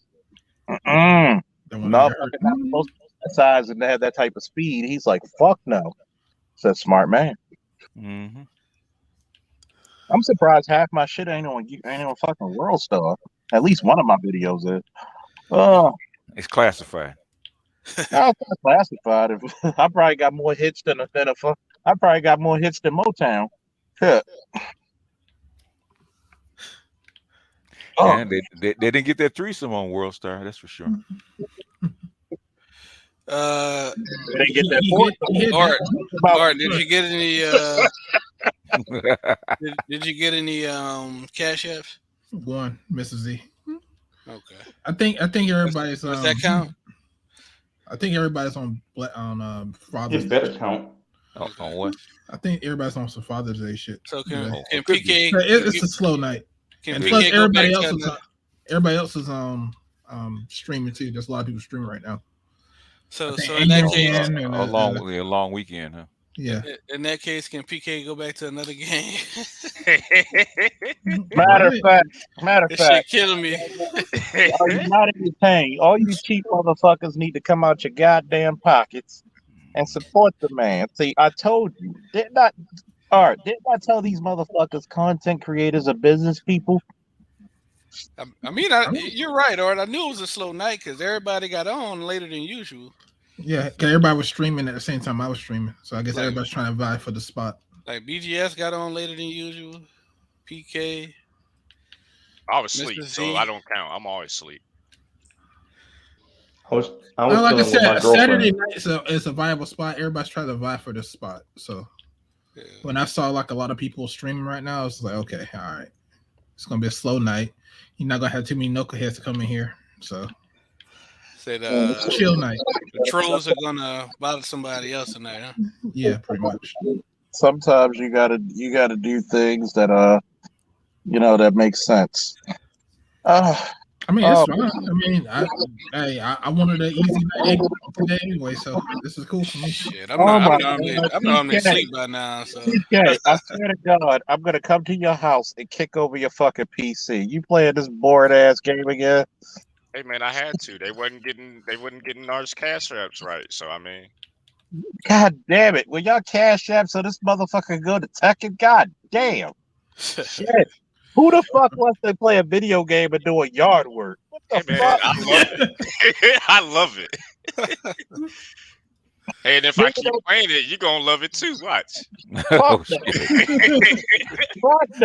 I still don't get it, but there are games like that, man. You got that is this like Farm Simulator or some shit? AOL fucking computer up there. I know there's an object to the game somewhere. No, there's no object at all. There's nowhere to be found. It's called pissing on it. That's what it's called. You go to the store, get food. You get some barrels. Go get tires for the truck. Yep. You know what, BGS? You know what the title of this is called? What's that? It's called Real Life. The graphics are amazing. The story sucks. It's like, nigga, I'm doing real life work without exerting the energy and getting tired. I'm just surprised how much maple syrup you can get at the store. Like, really? Like, goddamn, nigga, do your character have diabetes? Maybe. Harvested maple when I syrup. get on the scale, it says fat. So I mean, maple syrup is harvested. Yeah, from trees. Yeah, from trees. Yeah, that's how you. Really? Yeah, I never knew that. You learn something new every day. They stick. You actually stick a damn pipe in a tree. Yeah, it's and it'll drain. You know, it's like how you do fat bitches. You just stick them and tap them. You would know, wouldn't you? The way no, you can actually look up the process online. I mean, like there are probably videos about it. Like what you do is you tap trees. I mean, these days we do it differently, but they tap trees. They hook it up to an industrial pump. They pump some of the sap out of the tree. Mm-hmm. They hook it up to a what do you call it? Okay, enough of this. Okay. I mean, enough of this. You're making me hungry, man. Art of Itmore gets tapped all the time by old white men, but so it's same shit. Because I got a little bit of Cody. Fat white chicks. You get pegged. No, that's how you get tapped. That's how you they got make your tapped. ass leak. Nigga, after they get finished with you, they poke you in your belly. You go, ooh. Man, I'm gonna buy some maple syrup this week, man. Cause I just got the regular syrup. I get some waffles and some maple syrup. And in get fact, $8 eggs. I thought Louisiana folks buy the Brer Rabbit, or at least the blue ribbon cane. Nah. No, oh yeah. Or is that You're too right. thick? Is that too no, thick? No. My mom used to buy that, but I'm a millennial, man. Okay, it's good though. It's good. Yeah, I haven't had that since. Fancy blue maple syrup. Yeah. Well, now that I figured out that it goes through that old complicated process, now it makes me want to buy some. But I do kind of like the taste better, but it's kind of hard to BJ. I've been living in Texas for almost a year. You can't use a lot of it. You can't. I'll have to find it. Yeah. Because it's real thick. Like thick that. Is super sweet. That stuff you talking about. You talk about with the blue wrapper, right? Mm-hmm. Once you said I don't really remember the name. But once you said the bunny, once you said the bunny, that made me remember it because it had that little bunny logo. Yeah. But yeah, I haven't had that since my mom had a thing of it years ago. But I normally I just get like Mrs. Butterworth. Yeah. Or like that's another one right. That I can't think of. Cause to be honest, I don't really eat breakfast like that. I normally treat myself to breakfast like once a week. So like on a Sunday, usually on a Sunday, I'll just treat myself to brunch, get like some mimosas and have like some breakfast sausage, eggs, bacon, and I'll kind of alternate between pancakes and biscuits. Okay. I got a waffle machine. Biscuits it's hard to get good biscuits though. You gotta make them yourself. Yeah. Yeah. Get a small pan, get your buttermilk and biscuit flour. Just make them yourself. If I feel like it, man. Sometimes I get the I think it's the home style Pillsbury. They're decent. I mean, they're not amazing, but they're decent. They're decent enough. They get the job done. Get some good strawberry jelly or raspberry jelly. Can't go wrong with real biscuits, man. Yeah. I mean, shit, I'm lazy, man. You about to crash. You're say making like pastry type stuff from scratch could be a task. What the hell are you doing, man? Fucking up my barrels, apparently. I don't get this game. I don't know what it is. I don't know what the goal is. I guess there is no goal. Go pick up shit and bring it home. Man. And there you go. Well, at least they ain't smoking cigarettes with a gas can in it. Exactly.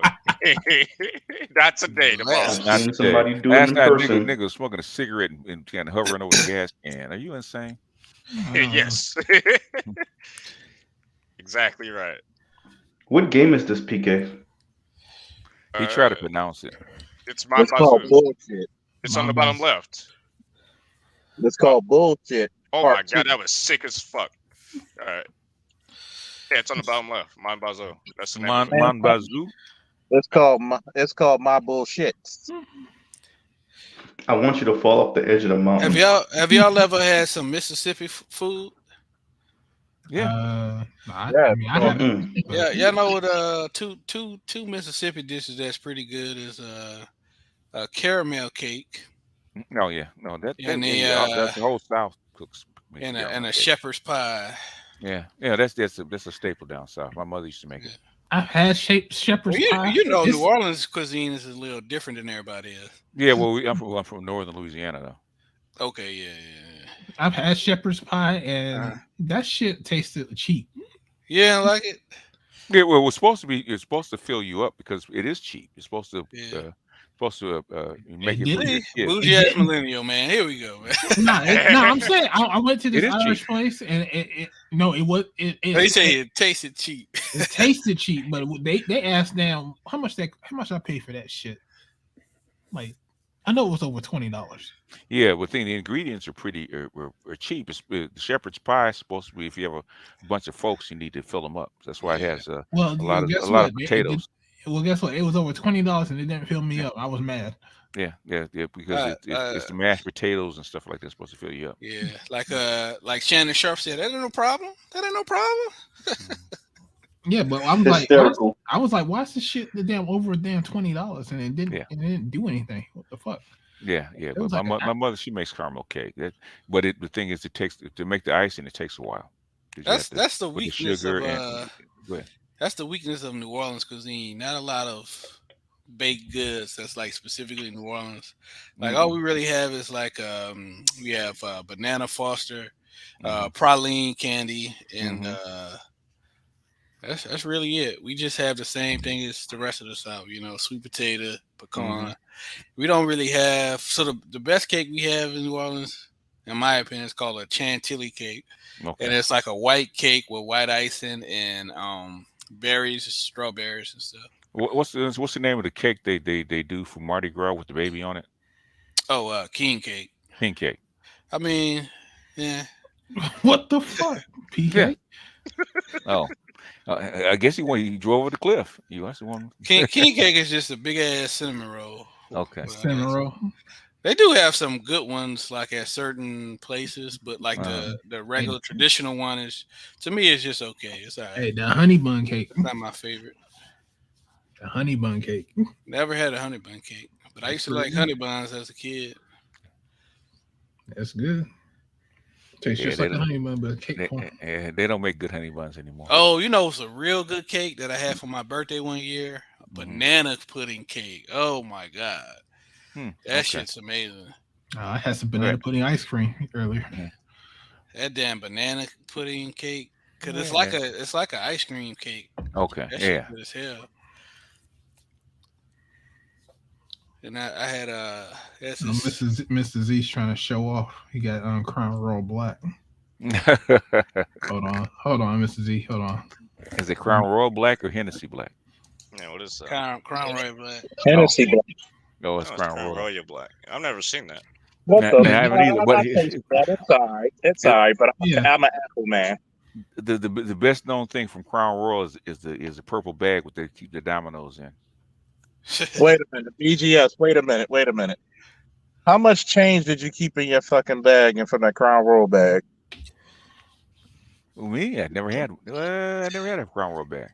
Nigga, you had a Crown Royal bag. I never had a Crown Royal bag. I never liked the big Crown Royal. You just didn't like Crown Royal. I didn't like Crown Royal. Man, Crown Royal is king in New Orleans, man. Yeah, I like it. It's really good. Yeah.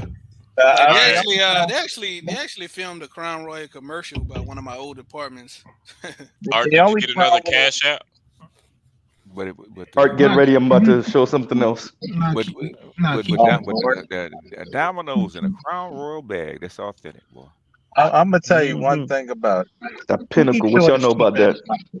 That's some old bullshit. He got some Nyko slides.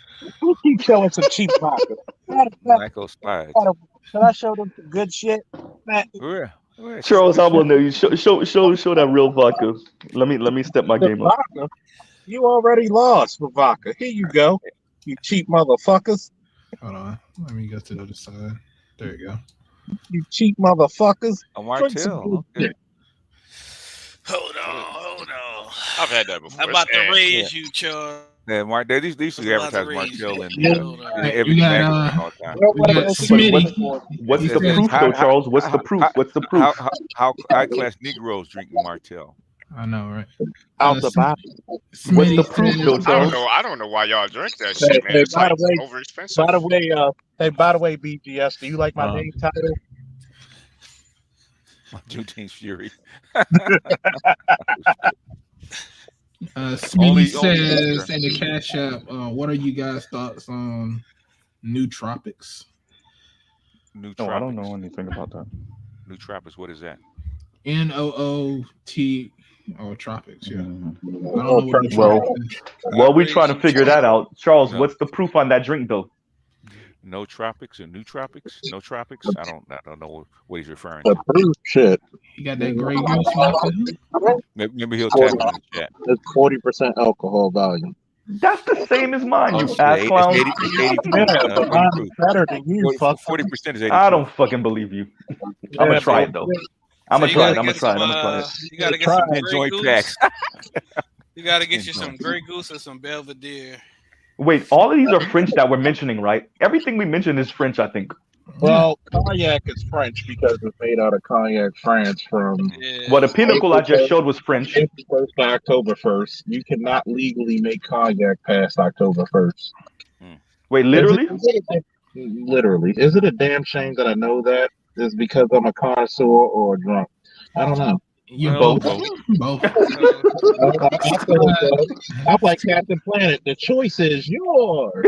Smitty says they're basically smart drugs like the movie Limitless. Well, okay. I think I know what you're talking about. Well, Applejack is just the poor man's version of Carnival apple. All in favor of PK going back to playing Final Fantasy, say aye. Aye. Look at him growing the weed plants. Yeah, I figured that. Look. Yeah, but you're talking about neutronics. I've tried a couple of them, and what it does is speed up the way it speeds your mind up. I didn't think I was any smarter. Wait, what is that, BGS? In other words, the smart drugs, it speeds your brain cycle. Wait a minute. Wait a minute. Smart drugs. What are we talking about right now? Where am I been? Like a DMAE is a smart drug, but DMAE. Yeah. Okay, BGS. I'm gonna need you to talk to me like I'm 5. I don't even know what you're talking about right now. Okay, what it is they're supplements that affect your brain chemistry. And they call them smart. Okay. A lot of students use it, if they have to study or they have to stay awake, something like that. But the thing is that when the couple that I tried, man, you take them after a couple of hours, your eyes are bouncing back and forth like piñatas. So I didn't like the effect. Okay, so we are not talking about Adderall. No, Adderall. Even though some people do use Adderall. Yeah, I know. I had a coworker when he first I do 2 jobs. My coworker that put me onto the second job. Yeah, he was telling me he was kind of on that for a little bit because he wasn't used to it. Hysterical. I'm not Jamaican, y'all. Yeah. I'm Haitian. Hysterical. It's just this side of meth, which is Adderall. Really? Mm-hmm. Y'all put me on game because I did not know that. Yeah, a lot of meth addicts, if they can't get meth, they'll go for Adderall or some kind of ADD. Never drug. knew this. Mm-hmm. The speed. Mm-hmm. It makes Never knew that neither. It's speed, but it does put me on game. But it makes you concentrate. So that's why they give it to kids. That's why they give it to kids. Yeah. That was funny. Funny but true.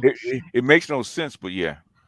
Yeah. It makes perfect sense, but yeah, it makes perfect. Unfortunately, it makes sense. I am fully against giving kids these damn drugs. I second what Art said. These damn black boys, these chicks try to get their sons on. It's like, nah, don't do that shit to them. They're too young for that shit. They shouldn't be doing it. And every time they chicks do it, it pisses me the fuck off because it fucks up with the boys. Second that. Yeah.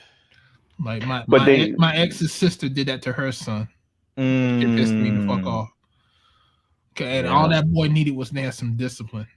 That's all he needed. All he needed was some whoopings a couple times and he'd be good to go. Nah, she just needs to be consistent. Boys react to consistency. You got to be consistent. If you can't be one way the next day and then one way the other day, you have to. And you got to follow through with what the fuck you said. Yeah, because boys are built to move around. Girls aren't quite. Don't quite do the same way. They actually sit still better. So they give them this drug to kind of zone them out so they can sit still. Trying to outrun this damn viper and this on my ass. Yeah, so I'm never like when females do that shit. That shit pisses me the fuck off. I fucked up. He's gonna pass me. Oh. And I'll be honest with you. I think black men are better parents than black women. I agree with you on that, actually. Facts. Because black women are too into themselves. Well, that part. Yeah. If they throw some food in front of them and they walk away, throw them in front of the TV and walk away, and then they're doing whatever it is they too narcissistic. They are. Yeah. Well, and they don't care to know boys. in the last couple not, of years. not even to the look. It's to it's children in general. I mean, I told BGS this, and I haven't told any of you guys this, but my ex's daughter recently contacted me and told me that ever since I left, it went downhill. Like we weren't eating at the table anymore, and a lot of stuff that I used to do with her, she couldn't do anymore because her mother was all into herself. She says they just started eating inside their room. You know, so me hearing that lets me know that I was the rock for that damn. You was the stability. So order. Everything these females right now, man. Like every single young person I've ever come in contact with has always came back and reached out to me, and it's because of these single mothers who are more into them themselves than they are to their damn kids. I have not interacted with one single mother that was actually about their damn kids. I do think that Alpha and Generation Z are going to bring about a change to this kind of female order because of exactly what Art just said. Because they're the ones that got the undiluted female fucking worldview, right? And I believe it or not, like what you just said about your ex's daughter, it's gonna be women too. It ain't gonna just be the men. It's gonna be their daughters also. They'll be like, fuck that. Right? So it's always been the daughters, because like even my niece and my sister, they don't get along. They never got along because my sister was always into herself. Like I remember pause everyone. Wait, pause everyone. Art, do you know how you just slipped up right now and said your daughter how many times? All I heard was care. All I heard was care when you did that. That's all I heard. Well, I mean, I have a soft spot for kids. I've always. I know. I mean, ever since. But the thing about it is that my sister, she got into an argument with my niece because of a Christmas gift that I left there and that she wanted. Keep in mind, my sister never gave my niece and nephew Christmas gifts that year. But she was so petty for the simple fact that she wanted to get a Christmas gift from me. I'm like, me and my brother talked about it. It's like, you should have just gave your Christmas gift to your damn kids and just say fuck it, because you couldn't afford to give them anything. But you rather get into an argument to where I had to come back down an hour out my way to separate y'all two. Yeah, man. Are you serious? Come on, man. That's garbage. Well, the society told them they're infallible, so they really think they are. No, she knows she's not infallible because I don't talk to my sister no more. Ever since that shit she did, kicking both of my niece and nephew out before they even graduated college. I'm not college, but high school. High school, okay. Yeah, fuck that. Yeah, no. That's one thing I will tell y'all. That's one thing about the Haitian community, bitch. You could stay in the house until you damn near dead. Serious shit. As long as you don't bring the cops to their house, Haitians will have you. Especially Haitians know the struggle, so you could be home damn near 45 years old and still be home. Serious shit. When did these kicking motherfuckers out at 18 start? When did that start? Thank you, BHS. You please, Boomer. We need answers. Wise one. We need answers. That kind of started. Really actually started really long ago, especially down south, because most boys especially started working when they were like 11, 12, 13. So they were out of the house by 14, 15, 16. So they had already started moving away. It was always for the boys to get out there and work. The girls to stay home. Yeah, that shit don't make no sense to me. Because the girls were supposed to be married off while they were home. Yeah, they didn't leave home till they were married off. That shit don't make no sense to me. Because especially purple. The game right now, like I'm telling y'all, when I was working in the office, you swear these white boys got it together. I'm telling you, they moms and they dads are floating them. That apartment that's $1,800, $2,000, $2,500 a month. Their parents are paying that shit. I'm telling y'all, even attorneys, we talking about people that make $70,000 a year, 65, 55, 80 grand a year. Their parents are still paying for shit. So it looked like he independent, but he really not. You know. That's one thing I realized once I started, kind of mingling with other cultures is compared to like most black people in the hood. Other people from other cultures get a lot more help, so to speak. I mean, they got it. They got it. I don't know if it's Like even outside of the financial okay. I see point, where you're going now. because from an extended family point of view, like in my opinion, you could do better living in an extended family environment as someone that's working. Like if it's very challenging, especially these last decade or so. It depends on your parents, to be honest. I agree. It depends on your parents because you got some parents that will, if you're working and you stay at home, they want you to spend your whole entire paycheck just to live there. And that's ridiculous. That's not helping. Yeah, that's what I like. Much as I love my parents, that was one of the reasons why I had to leave, because I graduated high school, I got a job, and every single time I got a paycheck, I had to go pay for something, this and this and that, and then I didn't even have a car.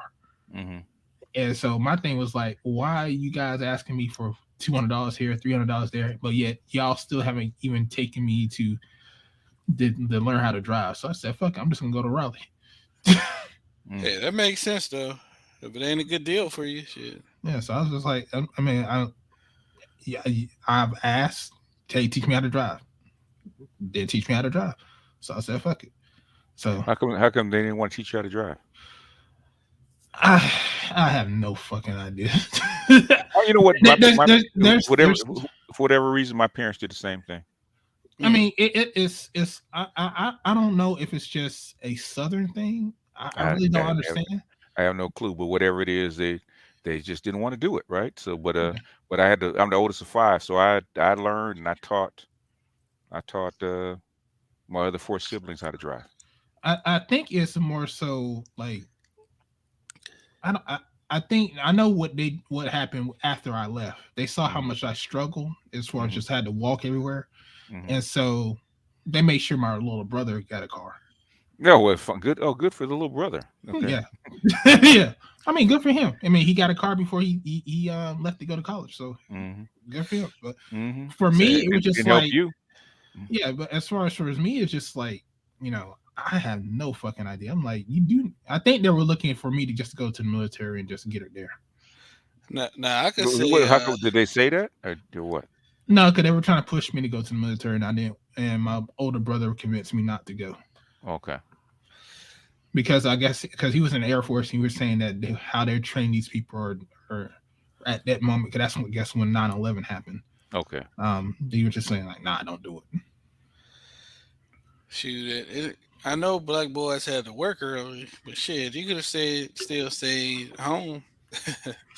But I do know that one thing I do say on my granddad, which I can't remember what generation he was, but he wasn't baby boomer. He was, my dad's a baby boomer, so he was probably greatest generation or something like that. But him and his brothers wanted to leave because they wasn't trying to do that sharecropping bullshit. He was like, shit, I'd rather make money being a damn bellman than getting out here dealing with these damn crops. I'm a third generation light skinned nigga, so you was light skinned. Third generation light skinned nigga. I've never heard that before. Nope. Only from Louisiana nigga can say something like that. Third generation light skinned nigga.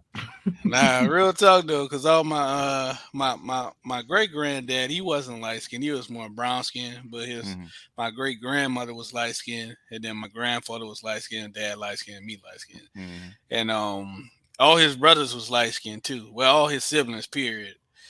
They were all light skinned, the daughters and the sons, and shit. You like how yellow like that? You probably ain't trying to be out there, picking no crops. Hell no. So he got off the farm in Mississippi and took his ass to Chicago. Like fuck that. They didn't have to kick his ass out. He got out. Like, hell, this shit. Right. You know how that son do to us, bro. Stop playing. Yeah. I noticed something, man. Like Like I noticed like my body, like my system, man. Like I got a partner that's dark skinned. And like this motherfucker be in the damn sun be good, man. And I be up and this motherfucker be about to pass Dying. the fuck out. Yeah. Like man, I be sweating all profusely and shit. You know, I don't really get no bad like sunburn or nothing, but it's like my system, like after a while. Well, how you stand being in Ghana then, man, with that heat? Shit, I be in the air conditioning. They got AC. You gotta go outside, Negro. Yeah. No, I don't. You know, even in Ghana, they have like Uber Eats and shit. So, you know, you can pretty much get everything delivered to you. This guy. I'll be outside. Fuck it. I mean, I still be outside, but I'm just talking about like on a. I'm thinking about a specific. I'm thinking about a specific day at New Orleans where I was riding my bike. See, my color changes how much time I be outside. If I stay inside too much, I'll be light skinned. Today outside, I'll be kind of brown. Okay. Yeah, it'd be crispy, huh? Being inside too long fucks up my nice tan and shit, you know.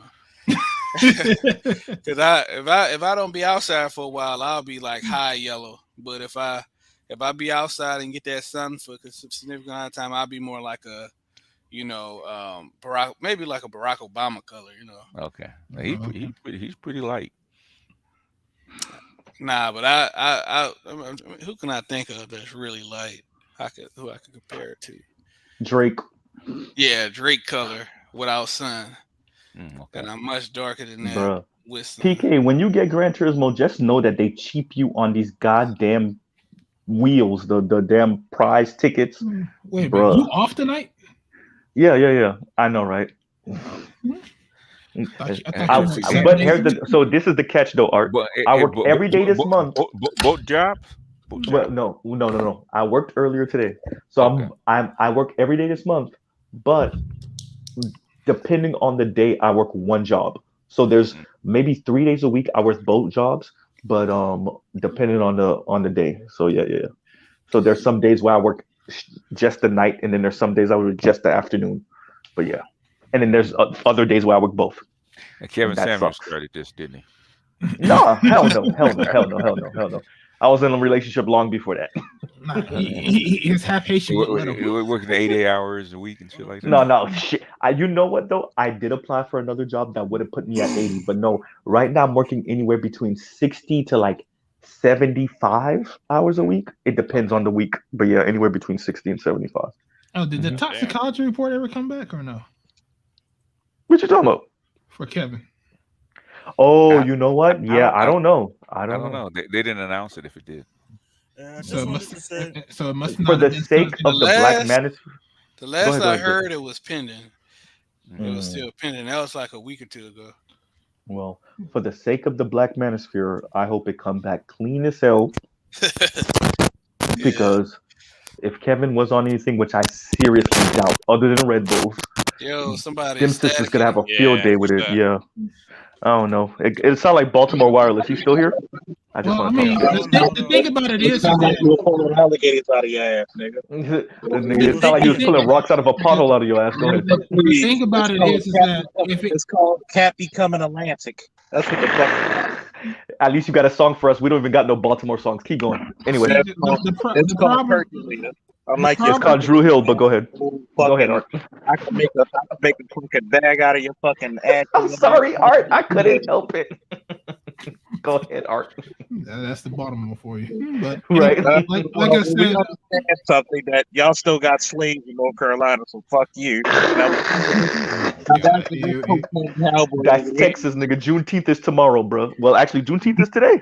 What am I saying? Juneteenth is now. That's freedom, Texas. Yeah. But the thing about it is that they still can't get around his talking points.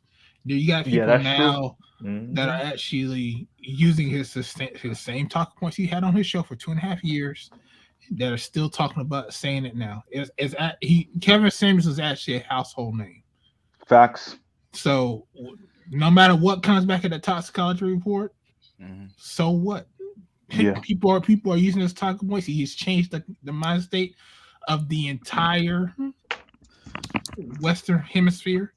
And that's why these women are mad, because he woke up a lot of men, white, black, Hispanic, whatever. Okay. And did someone see Atlanta? Yeah, he was in Atlanta. Atlanta, because we're talking about Kevin Samuels. I found Snake Man, what you know about Atlanta? It's a series Atlanta. Oh, the show Atlanta. Yeah, I didn't watch it. I didn't watch the episode with him yet.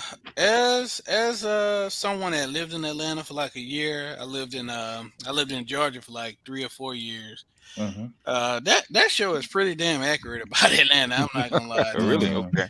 No, especially that character that beats the main character's ass. Like, I know a bunch of niggas from Atlanta like that. No, because when I saw Kevin Samuel, when I saw Kevin Samuel sitting on basically into Black Man Council, I thought to myself, man, God, it looks like Charles and BGS are on the council. How's it talking? Hysterical. I mean, BGS was somewhat of his mentor, so yeah. So y'all know who was originally supposed to play Kevin's role in Atlanta? Steve Harvey. Oh, hell no. Nah, bro. Ain't that funny? Take that back, Jesse. No, that's what I know you're not lying, but still take that back. But it makes sense though, even though that Kevin is like the other side of the coin, like he's the antithesis. He's the non-placator side of the coin. But it's like they're it's like they're like a similar person but different ideologies. Like like if they were in a movie, like they would be arch rivals or some shit. Yeah, but Steve Harvey knows exactly what Kevin's talking about, but he would never say it in public. Yeah, he hides the shit. Yeah, he knows. Let's be very clear. Most men know that Kevin is 100% accurate, but we just don't say it. It's not. You don't say that in polite company. In other words, you don't say it in front of women. Man, BGS went to sleep, man. What's going on? Right. Hey, look, he gone like the ghost, man. Let me say this. The other day when I was on Rod's channel and I was doing my commentary about Scorched Earth, my girlfriend was literally sitting next to me, literally. Just to let y'all know, Mr. Z is not. I don't fuck around like the shit I fuck. No, she Black American, ADOS. That's funny as hell.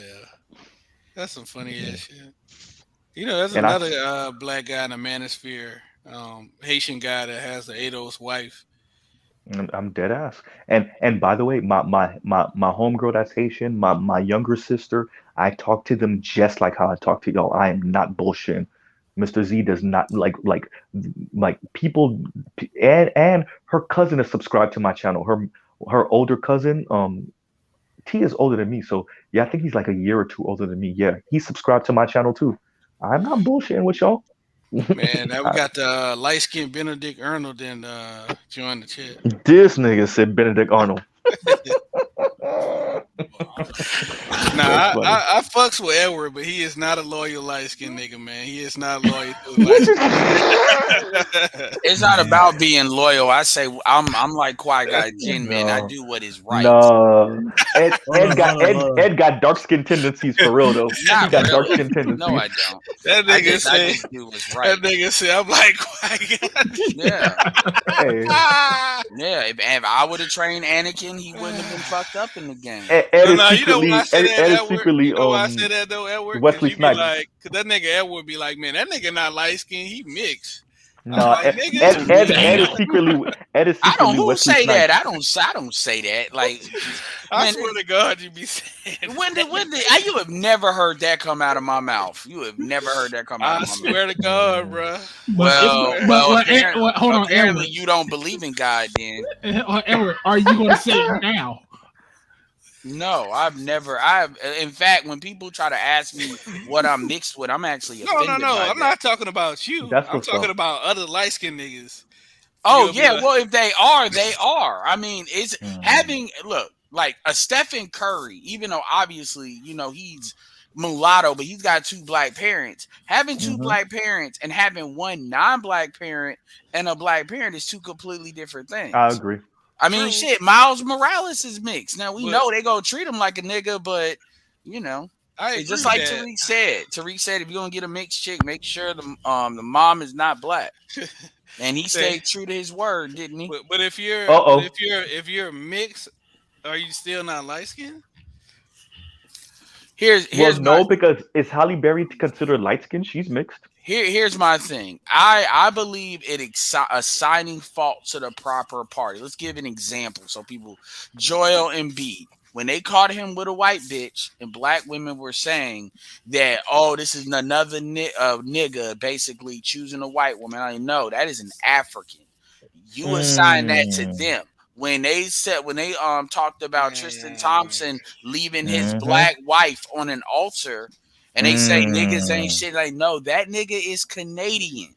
We do not claim, we do not, like, so I'm talking about for all black people. We take responsibility for what we do and nothing else. You know, by the way, we'll do a light skin reference. I said this on Ticket TV shit. He was trying to say, I'm talking about another dude talking about he high yellow just like this. I said, no. Ben Simmons is fucking Australian. You will not throw that light skin bullshit on motherfuckers that ain't even on here, let alone be a mix. And now here's the truth. I don't sit there and claim motherfuckers on the other end like, yeah, man, Mahomes killing it in the game, or Dak Prescott. See, that's what black women do. They do the double talking bullshit. They claim. Well, let me ask you this: disavow them when it's not. They're like, Jesse, real quick, let me add this though. Go ahead, I'll go after. Go ahead. So would you consider Patrick Mahomes a light skinned nigga? I mean, he is, but he is mixed. I mean, he's mixed, and I mean, right, but he's still light skinned though, right? Yeah, even though he's mixed. But okay. I do that with everything. Just I thought you were saying that like somebody like Patrick Mahomes, because they're mixed, they wouldn't be considered light skinned. That's why I was fucking with you. And I was like, you know, Benedict Gunner, the light skinned niggas. Well, it's just like Jordan. I felt like you was, abandoning the niggas from the light skinned clan. No, but I say it up. No, I say it up front. I say it up front because when they do some bullshit, it ain't gonna be, oh, now it's convenience. Like, no, I established that these niggas only semi-claim. So if they do something stupid, semi-claim. I said semi-claim. We are not semi-claim. Just like Joel Embiid is black. But if he do some goofy shit, you motherfuckers reserve the right to say that nigga African. You direct him to the African, customer service department. Shit. So if mixed light skinned niggas do some shit, we don't take the hit for what they do. No, but at the same time, I don't claim a lot of their benefits either. You don't hear me edifying mixed motherfuckers like that. I'd be like, ooh, that's cool. He over there. Listen, my rule is I only claim the mixed niggas that are light skinned and that have shit worthy to be claimed. Like Patrick Mahomes, I gotta claim that nigga. Fuck that. That nigga's the best quarterback in the league in this month. I understand. I gotta claim that nigga. I understand why. I understand why you would, but that's how people know I'm real, because even though it makes sense to claim him. Like, as far as he killing it, same thing. Well, technically, Dak Prescott is mixed bag, but he's still in there. I say, no, I'm not going to claim him when it's convenient. That way, when they do something stupid, y'all can't say, oh, nigga, you would. Now, Steph Curry, I can claim. He's light-skinned. That's us. You know, so, but even, so you only claim the niggas with two black parents that's light-skinned. That's what you're saying. And they can that's black American. I mean, as far as officially, I'll be held accountable. Wait, before y'all go too far in that, that's where I was gonna go. So, like, I don't know, Ed, I don't know if you watched the interview with Dr. Hassan and the brother from Let's Talk About It, the Nigerian brother. Yeah, his name's Obi. Yeah, that was. I thought it was Alan. Good interview. Yeah, it's Alan. Well, it's Obi. It's Alan. Okay, Obi Alan. Okay. BGS leave. How could you? It's not. No, we ain't make BGS leave. Yeah, Mr. My channel is a black reconciliation channel. Right. Hey, I'm not mad at you for trying. But when he mentioned the black immigrant women being the ones that's kind of really pushing this kind of dating out and fucking with the white boys because of class. Nigeria, you're right. Nigerian women in particular, I was like, thank you. Like, and I've been saying that, and I see it a little bit in. I'm not gonna say I see it a little bit in Haitian culture, but because man. but there's a. I don't agree with Tariq, But you're saying his talking points. So you can But no. I don't Let agree me with get it out. Kevin, but let Let me me get say it the out. same shit. Go ahead. No. It's not the same. It's not the same. I don't agree with where Tariq is coming from with that. But I will say, as a black person that's been able to rub elbows with black immigrants because I'm a child of black immigrants, I will say Nigerians and Nigerian sisters in particular, they ain't trying to fight nothing. They just trying to get down with whoever's winning and get down with their program. They're not on some race shit as much as they're on some class shit. Now you do have exceptions to that rule, of course. But for the most part, they're like whoever winning, that's who I'm with. Well, I mean, that's the biggest thing. The that's biggest called thing with hyperbole. Nigerian women is they're some of the most materialistic women I've experienced in my life. Like out of all the African women that I've talked to, those motherfuckers are guaranteed when 24 hours they gonna ask you for some money. Oh, they gonna ask you for some money. They need You money got for them right, tuition. boy. You got them right. They need tuition. Damn, I never seen statement like that shit. They uncle is sick or something. They gonna find a reason to ask you for some money. I Out of mean, all and African they women can I do, done and talked to. they can do that, and they can do that. They dealing with the wrong. That's why a lot of them don't like dealing with African Americans because African American men, we like nigga. Oh, you like tricks? That's a commentary on Nigerians. But my thing is this. I ask this. I'm not here to tell you like. But Ed, let me say this though, Ed. When nigga shit happen to you, then don't when white people show you that they don't care about your Igbo or Yoruba last name, don't say nothing. Oh, it's because I'm black. Nah, bitch. Remember, you wasn't trying to be on no black shit. I just want to say this, Mr. No, Z, no, real no, no, quick. no, no, I no, just no, wanted no, to no, make no. sure You must that we are. understand. I It's just not wanted to make because of sure that. Hold on, real quick. I just wanted to make sure that we're specifying Nigerian women, because that's what he said on the podcast. But also, I don't You're want right. to You're right. besmirch, the other African nationalities. Well, okay. So okay. So here's the thing. First of all, my thing is this. We got the Western world, which has a layer of fuckery. We've got nobody's clean. There are no clean bitches. Okay, like there's just more ones that are more cleaner than others. So my thing is this. If the way a lot of times when people have these conversations, and we're all smart here, we're all aware. That's a lie. But outside of this, that's why when I was on another panel where they usually talk about sports, this is where this shit shows the fuck up. They will say what y'all are saying, but their intent on doing that is to let somebody completely off the hook. And I hate when people have those conversations that way. My thing is this: if you remove every single non-ADOS immigrant, the black immigrant out of here, black women are still black women have been fucking white men. They just know I they not, agree. unlike the African women who a lot of them ain't they don't have the same kind of cultural history being right up next to these motherfuckers for generations. Here's the biggest thing Hold about on. that. They still have this belief. They have this fallacy on the class bullshit. They ain't been here long enough. They really haven't. So they'll learn that real quick eventually. So they're like, I hate to say this, but they're like childlike as to how they approach white people. So my point is, but black women have been fucking these fucking white dudes. So they just know they not gonna get claimed like that. And to be fair, I see at least every day a couple of black women with white men, and they're not like looking like they're homeless or anything. So it is what it is. But my point is, I don't like when people try to act like black women are trying to date out more because of immigrants. The reality is they may add a little bit of fuel to the fire, cool, and they doing their own bullshit, but at the end of the day, it may be for different reasons, but it is what it is. And my thing is this, and I'm gonna say so I'm done. Let them date out.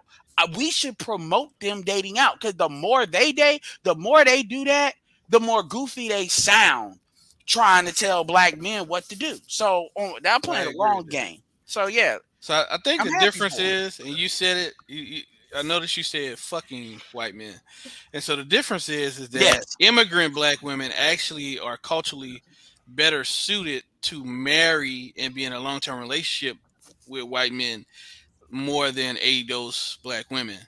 And that's why you see more ADOS black women dating and fucking white men, and you actually see more Nigerian and Caribbean black women actually marrying black. Like when most of the times you see white guys marrying black women, I probably say 8 times out of 10 it's probably going to be a non-ADOS black woman. That's probably because true. they're not coming from a guy.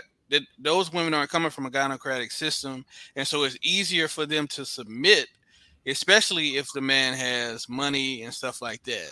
Yeah, that's cool, but it ain't about that. It's the white man is the control group. The women are the variable. The white like the white man doesn't change. European white men are slightly different in this approach than but I'm speaking on American white men. At the end of the day, it's still the same shit.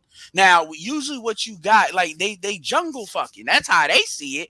Or you got a motherfucker or jungle mating, or you got that's how they see it. Or you got where do you come up with this shit? Hold on. Or you got a motherfucker like Bill Burr, who we know Bill Burr is. Hold on, 3 things. 3 things are going on here. They're jungle.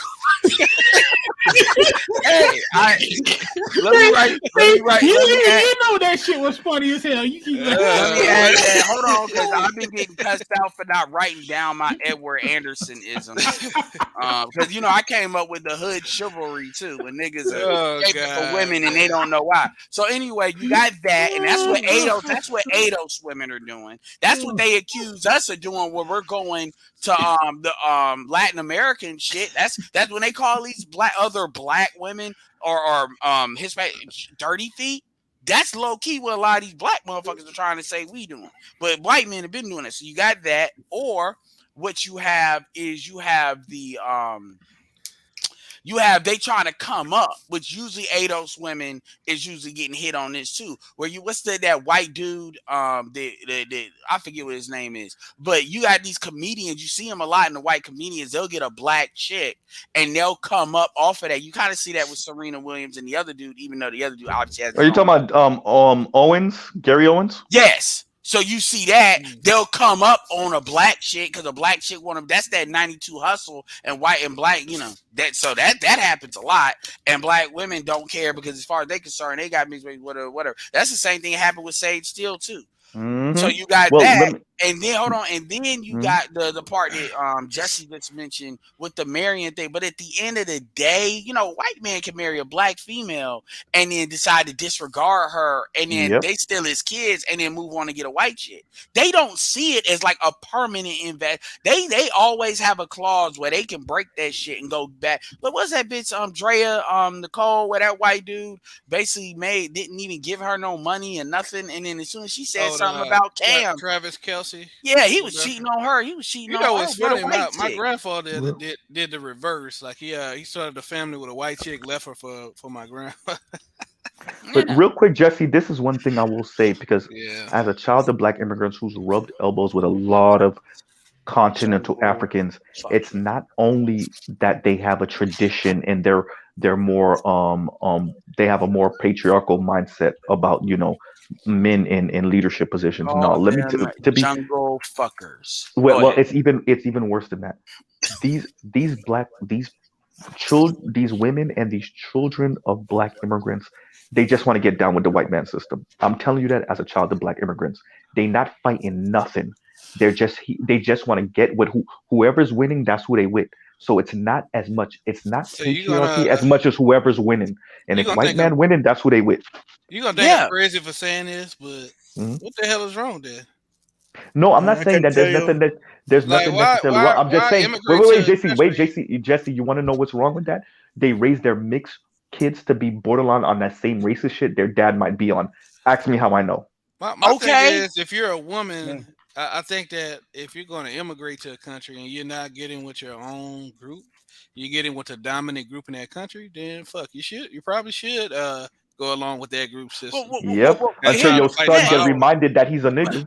But I don't. But that's not. Here's the thing, and this is where I put the onus on black people, ADOS black people, and this is why the ADOS thing came up. See, Mr. Z, What you're saying becomes valid. What you're saying, I don't want to say it's not valid, but it's one of those things that needs to go into hibernation until these motherfuckers start talking about why you hate immigrants. Then it's like, okay, I pull out this card in the Yu-Gi-Oh deck called the "You Playing Both Sides" card, so you cheat game card. Yeah. We hate immigrants, yet y'all are able to sell us shit, and we buy from y'all. We buy from everybody, so we don't discriminate. We buy from everybody but each other. We hate each other. That's our problem. but the point is, so when they start saying that, that's why I don't take nothing a lot of them say seriously until they show me, like somebody, Obi, okay, you get it, or like you get it, or like Godfrey, just act like I'm not just No, Godfrey gets it. He gets it. Yeah. So but other, and I'm not saying. And here's the thing, I'm not saying that I'm looking at you. Honestly, I'm not necessarily looking at somebody like a nigga with nothing but daughters, but I'm looking at you like a Hispanic. Like, it's kind of like, look, I'm not. Black people got to stop. We're all together and you're a part of the family and you got to buy your way out of the cookout. No, this ain't no ticket for you to lose. This is something for you to earn, and it's not an issue. But. So what you see with a lot of immigrants is what they want is black people to just be on some they can do no wrong shit, pro black, and then they run in a con. And when black people start to be like question that con, now all of a sudden you hate immigrants. And as soon as I hear somebody say that, and as soon as I hear somebody say that bullshit, I already know where you are. I already know who you are. And I've told dudes this. I say, you ever say I hate immigrants or why don't I like immigrants or any of that bullshit? I'm just telling you, you've already told on yourself. Like I've told you, like, well, you don't even comprehend it. Like when I talking to people, because I've talked to people barbershop about this, you've already told on yourself. I know exactly who you are when you do that, And so at that point, hey, shit. Well, I don't know if you were on the panel, Ed, on Charles' channel when I was like, some of these people have quadruple dipped into blackness, right? They sold what Western black, so that's me, you, everybody in the West, into slavery. Their family did, right? Then they came over here to America and then got benefits of Jim Crow rules and laws and whatever we fought for or whatever your ancestors and ADOS fought for. Then they get to end up marrying a white person, so they get that. Then they get to talk shit about black people as being a black face on some respectability shit. So they get to like triple and quadruple into blackness. I mean, and here's the thing. You know whose fault that is, Mr. Z? Ours. They like the reality is when motherfuckers are sitting there campaigning for people coming over here, in the great waves and shit. I mean, we fought for folks to come over here. Why? Because we felt some type of way that white people were replacing their numbers with other white people. And we want to get on it too. And then white folks being the dark cities that they are say, okay, you fight for that. And then what you give you is something you don't even understand. My question is, where the fuck are these Pan-Africanists to understand it? Another question, where the fuck you get a handful of like me. Time out. Where the fuck was Pan-Africanists talking about Liberia? Because I ain't hear them say nothing about that. Like when it counted. So my thing is, them motherfuckers are so in love with the idea of blackness, they're not thinking about structural shit. This is why that's true. Yeah, and it's not just them. It's the same thing when people talk about integration and folks don't think about the structural. Okay, now what stuff? And I'm not trying to blame the last generation because you got goofy people doing this shit now. But what I'm saying is, they only can do what you let them do. Same thing with black women. You got black men sitting here talking about Lori Harvey or whatever. The next bitch, the bitch that rejected the nuclear dancer bitch, and it's like you're 6% of the population. Why don't you date out? Man, I want to have kids that look like me. Cool. What does that have to do with who you fucking know? Because you can fuck 100, you can fuck 99 white bitches, and the only one you need is one to have a black chick, or intercultural dating. And then when I started pressing the issue of intercultural dating, I'm not saying that's a perfect, because you got to sift through women and be on the bullshit like what you talk about, Mr. Z. But shout out to Nomalinga Shally Moses, who's from Botswana, and with an African American dude in Boston. So, but my point is you expand the numbers because that's what gives you the advantage. But what do these niggas do? Man, I want to hate those women. Why? That culture. What part of our culture you trying to protect? Facts. No. Well, I need to know how to. I can't teach Jessica X how to play spades. I just want to say shout out. I just want to say shout out to the Ados brother that married the Ethiopian princess. Not only is she a granddaughter of the former Haile Selassie? Haile Selassie, Oh shit! but she better than the motherfucker too. Shout out to that.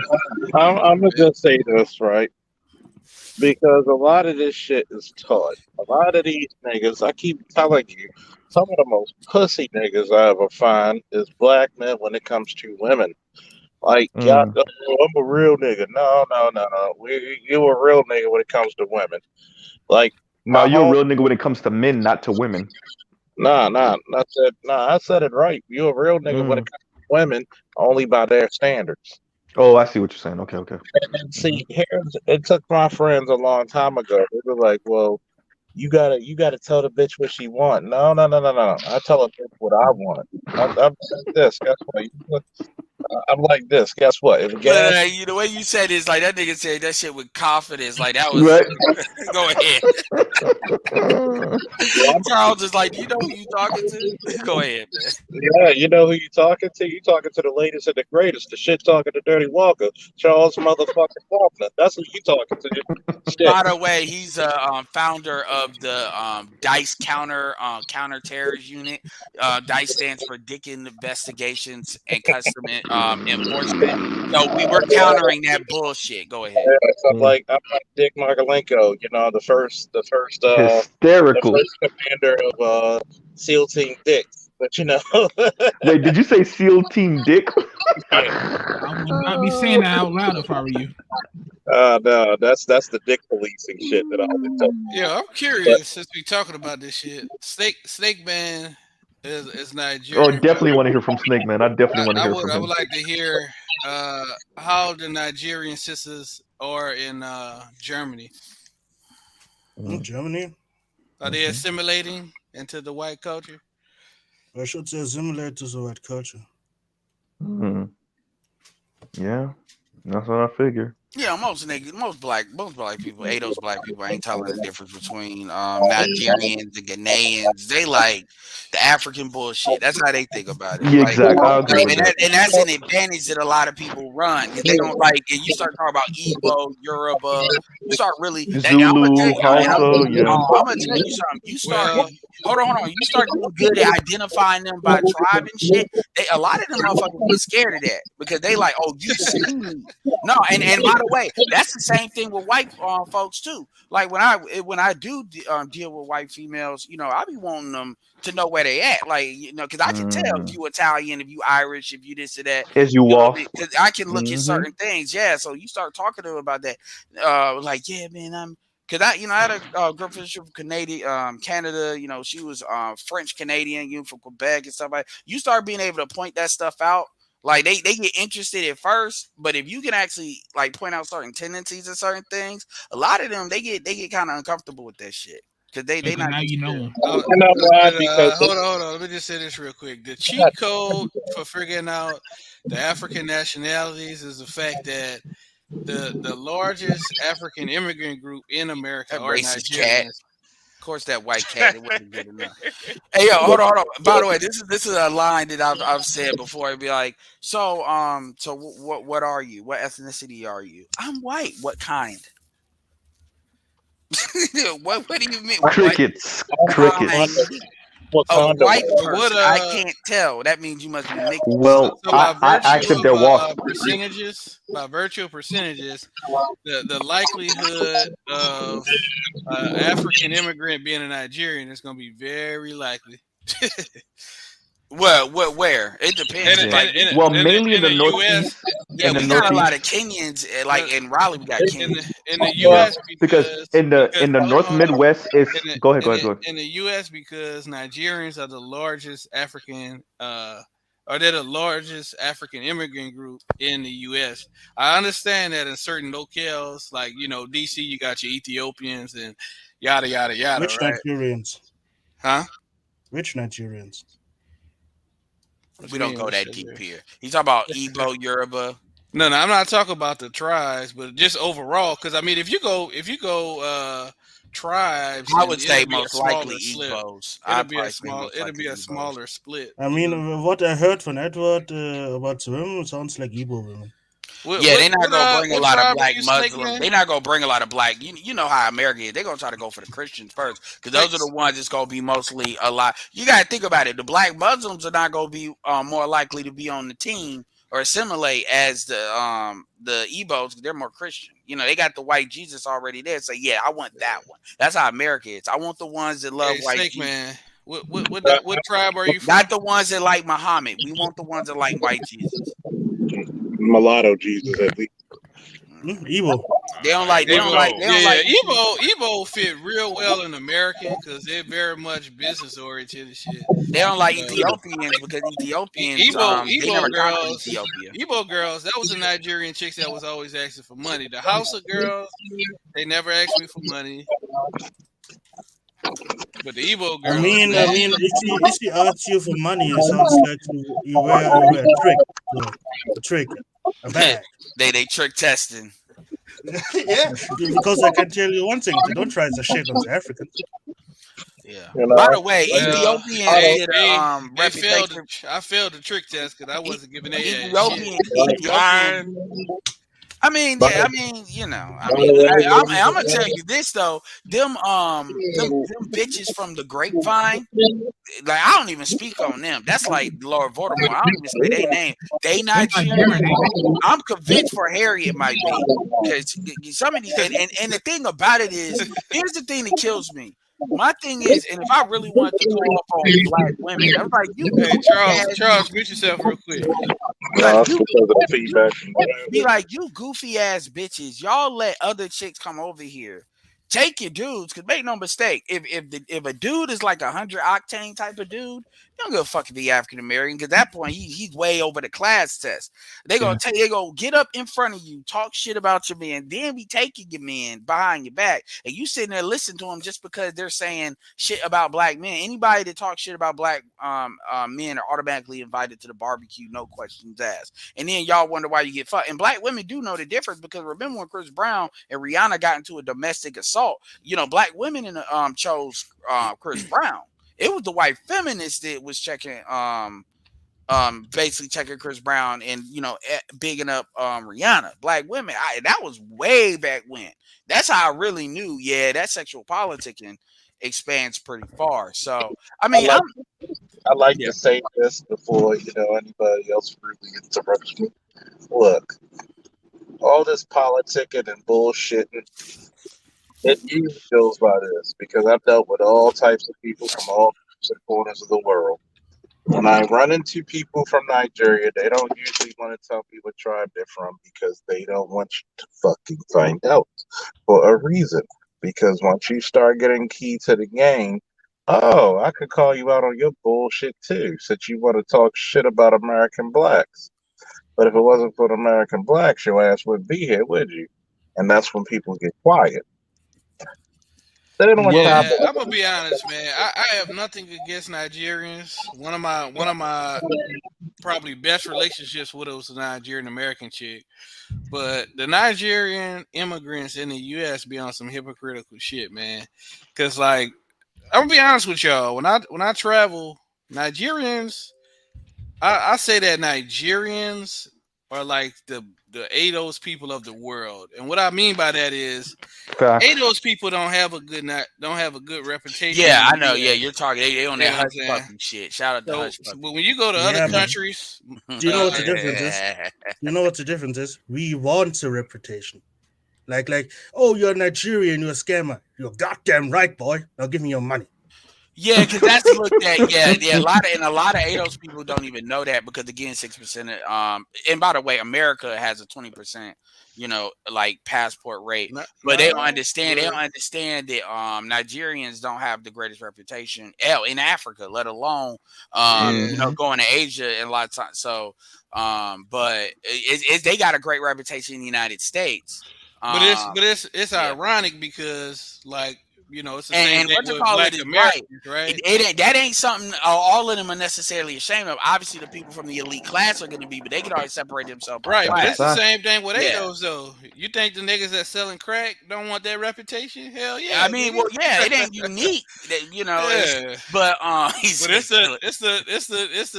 motherfucking intellectuals and shit that gotta deal with the shame of that shit. But the niggas that's on the street slinging crack and pimping hoes, shit. Let's call that bullshit. Let's call that bullshit out right now. The average black person in fucking America love the fucking negative connotations of the reputation. Why? Well, there's a catch to that. Hold on. Because a lot of motherfuckers will be like, "Yo, I'm from Baltimore, nigga. I'm from New Orleans, nigga. I'm from this. I'm from that." You know why? Because you live off the representation of niggas who actually put in some dirty work. That's what. Charles, don't step on my toes. Don't step on my toes, because that's where I'm going. That's where I'm going. Hammer toes too, but it's the fact of the matter. A lot of niggas out there love to live off their representation. Like like even Haitians in Florida, they live. Damn it, Charles! Don't say it yet. Don't say it yet. Don't say it. They living off the reputations of the niggas in the 80s. Street niggas, for real. It's just like you got niggas in Baltimore talking about living off the representations of their fathers and grandfathers. Mm-hmm. They're no different. Just like, you know, you got dudes who are Africans coming over here. Oh, we do great with work. Nigga, please. You wouldn't have been so great if you didn't get that fucking minority scholarship that blacks built off. Everybody got bullshit with them. Just like you're gonna have the Ukrainians coming over here going to HBCUs. Thank you, fucking Biden. And you're gonna have them motherfuckers shitting on us saying, "Well, we got this education. How come you? Well, you got it for free." And you're gonna have black folks still voting for Democrats. Like fuck the Democrats. You can still voting for the same black politicians, regardless of party, that even let that shit go through. Because that ain't Wait. Let me get this out because this is important. I'm gonna say this, then I'm gonna let you go. Go. This issue of being a cop for almost 2 decades, man. Black people, to me, politically, are the dumbest motherfuckers that ever been in captivity. They love their fucking oppression.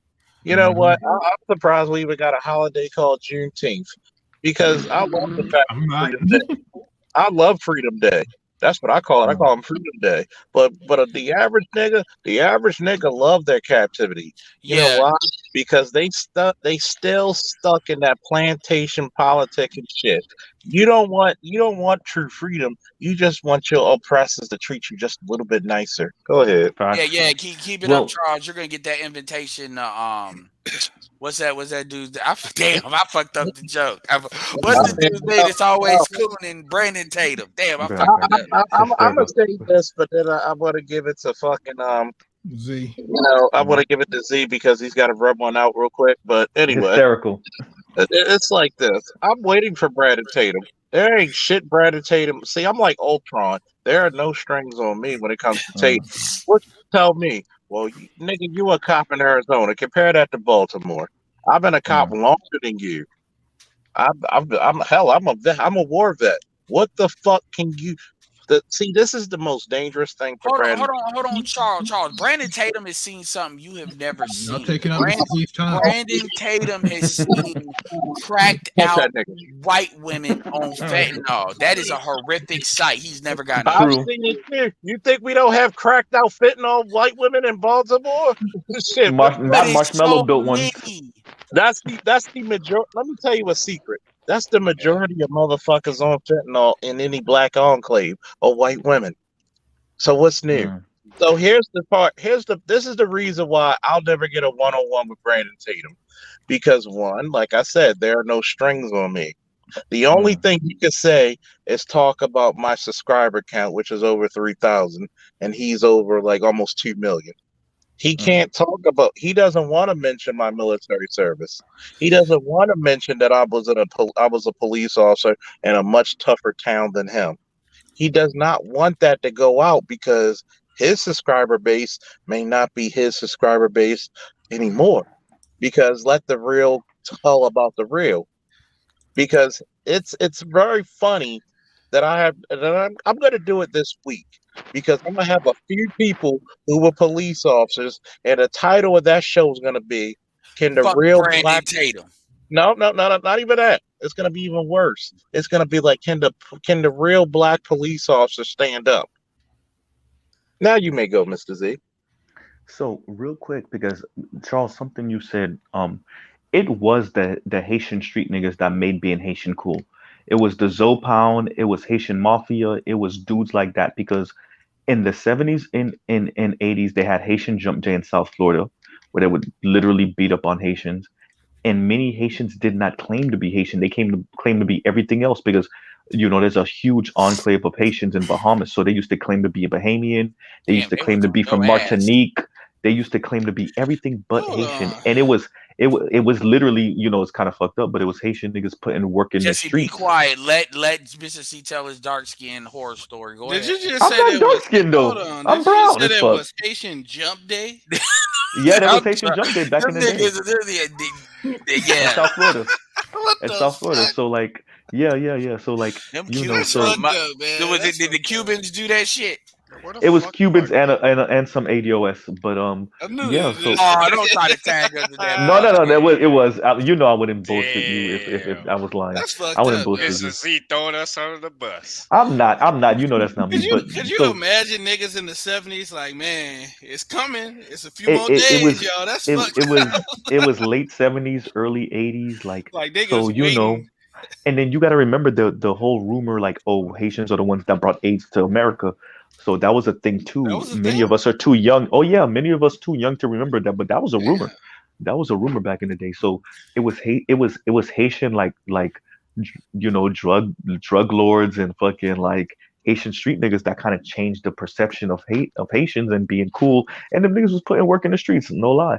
So like So wait a that's minute, what you changed told it. me it wasn't the white women who were Man, fucking. I need to talk to Young Grizzly about this shit because I don't. Ask him, because That in nigga the said you Haitian Jump Look, Day. look, What look. the This is fuck? what I'm serious. looking. This is what I'm looking I for can Young Grizzly to remember. do. If I ask him, is this shit true? If Young Grizzly does a, well, I'm like, damn, man, it is. Go ahead. I actually remember that shit because I remember See? people talking about that shit because Mhm.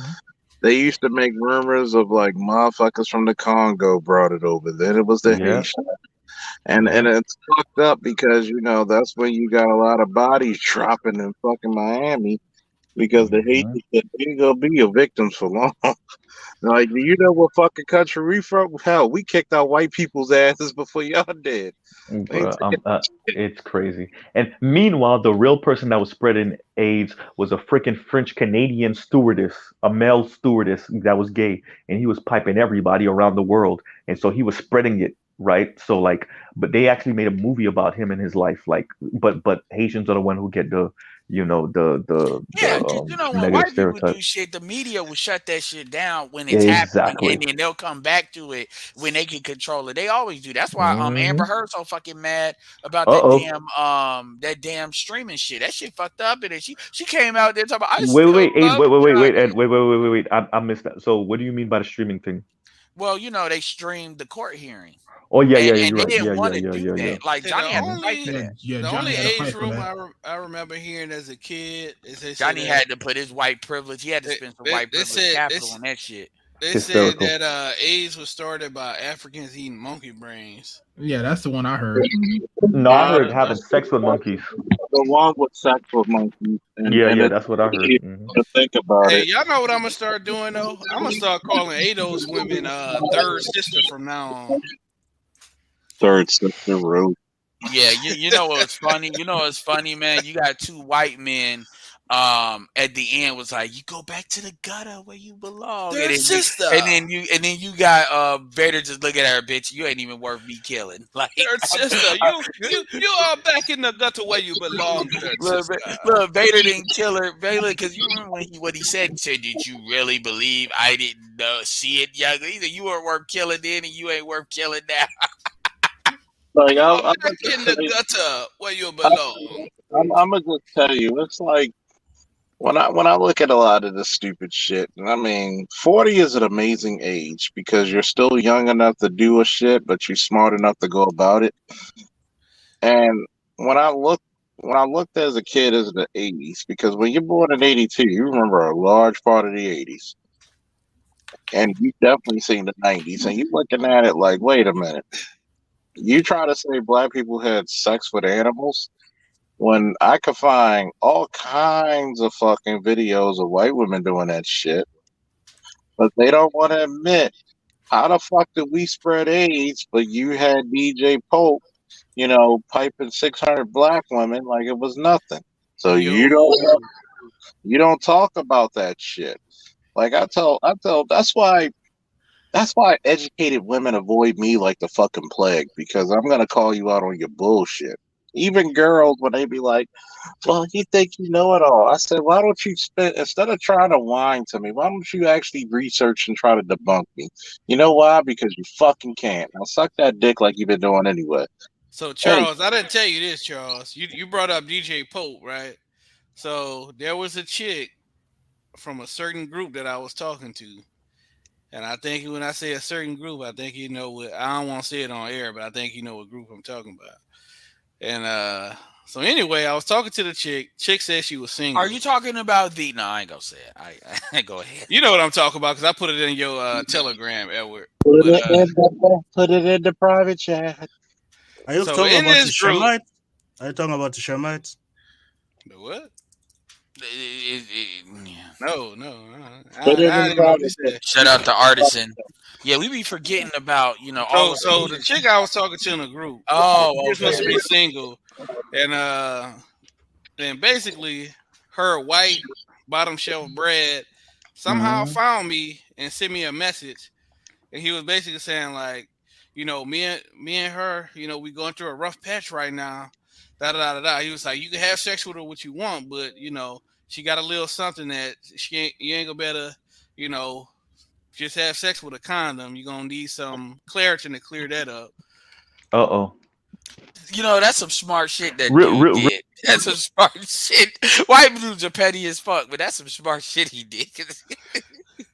I mean, I'm not taking a risk on from a tactical standpoint. That's some shit I don't even think a lot of brothers was thinking. I'm not gonna roll the dice on the herpes, man. Sorry, because white dudes don't care.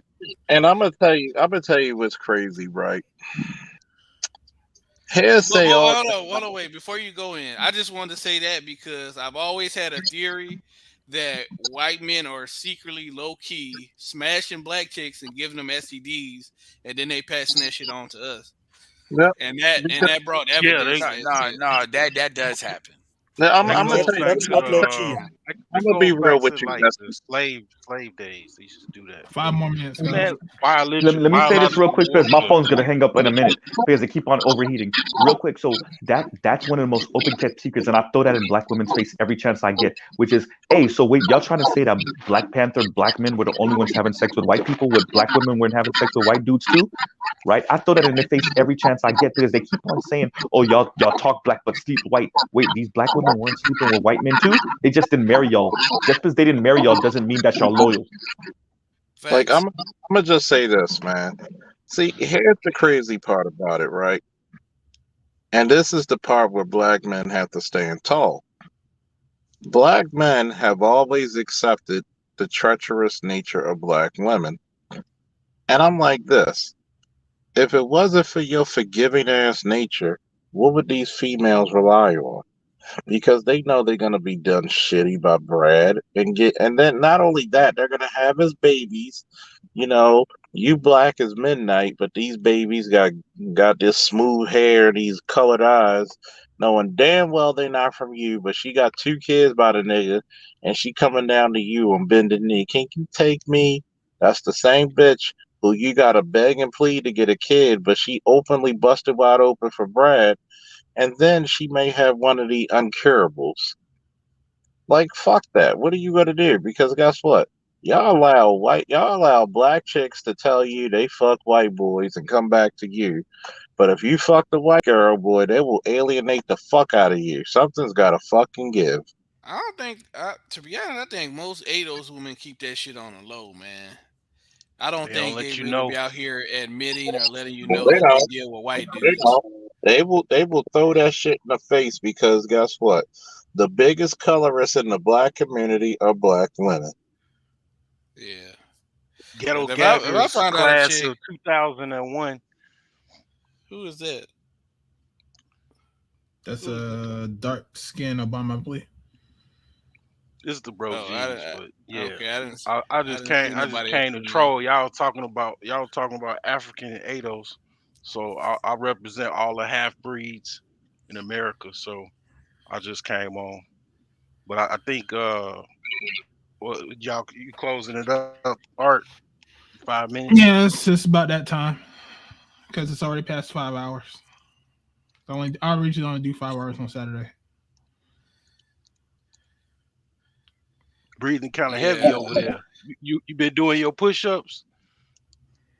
I had one of my nostrils closed up as a result of a. I guess I'm allergic to something in this side of this world. So I breathe a little bit heavier than usual. I breathe out of my mouth mostly. Apple cider vinegar is your friend. Say what? Apple cider vinegar is your friend. That's an allergic reaction to something. Say Charles, I may be light skinned, but there's one thing I refuse to do in life, and that's raise a little mixed baby. I'll be damned. I'll be damned. I'd rather kill myself than that. Hell with that. To me, that's like the biggest that'd be like the biggest shame. My ancestors would be so shamed. Like I'll be like, I had to tell a bitch. I said on Juneteenth, you think I'm gonna fucking no. And look, for the slow people, that may be listening. When I say raise a mixed baby, I mean specifically from a white man and any other type of woman. I ain't raising no damn white man baby. I'm sorry. Ain't do it. You better get that deadbeat. See, people. It's funny how the 80s and 90s they made black men look like the deadbeat dads, and white men been fucking leaving y'all high and dry for bitches and living a good life. Isn't that Mike, Mr. Cartwright? I mean, you just gonna have I think that you'll always have a certain population of men and a deadbeat dads because men aren't really attached to the kids the same way women are. Because you even have that going on in like Kenya and Uganda now, where you got the Chinese guys coming in, knocking up those African chicks and leaving them. Yeah. But you do have a lot of Chinese African relationships on both sides. Like there was a documentary on that. I mean, shit, man. Like BGS said, pussy's good. But once you're in proximity, you're gonna do what you do, But guess what? That's their dumbass fault to think those Asian guys were gonna marry them. That's their dumbass fault. Y'all learned a lesson from the white men a century ago. Dumb motherfuckers. I seen some shit with Kenyan women when cause like Kenyan women apparently like Nigerian guys. And so the Nigerian guys were trying to use sexual politics to talk shit about them. I mean, the Kenyan guys were trying to use sexual politics to talk shit about Nigerian guys. And the Kenyan woman was like, so as long as they spoil us, we don't give a damn. It was like, so y'all want to be with these Nigerian guys? They're going to give you drugs and beat you? Well, as long as they spoil us, we don't give a damn. That shit was funny as hell. Nice. But anyway, guys, I'm gonna go get some sleep. It's about that time. Any last words before I get out of here? Anybody like Charles want to stay up and do a bonus? No, I would say it was once again a funny discussion. Like every time you get a good rest. And PK, stop being shit. Yeah, I came for the smoke, but I guess it dispersed. But you came late. You gotta come at 10 o'clock in Eastern Standard Time, man. You should have come in when Edward was in. Nah, Edward came late. He did. Yeah, everybody came late tonight. Yeah, everybody came late tonight. It was just me, AB, and Art. Yeah. Y'all need to start getting on these streams if y'all want to talk. Don't wait for BGS to come out here. But anyway, appreciate you guys for coming through. Thank you, Jesse. Thank PK. Thank I know that Snake Man. light skin cousin. This guy. That's hilarious. Yeah. Well, appreciate you guys for coming through. We'll be back next Saturday, and this Tuesday I'll be doing the James Patterson "Freedom Is Not Enough." So make sure y'all check that out at 7:00 Eastern Standard Time. I will be tuned in. All right, appreciate you guys. Peace. Peace. Peace out.